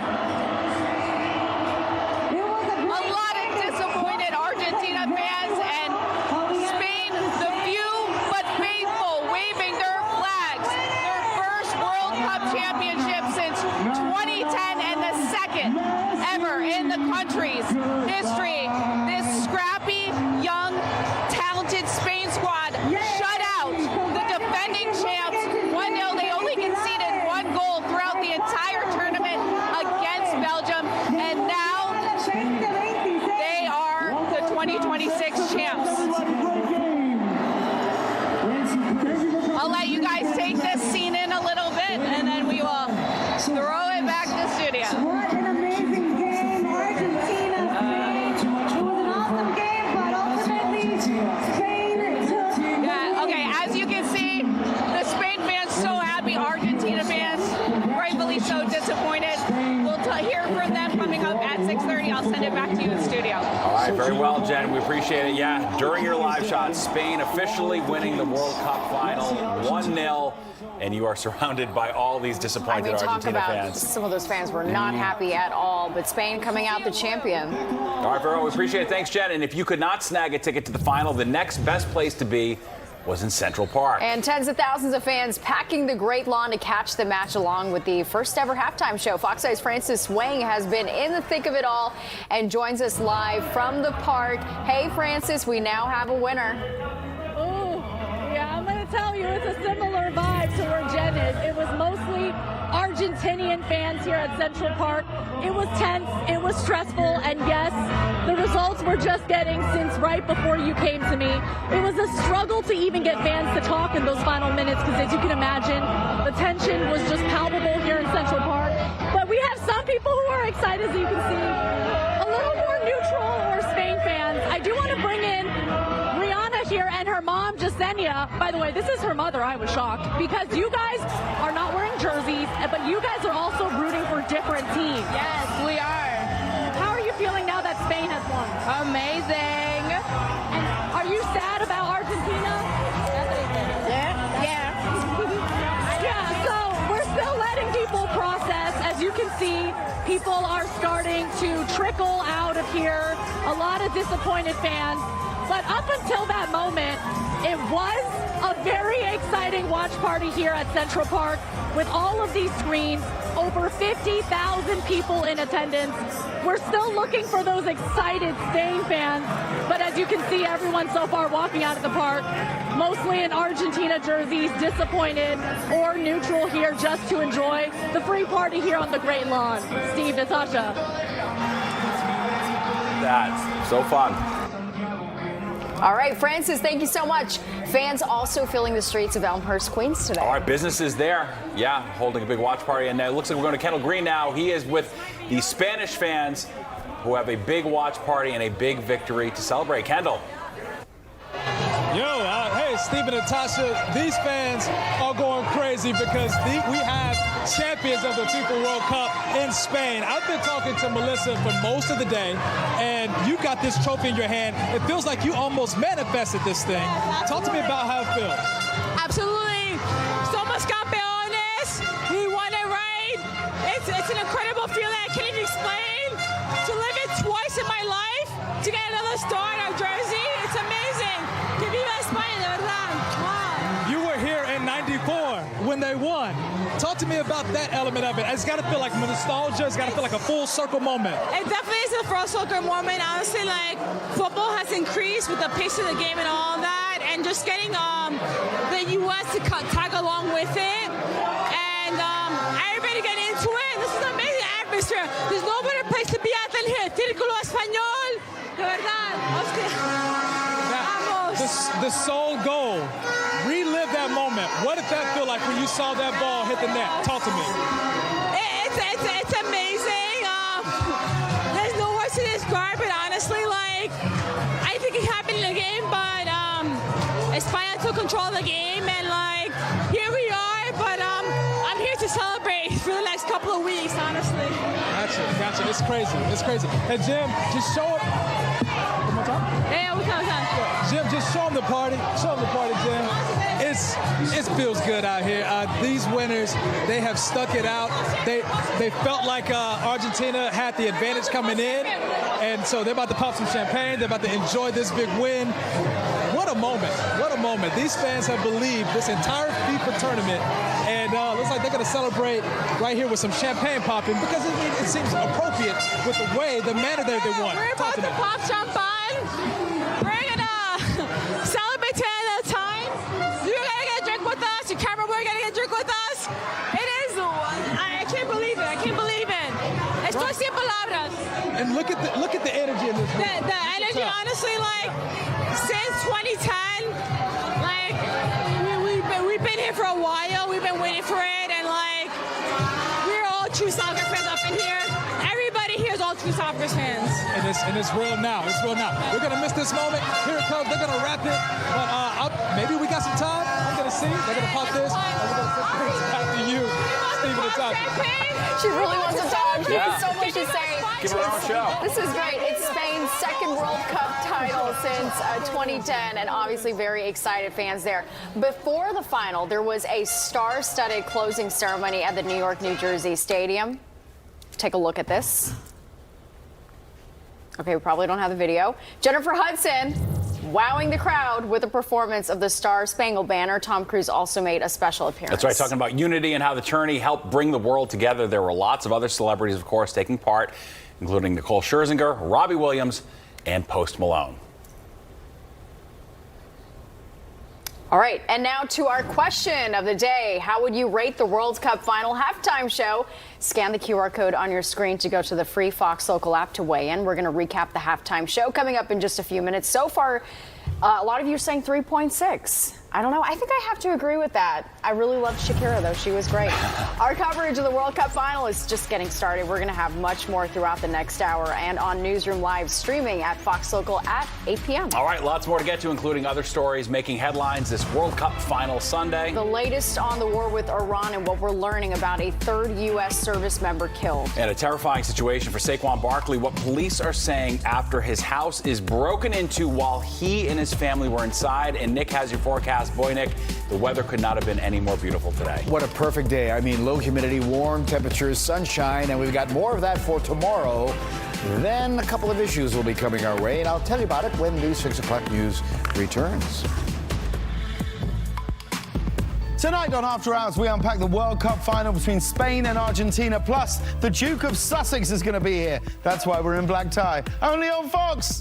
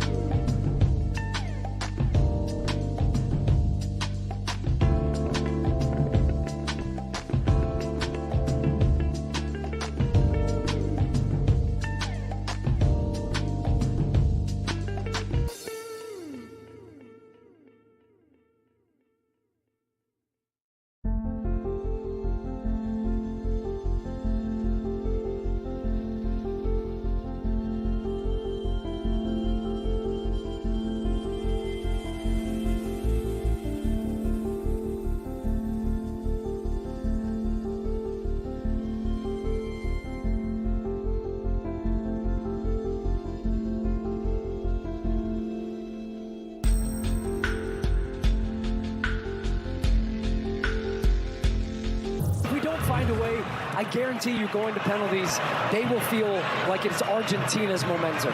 Porro, chance to cross, hooks it in. Williams battling, knocks it down. It's free. It's a goal. It's Ferran Torres. All right, you just watched the game-winning goal by Spain's Ferran Torres to win the 2026 World Cup. It was the lone scoring play this afternoon, coming in the 106th minute to defeat Lionel Messi and Argentina, preventing their opponents from winning it all in back-to-back World Cups. And let's take a live look at New York, New Jersey Stadium as we switch gears and talk about the weather. Talk about a perfect day to be outside to watch the final, a far cry from yesterday's storms and flooding. And in Westchester, they're still dealing with all that aftermath. Several beaches in New Rochelle, Rye, and Mamaroneck Harbor are closed tomorrow because of all of that heavy rainfall. But today, my goodness, the skies opened up. It was glorious out Nick, there. really, I mean, just perfection. It was, and again, we were warning about the nasty weather we were going to have Saturday, and unfortunately that did come true, and we were hopeful that was going to get out of the way for today, and it certainly did. What a beautiful day. And look at how comfortable. 79 the high, 71 the low. Love that for sure with lower humidity. 85 is where we should be. We'll slowly get back there this week. Doesn't look like much in the way of heat coming our way this week. Mostly low to middle 80s. 102 record high, 57 the record low. That record low back in 1924. Should be a gorgeous sunrise now, 5:41. It's setting at 8:23. We are losing about 1 to 2 minutes of daylight per day now, though, as we move through July. 78 right now. There are some mid to high clouds out there. That's really about it. Actually, a little smoke way up in the high levels, but not down low like we had late Friday and yesterday. Wind variable, mostly coming out of the north. As you'll see, humidity pretty dry. Pressure's 2987, and it is recovering. So again, 70s rule here. 78 Sussex to Poughkeepsie. High 70s across Connecticut on to Long Island. 81 at Newark and down towards Toms River. Then back to the upper 70s in Pennsylvania, where it's just slightly cooler there than yesterday. And we're a little milder than yesterday. Forward as much as 6 or 8 degrees or so. Of course, yesterday with the clouds and the showers and the thunderstorms around. All right, there's the wind flowing again, mostly coming down out of the northeast at about 5, 10 to 15 miles an hour. Occasionally some higher gusts than that. We're getting some gusts now in the 20 to 25 mile per hour range. That wind's going to subside as we go through tonight on into tomorrow. And again, highs for the day. Upper 70s to low 80s. Very, very comfortable weather. 80 at Bridgeport, 83 there, Toms River, 79 there at Dutchess County. And look at upstate New York, 70s. Syracuse to Buffalo, lower 70s there. Binghamton only at 70 today. What a big difference. 81 Boston, 84 Philadelphia. The heat, again, all down to the south here, 90, you get to Richmond, Virginia. But then, again, comfortable weather here back across the Ohio Valley. Recently, of course, they were in the 80s and 90s. Only 80 in Detroit today and 79 when you got towards Chicago. All right, on the satellite view, again, nothing really going on here. It's just going to be some of these little thin high clouds that are in the sky right now. You can't really see them here on this infrared satellite picture, but they're there. And then as we talk about, again, our forecast from here and beyond, you're going to take a look at the wide view.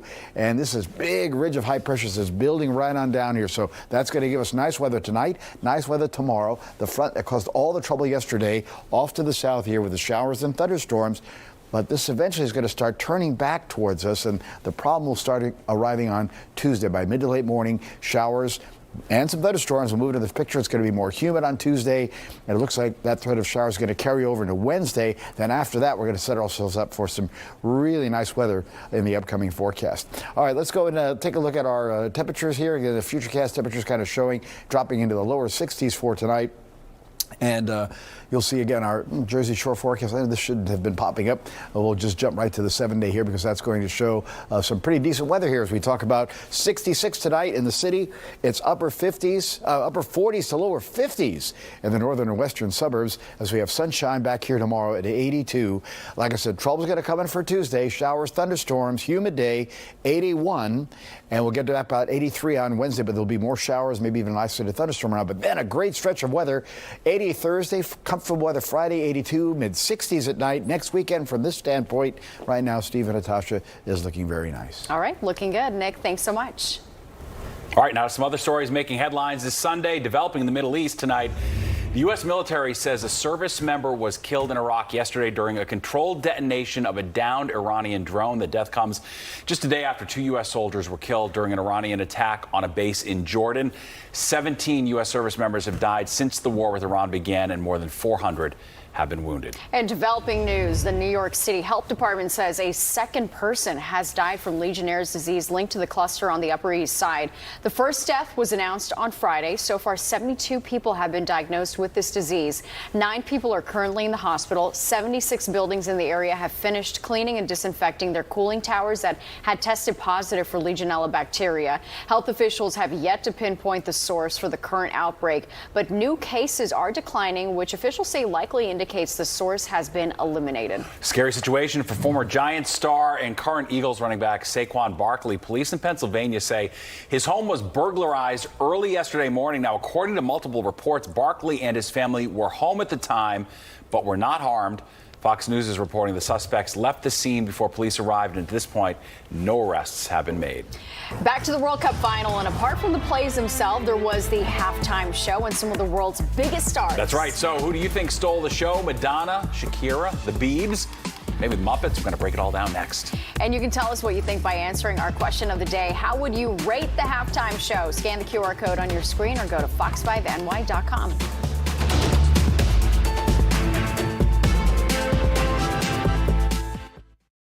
Well, this is all.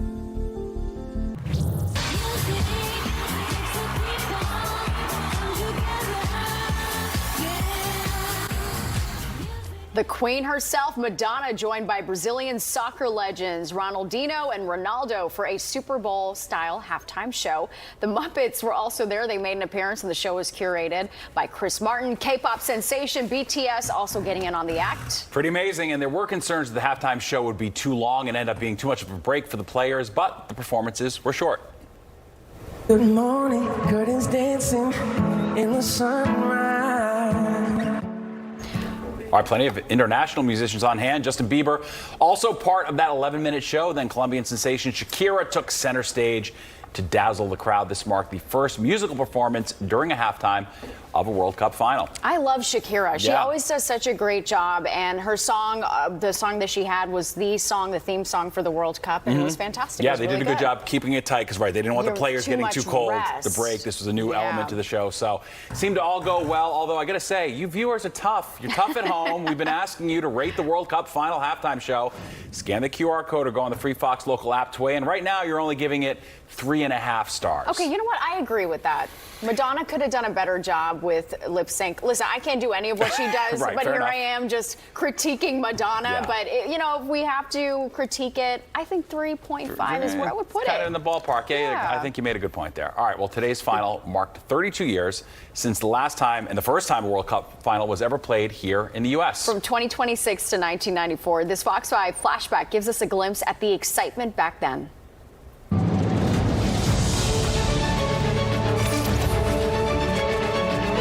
As the clock ran out of the World Cup today, Italy and Brazil fans weren't the only ones hanging on every last kick. Polly Kreisman reports plenty of people will be sorry to see soccer go.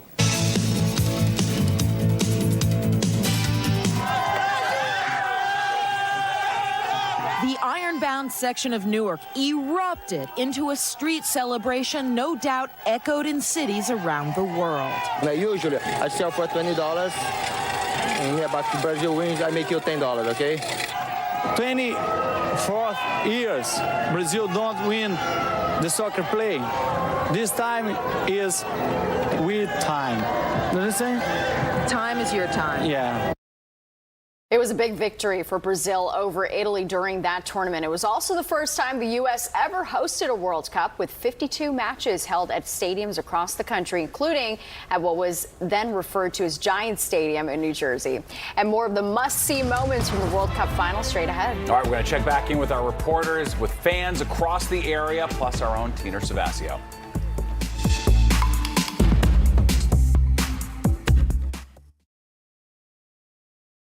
Where every voice shines.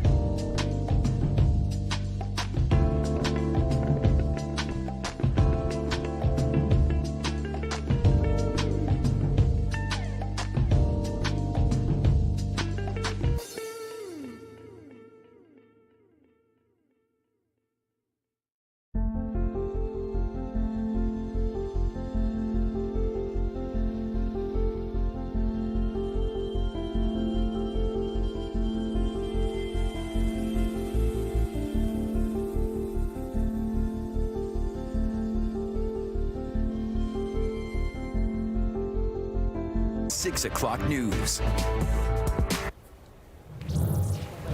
An epic finish to the epic World Cup. Spain winning 1-0 in extra time. Welcome back to the 6 o'clock news. I'm Natasha Verma. And I'm Steve Lacey. Yeah, whether you were in the stadium or at an area watch party, the game definitely lived up to the hype. And we have Fox 5 live team coverage for you. Francis Wang at the big watch party in Central Park. Kendall Green is with fans of Spain and Queens. All right, we're going to start, though, with Jennifer Williams, just a stone's throw away from the stadium at the American Dream watch party, where you continue to be surrounded by stunned Argentina fans. Wow, Jen.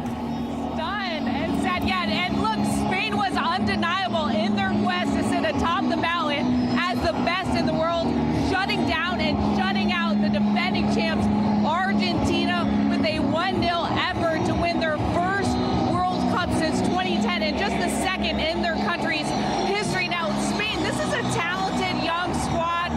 They showed off their solid defense and kept Argentina's goalie on his toes, tied 0-0 at the end of regulation. Their 12th shot on goal finally broke through. Ferran Torres finding the back of the net in the 106th minute, and they were all able to hold off Messi, the GOAT, and Argentina. But as you can imagine, fans were very, very disappointed. Think of the match so far. I really want Argentina to win because I'm always Argentina.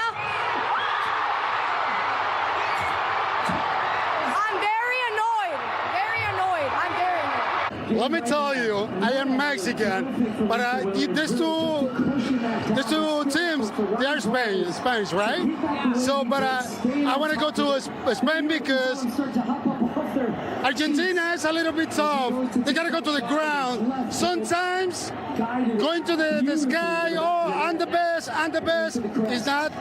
You don't have to say it. Everybody has to say it. Spain has to go. We better go, and we're going to win. And to his point, Spain was favored in this, but technically they were the underdogs. Argentina, the defending champs, they were looking to go back-to-back, something that hadn't been done since 1962. They would have been just the third team to do it. And look, a team led by Lionel Messi, the GOAT, you can never count them out, but Spain did it, and they did so in emphatic fashion. And again, fans are just stunned here. We'll hear more from them coming up. Natasha, I'll send it back to you in studio. Yeah, all right, Jennifer, thank you so much. And fans were glued to screens, either at their homes or across the city. This was the scene at the Vessel and Hudson Yards. You can see a sea of fans gathering to catch all the excitement. What a spot there. So gorgeous. All right, but the big watch party was in Central Park, fans gathering on the Great Lawn. And Frances Wang is in the middle of all the excitement. She joins us now. Frances, what was it like when Spain made that game-winning goal? Can you guys hear me? Hello?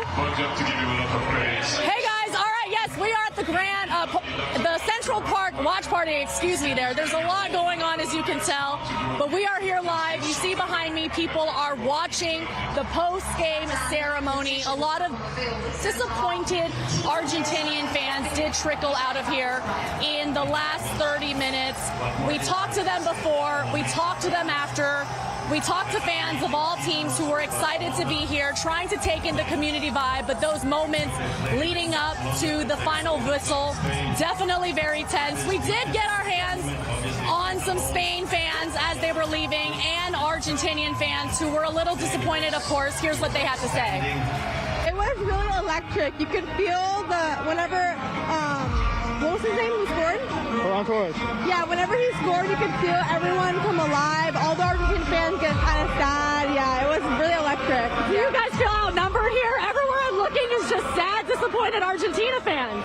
No, I think it was pretty split, honestly. And honestly, if anything, I feel like it was very half and half, just because everybody, I feel like here was a Barcelona fan. So, Visca Barça, and vamos a España. Your fellow fans are feeling a little stressed right now. Yeah, I think they're bummed out. They wanted Messi to get a second, but it's okay. It happens. They didn't play well, but it's okay. Yeah, Spania played amazing. So, move on to the next World Cup. 4 years.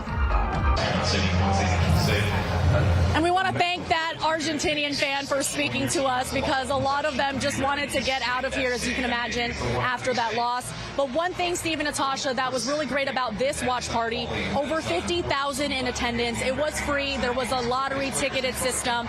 There were people here of all teams, of all countries, of all cultures.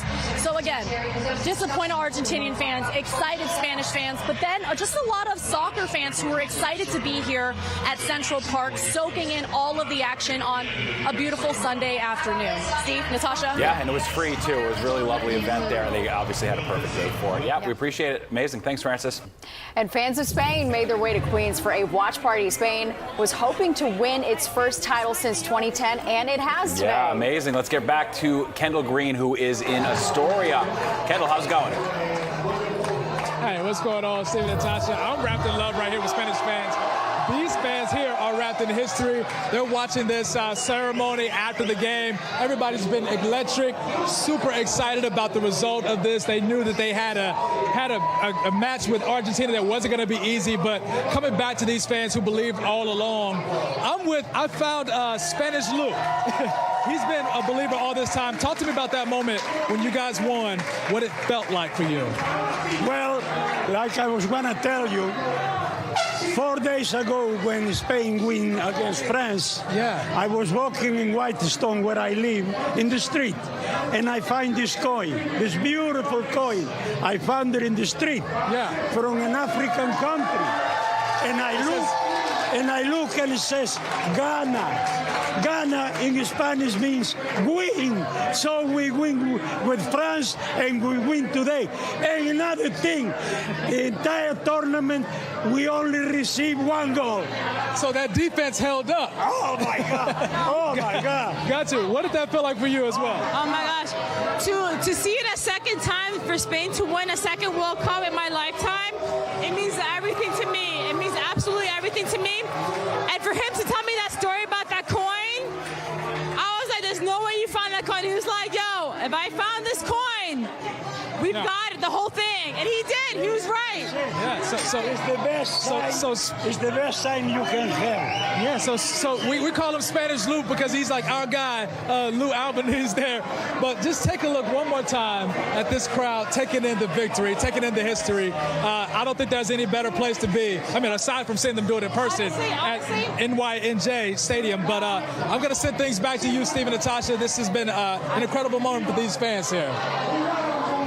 Kendall, it's fascinating, too. We're taking it all in right now. That lady's still talking. She wants to talk so bad. I get it because she's sharing the moment with her family.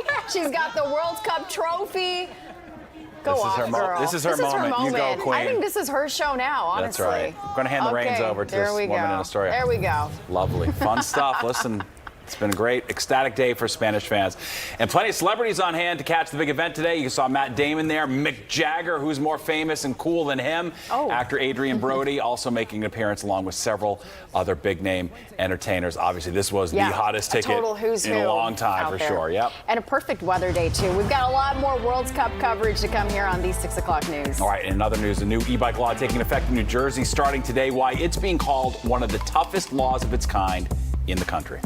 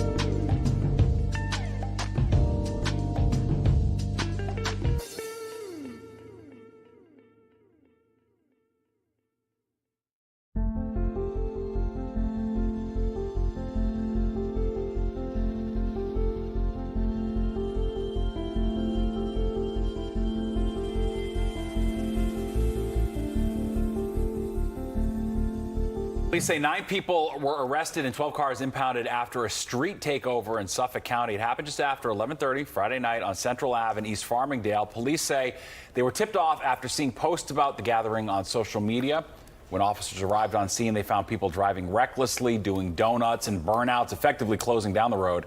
The 9 people arrested have been charged with participating in an unlawful speed contest. New Jersey's e-bike law is now in full effect after a lengthy grace period. To operate an e-bike, you must be at least 15 years old and have an e-bike license or a valid driver's license. E-bikes must be registered with the New Jersey Motor Vehicle Commission. If you ride a motorized bike, you are also required to have insurance. The law officially becomes enforceable today, but local departments will ultimately determine how aggressively they enforce these new requirements. And Christopher Nolan's latest venture, The Odyssey, is on track to make more than $120 million in its opening weekend. That would make it this year's biggest live-action opening so far. It trails just Toy Story 5 and the Super Mario Galaxy movie overall. The film is Universal's highest weekend launch ever for an R-rated movie. Globally, The Odyssey appears headed for more than $250 million for the weekend. So it costs a lot of money to make that movie, but it made a lot of money. It's a major one. All right, we're going to be back with much more.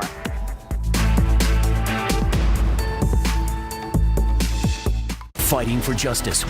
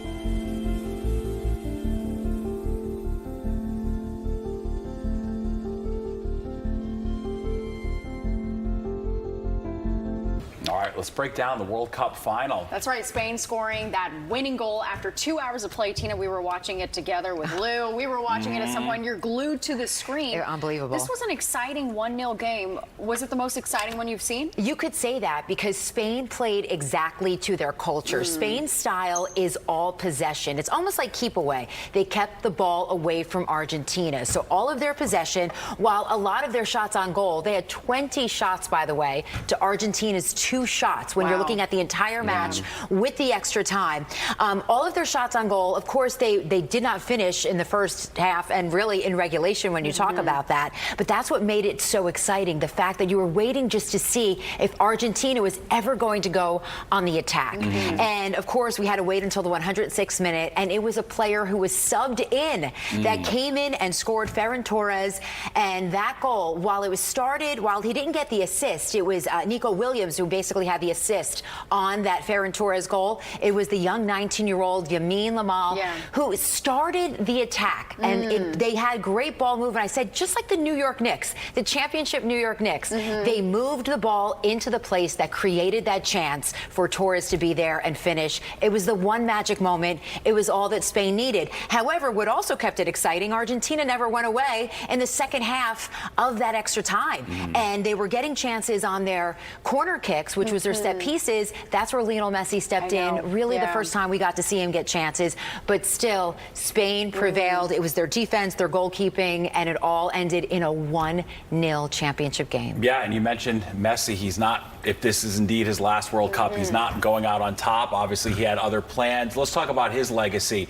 Big picture, once we've sort of, digested this loss, does it matter that he lost this final game on the world stage? He is still the greatest of all time. He finishes this 2026 World Cup with 8 goals, with 4 assists. This was his 6th World Cup. He has the most World Cup goals ever in history. And then you look at his career overall. He is an 8-time Ballon d'Or winner, which is the best player that they vote on each year in all of international soccer. He has won, not just on every level, but he has won in every league, every team he has played for, in La Liga with Barcelona, in Ligue 1. He's won all of those championships there, playing with Paris Saint-Germain, and here in America in Major League Soccer with Miami FC. They've won MLS Cup, they've won Leagues Cup, so he is arguably the greatest ever. You still never know with Messi.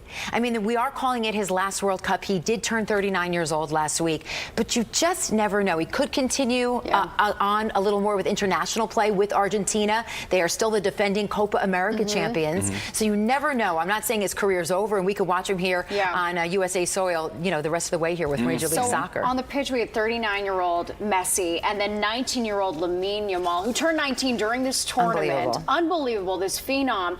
And what we're seeing could be a next generation, a next dynasty of Spain. What do you see from how he played tonight? So actually, in this tournament, overall, he did not play his best soccer. It wasn't his best football, as all of the analysts are saying.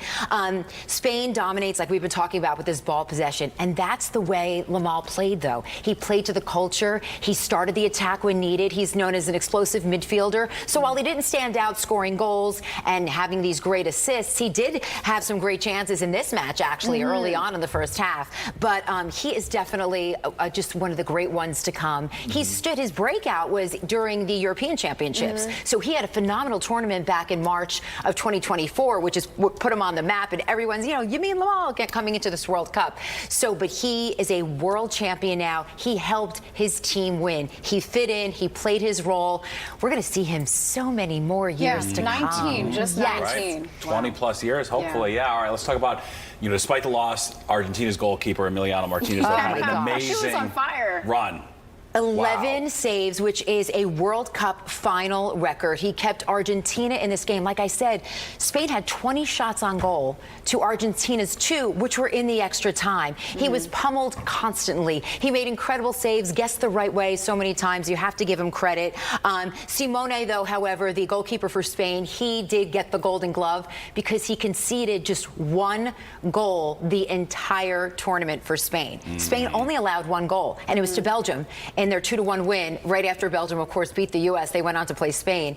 Belgium was the only nation to score against Spain, so that is why Simone won the Golden Glove. But, I mean, you have to give so much credit to Emiliano Martinez in the way that he played and kept Argentina in this match. Yeah, it was an amazing tournament. World Cup. What a World Cup. Oh, 6 weeks. 6 weeks later. Every single match was incredible and thrilling, entertaining. We saw the best athletic performance all these 6 weeks long. They are amazing athletes, from 19 to 39. And pretty wild. La Roja is moving on. La Roja bringing the cup home. There we go. Congrats. All right, Tina, thank you so much. And we are back with the final check of weather after this.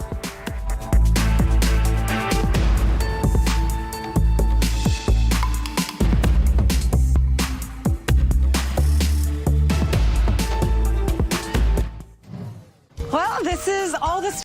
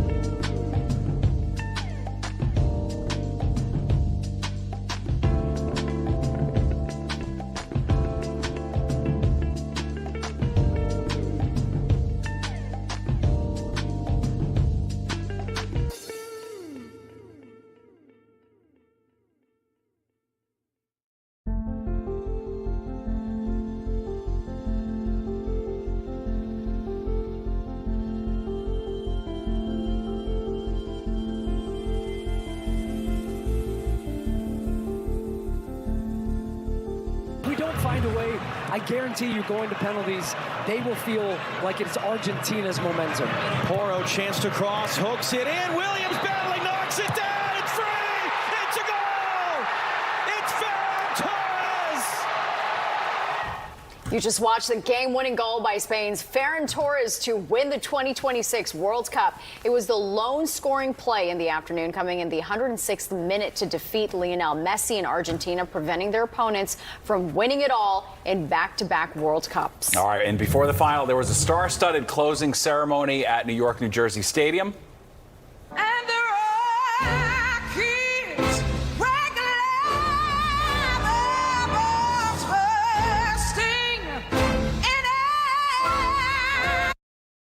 Better than her, Jennifer Hudson wowing the crowd with the performance of the Star-Spangled Banner. Tom Cruise also making a special appearance, talking about unity and how the tournament helped bring the world together. There were obviously a lot of other celebrities who took part, including Nicole Scherzinger, Robbie Williams, and Post Malone. And Nick has a final check of our forecast. Nick, you couldn't have picked a more beautiful day to have the World Cup final, considering what we've been dealing with the past couple of days. Exactly. What a difference a day makes for sure after yesterday's heavy rains and thunderstorms and flooding. Today, a much more comfortable day. The humidity dropped, the temperatures in the high 70s and low 80s. Just a lovely day, not just here, but all through the Northeast. You look at temperatures in the Great Lakes region. On into the Northeast, 79, 80, 81 degrees, something along those lines. Remember, Chicago for days was in the 90s, so they got a little break from that today as well. But the 90s appearing when you went to the south, down by Atlanta, down towards the Raleigh-Durham area, the 90s all the way down South Florida, New Orleans, on up through Texas in the 90s today, Kansas City 94. Still the heat here in the Northern Plains, that has not changed. They've been up near 100 degrees for days on end. And still 100-degree weather also for Vegas and Phoenix. That's not uncommon this time of the year, of course. 70s Seattle, 90s to Salt Lake, and then 60s San Francisco, 77 in Los Angeles. All right, closer to home, very comfortable. Again, the humidity's down. We're at 78 in New York City now, 76 up to Burlington, Vermont. Look at Rochester, 72 for a July evening. Not bad. Chicago, 79. Same down to Beckley, West Virginia. And then here come the 90s. You get down into the Carolinas. Nashville a little better at 85. And again, closer to home, very comfortable. It's upper 70s. White Plains, Poughkeepsie to Sussex, across Connecticut, 75 out in the Hamptons. We do break 80, and then when you get from Newark down towards Toms River and then back into the upper 70s when you head towards eastern Pennsylvania, right on down into about the Trenton area. All right, so we have this ridge of high pressure building in, and you can see the result. I mean, there have been a couple of thin, high clouds, still a little smoke up there, but up high, up at about 25, 30,000 feet, not down close to the ground like we had on, of course, the middle to the end of last week and even yesterday as well. So that is not going to be returning. We're going to be okay. It's a clear night coming up, and it's sunshine coming in here for tomorrow. It's going to sort of take a look at the wide view. You're going to see this big ridge of high pressure kind of sitting right over the top of Detroit, and that again will be building southward. So gives us great weather tonight, great weather tomorrow. It'll be a very similar day. We'll climb into the high 70s and low 80s with low humidity. But notice again, the front is nearby here, and there are showers and storms along it, and eventually that's going to start lifting towards us. It's going to make it more humid here on Tuesday, and we'll end up with showers and some thunderstorms by mid to late morning. And we get into the afternoon, could be some strong storms in the area later in the afternoon on into the evening time frame. The problem is that system's going to be slow to get out of here, so we still see some showers in the forecast on Wednesday as well. After that, they'll be setting up for a great stretch of weather to finish out the week and heading into the weekend.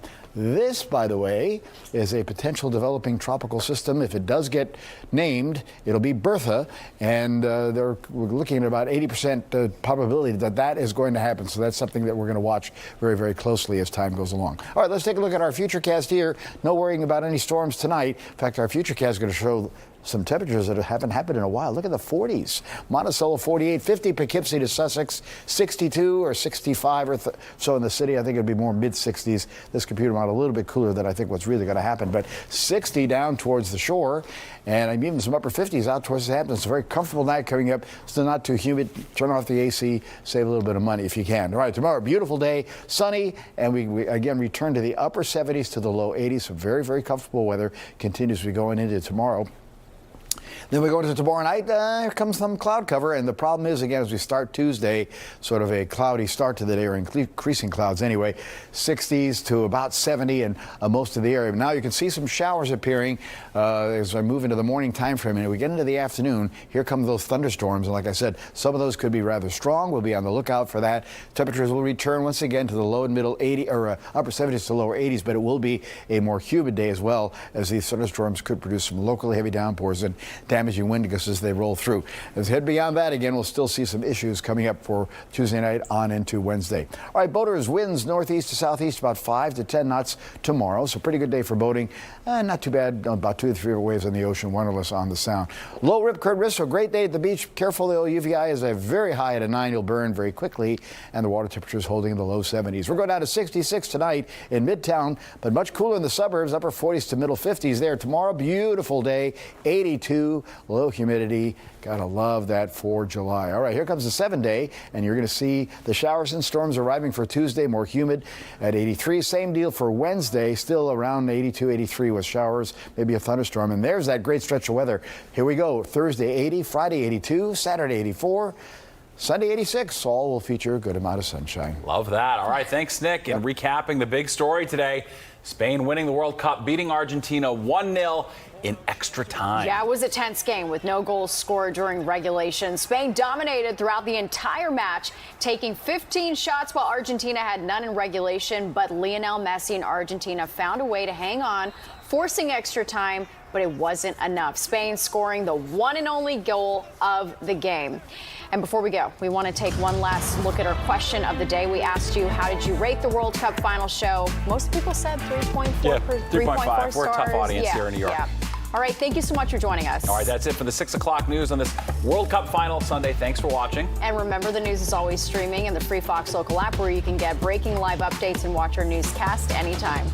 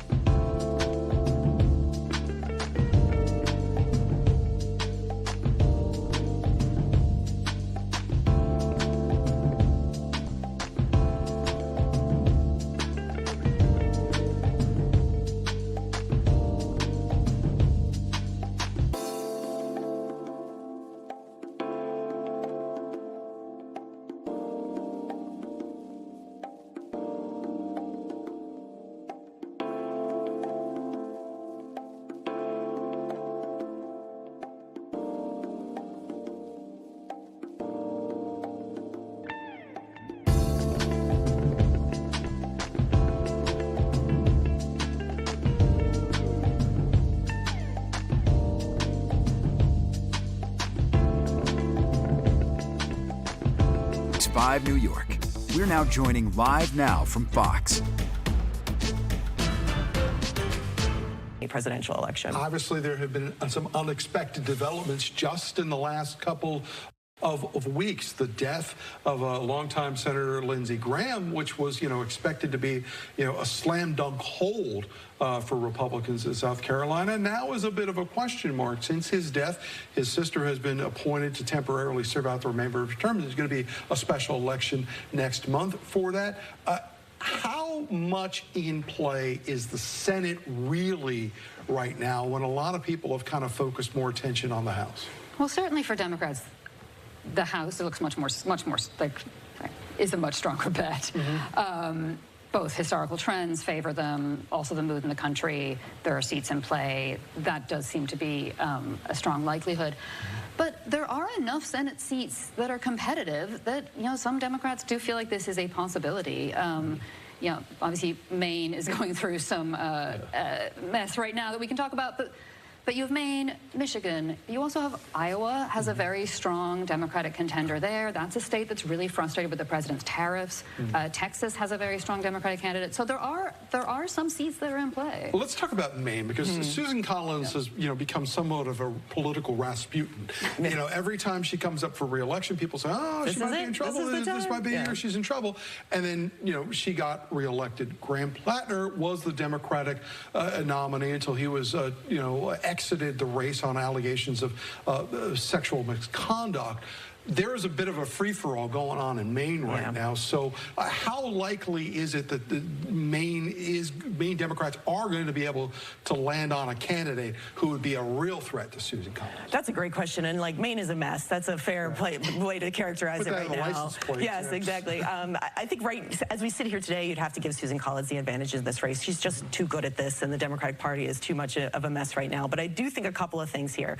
If they can somehow put forward a candidate that I would say is at minimum palatable, because one of the big questions here in this midterm, and it's cliche, but it's true, this is a referendum on the president and his agenda and his party.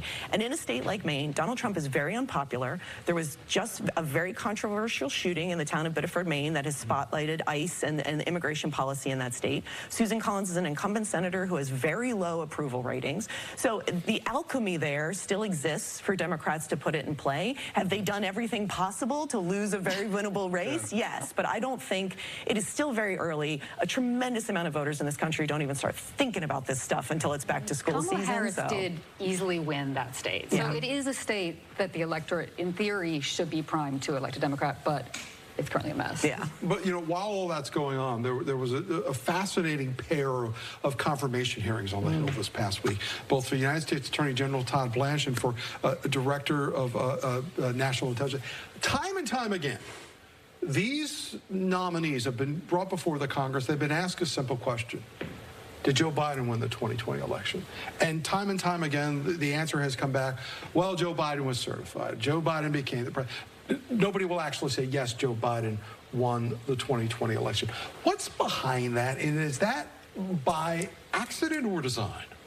It certainly seems to be a way to signal support for the president. You know, to just the default response is to say Joe Biden was certified and try and avoid getting into a discussion to our, to our previous conversation about who won the 2020 election. Does the White House instruct nominees that they have to say that? That I don't know for sure, but it certainly seems like these nominees understand that you cannot contradict the president on one of his most core incorrect beliefs about the election and stand a chance for nomination. But I also think it does also highlight that both of these nominees have kind of a difficult path forward in the Senate, especially as several Republican senators have found newfound independence after they've lost their primaries, thinking of people like Bill Cassidy of Louisiana and John Cornyn of Texas. Yeah, and they will have some votes on some of these nominees as well, too, which could be interesting.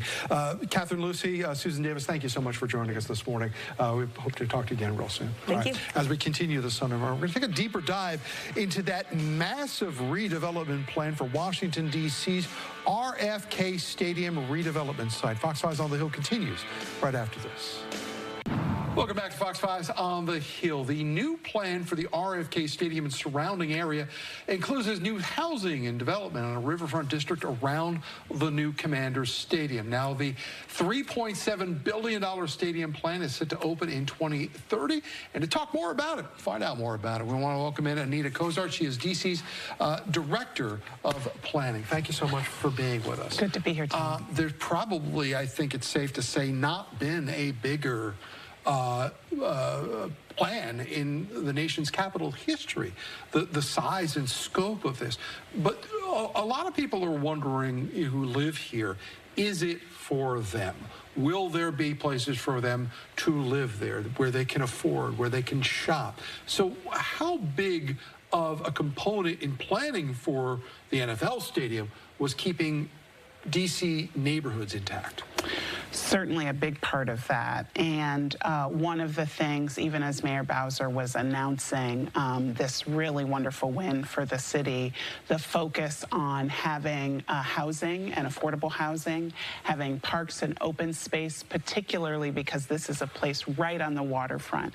And for many years, people have not had the access that they've desired to have. And so an opportunity to improve that is a big part of this. In addition, recreational spaces of various kinds, passive, very active indoor recreational spaces through a sportsplex, a series of trails and parks and open space that will be available to everyone throughout the year, not just at event times. One thing that we know is although work is already underway in clearing the RFK Stadium, in fact, it's gone now. Yeah. It's been demolished. Yeah. A lot of this housing will not be in place on 2030 at the beginning of the stadium's life. So how soon could people see this? So what I would say is it's important to recognize that this does take a bit of time. This is kind of a generational opportunity. And so one of the things that's great about the master plan that is out for public review right now is it sets that vision for what are the kinds of housing that we want to see. We know that there's a great diversity of people in Washington, and so we need a great diversity of types of housing. And so our desire is to, as close to opening day, have work underway as it relates to that. So those of us who are around to see the before and after of Nationals Park will remember that you pretty much had a blank slate down there in Navy Yard. Yes, there were some industrial sites and warehouses, but for the most part, everything you see pretty much around Nationals Park right now was built up and developed around that stadium, and there wasn't a lot that had to be taken away. That's not quite the case in the RFK neighborhood. There are established generational neighborhoods there. How important is it to preserve those, not only in conjunction with this new housing? So one of the things to recognize is that in many ways, the 180 acres itself, it does present a lot of opportunity. And the nearby neighborhoods, we take inspiration from the design and the development of them. We also take inspiration from places like Navy Yard that in the last 25 years have become these bustling places that nearby neighborhoods like Capitol Hill benefit from the grocery stores, the shopping, the restaurants, the waterfront access. That's what we want to bring to RFK campus. And if he was here now, Marion Barrow would remind everybody the same goes for the arena. That's right. Chinatown Gallery District as well, too. A bit of a wrinkle the last couple of days. There was some reporting that the D.C. National Guard might be looking to relocate from the Armory building that they are in right now, which is directly adjacent to the stadium site. Was that an expected development, and how closely are you tracking this? Because that could be another huge parcel of land in this area. So we're tracking it very closely, and the benefit is that we've been talking to thousands of people over dozens of meetings about what are the kinds of things that they want to see for this site. So even if they weren't speaking directly to the Armory itself, the kinds of activities that they're talking about are the ones that we could potentially contemplate. And I want to ask you about that feedback, because a lot of times we'll have projects, and we'll be told that there is public feedback, and people will show up at these things of good nature and good intention, and really kind of tell people what they think about things, and then they might walk away and say, well, I wasn't really heard. How big of a part is the public input on this, and what can people do to really make their voices heard? So the public input piece is very important. First, I want to let folks know that they should go to rrfk.dc.gov. That's a place where you can see for yourself all of the images that have been shown during this segment, and you can weigh in with your point of view around the future of this site. Obviously, we've got 4 years ahead of us. We'll continue to talk to you about this. Anita Garzard joining us, DC's Director of Office of Planning. We're going to continue right back. Fox 5's On the Hill will be right back after this. All right, Fox 5 DC on the Hill, going through some of those top political headlines of the week. You're watching live now from Fox. We have some more politics to get to right after this 2-minute commercial break.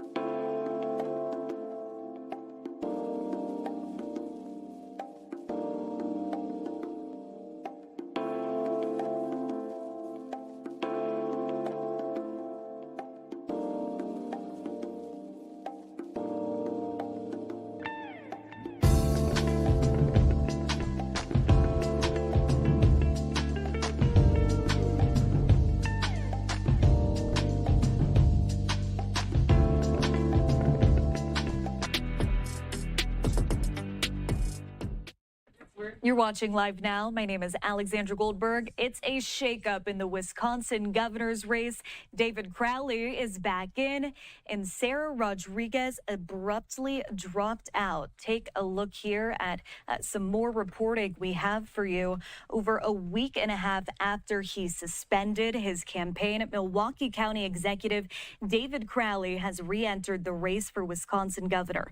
Crowley, running in the Democratic primary, is endorsed by outgoing Governor Tony Evers. This comes after Lieutenant Governor Sarah Rodriguez said she was abandoning her campaign after a campaign finance scandal. Earlier this week, Rodriguez fired her campaign manager after discovering her campaign had hundreds of thousands of dollars less on hand than expected. Our affiliate station, Fox 6 Milwaukee, has the latest.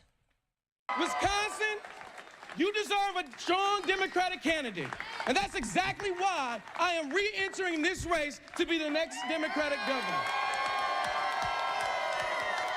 Last week, Milwaukee County Executive David Crowley dropped out. Now he's back, along with the endorsement of Wisconsin Governor Tony Evers.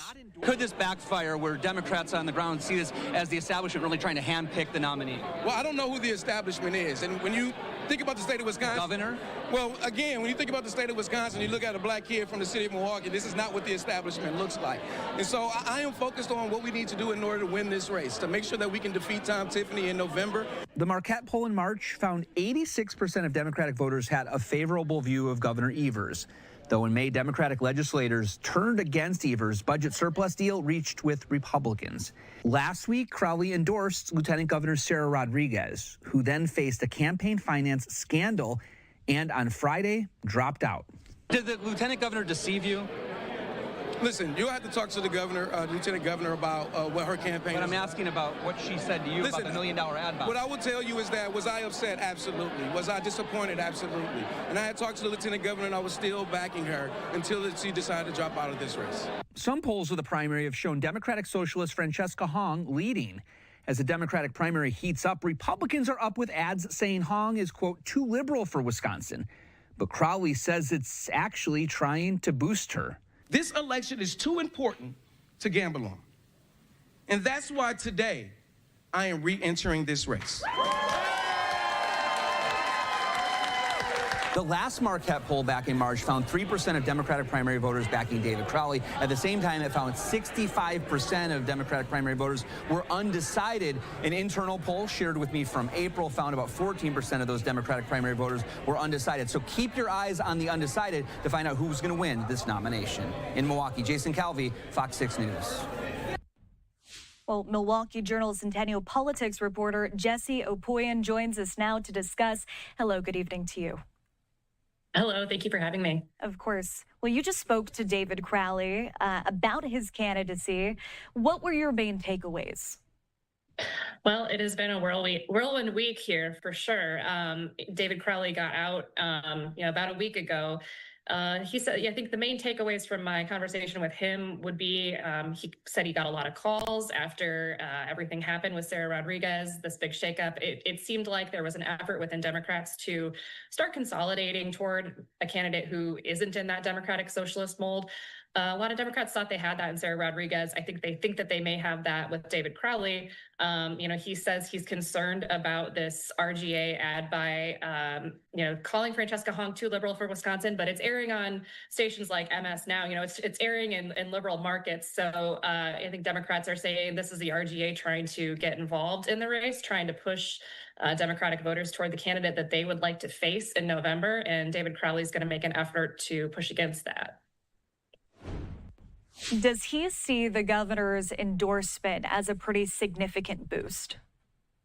He absolutely does. It's not just about who the governor says he's backing. It's about what kind of infrastructure and money comes with that. And we don't know the answer to that yet. But he said he wouldn't have gotten back into this race without some assurances that this would direct resources toward him.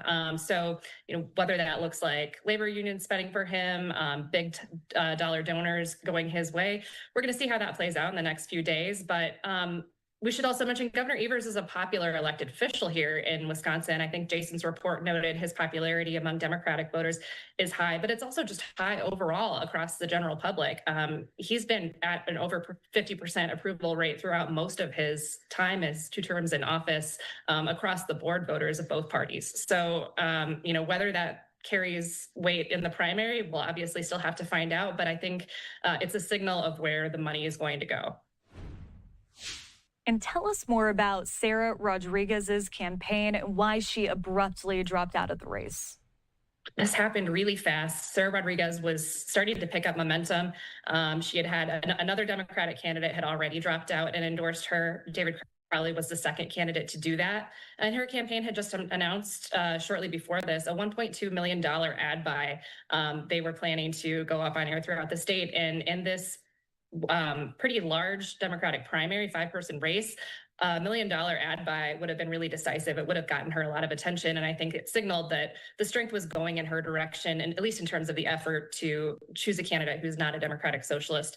That quickly changed when she found out, she said that her campaign manager had mismanaged funds. This included potential over-reporting of donations of at least $100,000 logged as duplicate donations, so donations logged twice, potential not accounting for expenses that had been paid. And so the picture of her actual campaign finances became very muddy very quickly. And campaign finance reports for the entire field came out this week, and she stayed in the race maybe a day or two more. Unclear what happened to get her out, though, because by all indications, people were still backing her as she navigated this. I think it was a question of whether it was something she could clean up in a few days, or if it was something that was going to drag into the primary going into these next 3 weeks into August. And Friday morning, she announced she was getting out, that she felt that this was going to be a distraction for the primary for voters. And then it was within hours that we saw the wheels start turning on and David Crowley getting back in. Yeah, like you mentioned, a lot of things happening very fast. I want to put this up here on our screen. This is a live look at Milwaukee on this Sunday. I want to talk about some other candidates in this race, including Democratic Socialist Francesca Hong, former Lieutenant Governor Mandela Barnes, and State Senator Kelda Roys. And then there's also Joel Brennan, who is a former top aide to Evers. I wanted to ask you, who is the front runner in this race now? It seems to be a pretty decently large field of candidates. It is a large field, but Francesca Hong has been the front runner throughout much of the race. When she got in, I think everyone looked at her as sort of a long shot candidate, an underdog, being a Democratic Socialist, being a state representative from Madison. But very quickly, her campaign picked up steam. She's got a really strong volunteer base. She's got a really motivated grassroots, truly unlike anything I've seen in a primary like this in my time here. She's got a lot of motivated supporters who are working hard to keep her in the race, to the extent that it may not matter if she has the most money or not, because she has all these people on the ground who are really motivated. But that being said, when Sarah Rodriguez got out, it opened up the door for some of the candidates you mentioned, State Senator Kelda Roys, former Evers aide Joel Brennan, who, despite pretty lengthy resumes and history in Wisconsin politics, hadn't really been picking up steam along the way. And then the other question mark here is Mandela Barnes, former lieutenant governor, ran for U.S. Senate against Ron Johnson in 2022, lost that race, been running this with the more name ID than any of the other candidates in the field, but hasn't caught fire in the way that I think his campaign had hoped and Democrats maybe expected him to. So what we started hearing in this effort to get David Crowley back in the race was from Democrats who were working behind the scenes and said, we thought this was going to be Mandela Barnes's race to lose, but he hasn't been winning it. So they saw an opportunity and a need even to shake things up a little bit. You know, one of the themes here at Live Now that we've been covering throughout the primary season is the race between a more establishment Democrat and a more progressive Democrat. We've seen it shake out in different scenarios across several states in America. Do you think that this is another case of establishment versus progressive, seeing how far left Wisconsin voters will vote? I think that element is there. I think it's a little bit more complicated than that, certainly here and probably everywhere. But, the nationalization of this is probably inevitable given how this progressive versus establishment fight is playing out elsewhere. But Wisconsin has an interesting history in this. I mean, Wisconsin had socialism in Milwaukee, hundreds of years ago.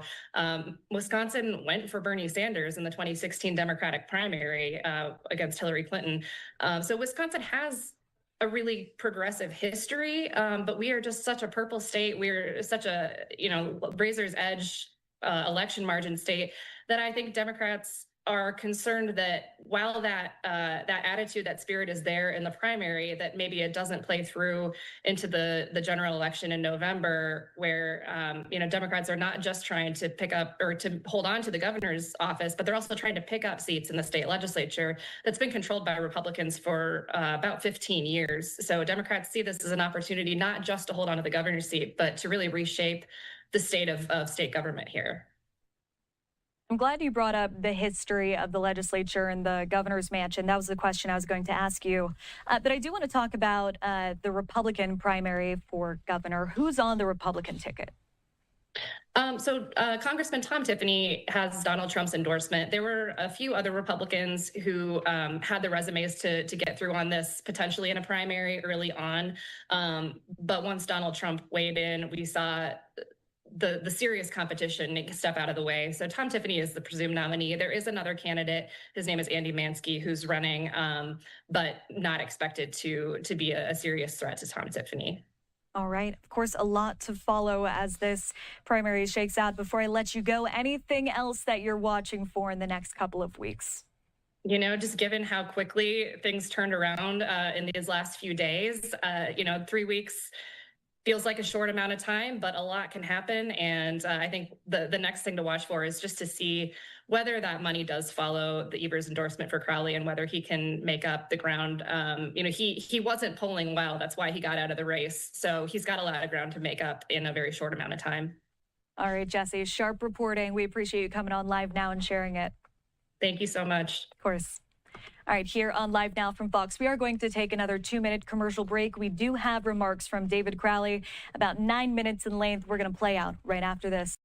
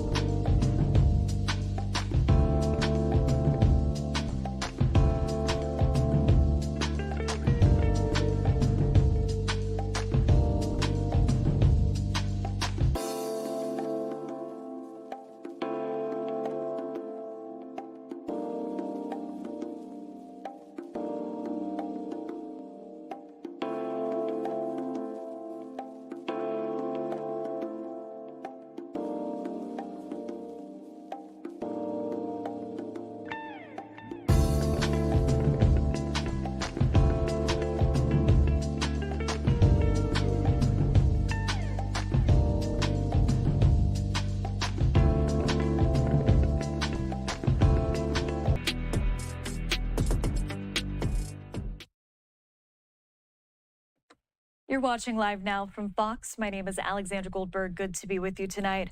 Just before the commercial break, I told you we would play out remarks from David Crowley, who is running for governor in Wisconsin. Here at Live Now from Fox, we do prioritize live events, and we just saw one pop into the newsroom. Before we get to it, I'm going to show you a live look here at Capitol Hill as now we approach about 7:30 on the nation's East Coast. This event, U.S. Senator Bernie Sanders and U.S. Representative Alexandria Ocasio-Cortez are at a campaign rally with U.S. Senate candidate Abdul Al-Sayed in Grand Rapids, Michigan. We're going to play that out for you. It's going on live here at Live Now from Fox. Let's take a listen. AOC is at the podium right now. And instead of putting voters first, with little exception, Washington now elevates the desires of lobbyists and powerful corporations at the expense of all of us. And what does that mean in practice? It means a government by, and for the oligarchs. It means real wages falling behind and the prices of everything skyrocketing. It means our water, food, and air are getting poisoned and making us sick because it is padding the profits of major corporations. It means developments like unchecked data centers popping up over public groundwater supplies and delicate aquifers with little transparency, compromising the drinking water and jacking up electricity bills while communities pay the price. We're living with masked ICE paramilitary agents shooting Americans in the street. A president and an administration so corrupt they don't even pretend to hide their self-dealing anymore. Members of Congress and Trump insiders getting themselves rich on insider trading and Polymarket and Kalshi on their own insider information while you can't even pay your rent or your mortgage. And one of the most atrocious examples of this that we have witnessed for now 3 years, a genocide in Gaza committed with American bombs and financed by our American dollars, while kids here at home have to ration inhalers because the politicians say health care is too expensive. And now, big money is flooding our political system more than ever before. Why? Because they want to make sure that none of this ever changes. That's their goal. And that's always been their reliable playbook. And we're seeing it right here during the governance time.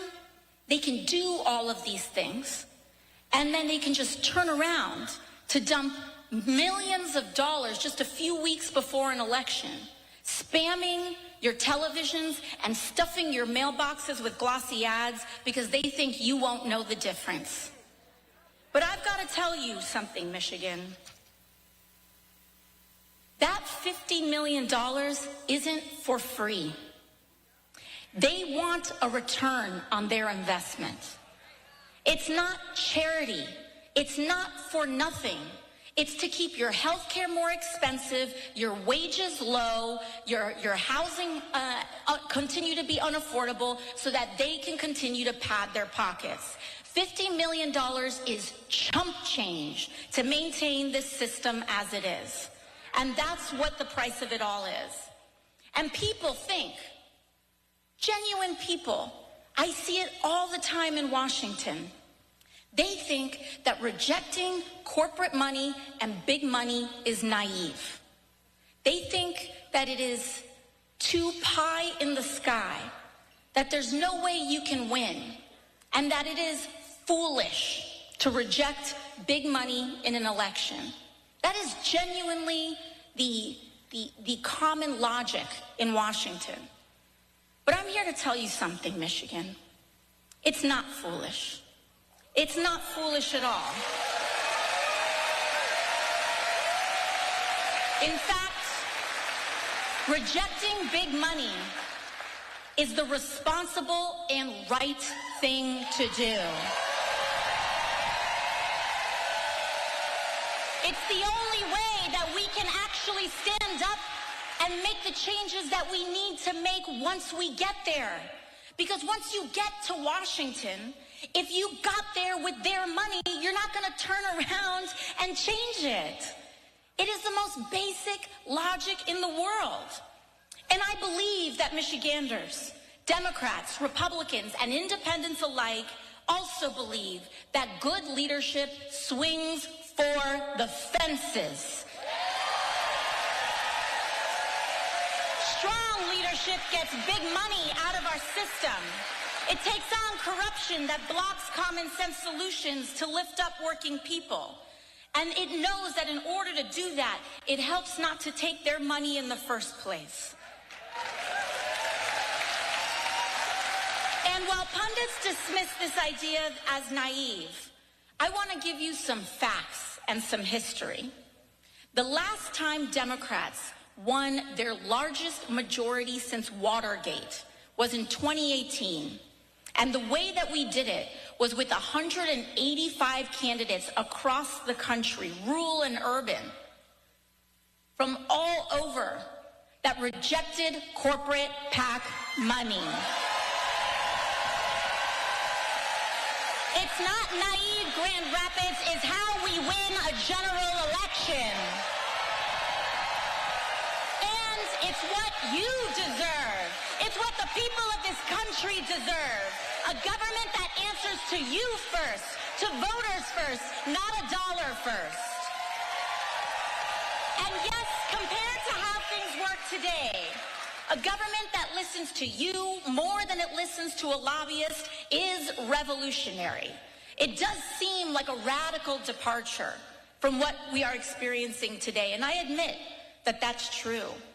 But it's the only way that we are going to get better as a country. Because you deserve Democrats that take on big companies, scamming you. You deserve Democrats who lower your bills. You deserve Democrats that put more money in your pocket. You deserve Democrats who fight corporate greed where we find it. And you sure as hell deserve Democrats who will guarantee health care to every American in this country. You deserve a politics that treats the disease and not the symptoms. That doesn't negotiate with corruption, but defeats it once and for all. You deserve it, Grand Rapids, because you matter. But we all know that it will not come as a matter of course. This isn't just going to happen. And it won't come by waiting patiently. And it's not